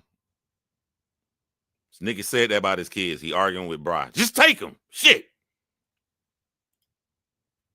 Nigga talking to her like they arguing over $5. No, I paid for I gave the tip last time. No, I gave the tip. When we went out to the the Mexican restaurant, I tipped $5 then. No, we went out to eat at the Chinese restaurant after that, and I tipped. Just take them. Shit. Just take them.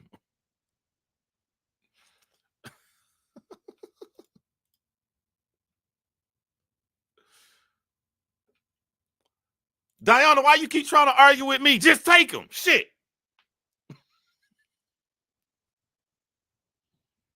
Fuck. Just take them, bro, Deanna.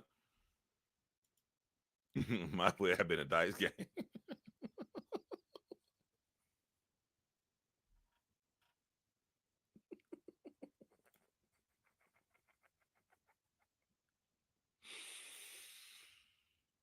All right, man.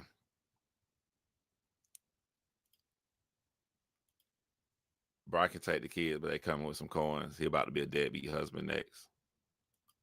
Ashley, in my live saying, you think we want to mess up your marriage? You think we want to see you leave him? Now, there are some women, because women take up for each other. They want to see you leave your marriage because they feel like you can do better than him. I don't give a fuck if you stay with him. I'm not one of those people. I'm just putting out here the truth that this man disowned his kid. I care from this more of a male looking at children, and I know how it is to be raised without a father. My father showed up one weekend when I was 16 years old. I was spending the night at my friend's house, and my mom came on a Saturday to pick me up. And I thought I was in trouble. I'm like, what the fuck? I'm supposed to go home to Sunday night. She finna fuck up my weekend. What the fuck? And my mom is in the living room telling my friend, mom, and I don't know what the fuck they talking about. I think I'm in trouble. I'm trying to remember what the fuck I done did in school. She done found someone under my bed. I get in the car with my mom and her friend, and I'm sitting in the back seat, and I'm like, what the fuck is going on? My mom done drove over here to pick me up on a Saturday, her friend. And all of a sudden, my mom says, your dad wants to see you. And now I'm freaking the fuck out. Like, my dad. I don't got no fucking dad. I got mad at my mom for picking me up with her girlfriend in the car. Her homie. My mom ain't bisexual. But I got mad because I'm so scared, my heart beating fast. And I have so many questions I want to ask her, but I feel I can't talk to my mom because she's in the front talking to her friend and her son in the back seat, flipping the fuck out like, my dad, what the fuck is going on? And my mom said, I already told him that you probably ain't gonna want to talk to him. And then I get to my mom's house and I walk in and I see these little children, and my dad goes in the room and I go in the room with him, and I'm just tapping my feet. I'm nervous as hell. I'm looking at the ground, and the first thing I hear my dad say, he said, wow, you look just like me. And I got mad at my dad because he said, I know I ain't been here, but I'm here now. And just for him to say, I'm here now, it made me think about all the horrific shit that I've been through in my life that he wasn't there for him to just dismiss everything I've been through to say, I'm here now. And he said, I'm here to stay. I forgave my dad, and he told the truth. He was here to stay. And I love when I turned 33 years old, because meeting my dad at 16 years old, I knew the day I turned 33 meant that's the first time I can say that my dad has been in my life for the majority of my life. 16 and 17 is 33. And everything, sign, record labels, no matter what city, everywhere I've been, my dad been right there, and got so close to my father. I turned to my father first to call him before I called my mom. That was kind of hard for her to see that transition happen. And only thing I can do, Ashley, is hope that maybe one day your husband wakes the fuck up like my dad woke the fuck up. But if for some reason Tyler, Wendy's chicken nugget looking ass, never wakes up, the one thing I want to tell you, Ashley, just take him. Shit. Just take him.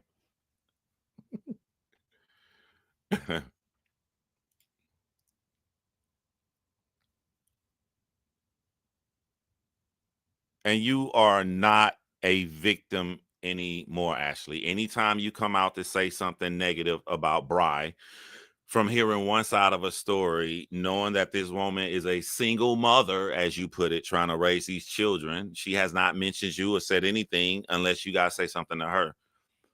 She's only come out after you guys came out. Every time you do that, you are no longer a victim. Just like I said earlier, my ex then told this fucking guy all these fucking lies. I have all the ammo and evidence, just like Bri has it. I don't need to fucking prove no shit. I don't give a fuck about that dude. He can believe whatever he wants to. That guy is a victim believing whatever my ex told him. He's a victim. He's a victim until he comes and tries to fuck with me. The day he tries to fuck with me, he no longer a victim. I'm going to beat the shit out of him. After I beat his ass, then I may show him the evidence of how bad this motherfucker's a liar and the shit that she told you. May do it after that because I'm petty. But you know, you got your ass whooped for no reason. But anytime you go listen to somebody's little version and you come out on the offense against someone you do not know, Ashley, you are no longer a victim. Educate after the asthma. Yeah, I'm petty.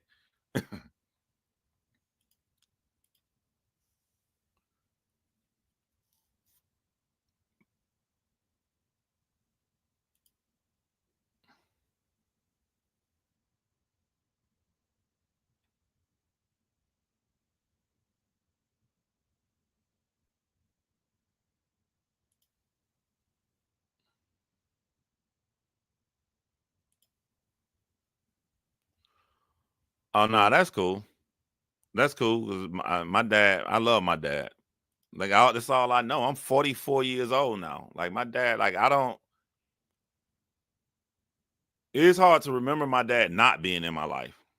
So me and my dad got a great close relationship, you know. And then I got siblings, and then after he came back in my life, he had another little girl who they named after me. Shout out to Janae. And I saw my dad have a little girl and stay in her life the entire fucking time. To come back in his two children life, me and my sister, be there for us, make a promise he's never leaving, he never left, have a new kid and been in that child life. My dad totally redeemed himself. Totally redeemed himself. So, you know, I don't want no kid to go through nothing bad. So, like, I wish that Tyler had the ability to say, fuck YouTube, fuck TikTok, fuck Instagram, fuck this guy named John, fuck fucking Jessie Woo, fuck Rikki, fuck everybody talking about me. I'm gonna go in this courtroom Friday, November the 15th. I'm not gonna care that if my wife could leave me. I'm gonna say to the judge, I did bad things. I lied. I disowned my children. And I wish I can go and take everything back in the past, and I can't. Whatever she's saying that I got to pay for my child support, I'm willing to do that. And the only thing I ask is, I know that you guys always look for what's best for the children. And it's always best for the children to have a father in their life. So as you set me up for child support, I would like it if you legally put it down of my visitation. Every other weekend I have my children. We share the holidays, the same thing every other man gets, so I can start being in my children's life. He may lose his wife by doing this, but it's the right thing to do because children always come before a fucking person you're dating.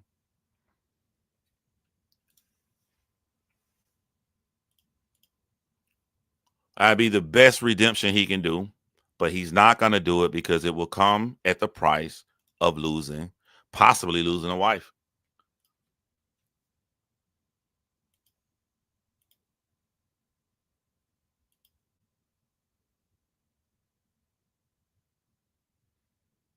I don't know why y'all arguing with that Deanna lady. Like, once she hell bent on saying that shit and she's doing it without a thumbnail, I just ignore that shit.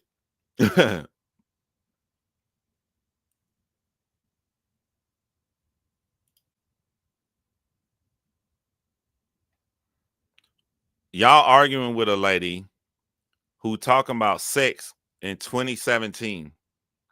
She talking about people getting booty 7 years ago, while we talking about children having a father in 2024. Damn, just take the father. Just take it. That's gonna be the new saying on my channel.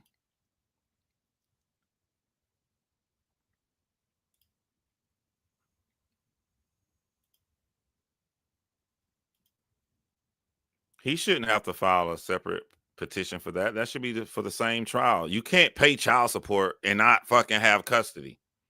And I'm not talking about full custody, some form of custody. No judge just asks you to pay fucking money and you ain't got to do nothing else.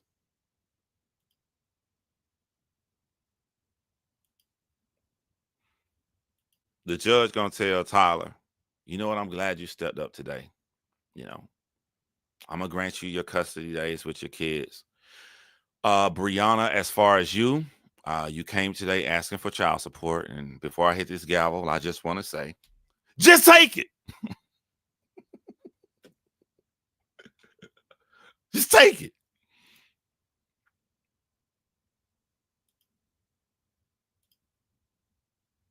He did more than that. He threatened her. Another round. If you've been missing out today, you about to be floored. Rewind this back or just go watch Jessie Woo or watch Rikki shit. But like, you about to be floored. This man went through every goddamn stage of grief. He threatened her. He threatened Bri. But if you don't, my channel, I paused it and read it.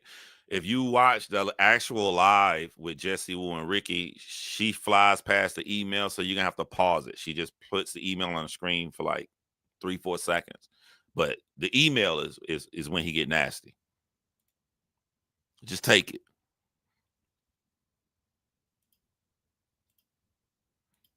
You're right. I was hooked from beginning to end. No lie.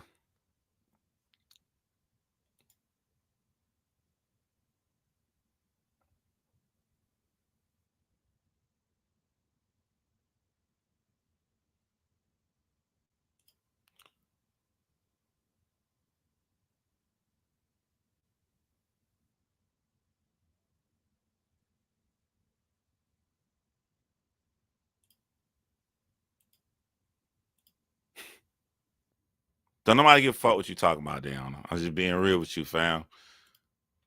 And it's sort of like you doing that whole fucking AIDS cancer shit. Like people are in a fucking meeting at a cancer fundraiser, and you coming up and be like, y'all motherfuckers wrong talking about cancer. What about AIDS? Like, yeah, you right. AIDS is bad too, but we talking about cancer, nigga. We here talking about motherfucking a man stepping up for his goddamn kids, and you keep talking about two people fucking in 2017. Like, I don't understand this shit.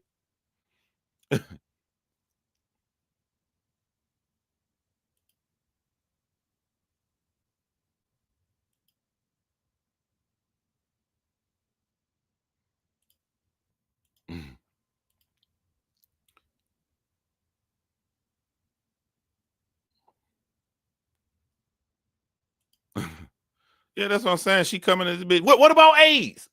Sitting in here talking about cancer fundraiser. Like, damn, fam.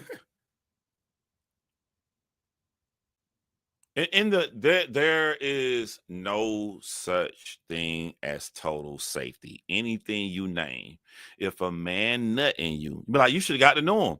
You let that man nut in you in 1 month. There's a woman who dated a guy for 8 years, and in the 8th year, he nutted in her. If he leaves, this is what can happen.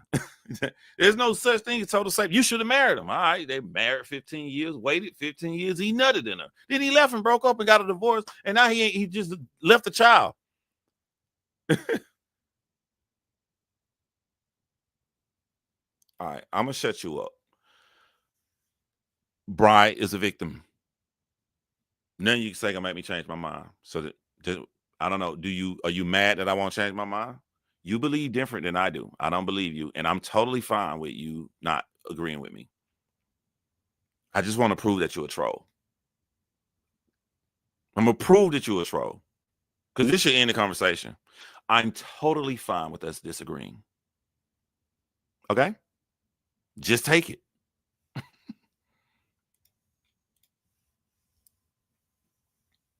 Just take them.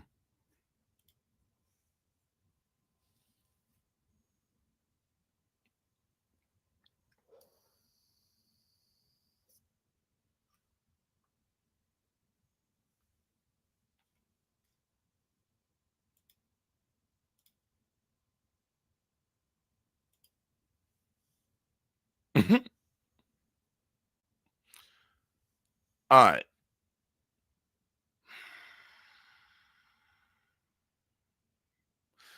I'm finna miss out on some shit because I'm finna be gone. I'm finna be gone back filming for about a week. I'm gonna try. If I go live, it's gonna look like when I went on Kojo shit. It's not gonna be this background or nothing. It's gonna be on my tablet. I have to travel. So I'm gonna try to cut some of this shit up, but don't hold me to it. I can't stand working from a damn iPad. I gotta get me a laptop. I gotta get me a fucking laptop. But other than that, y'all hold it down, and I'll see y'all next time.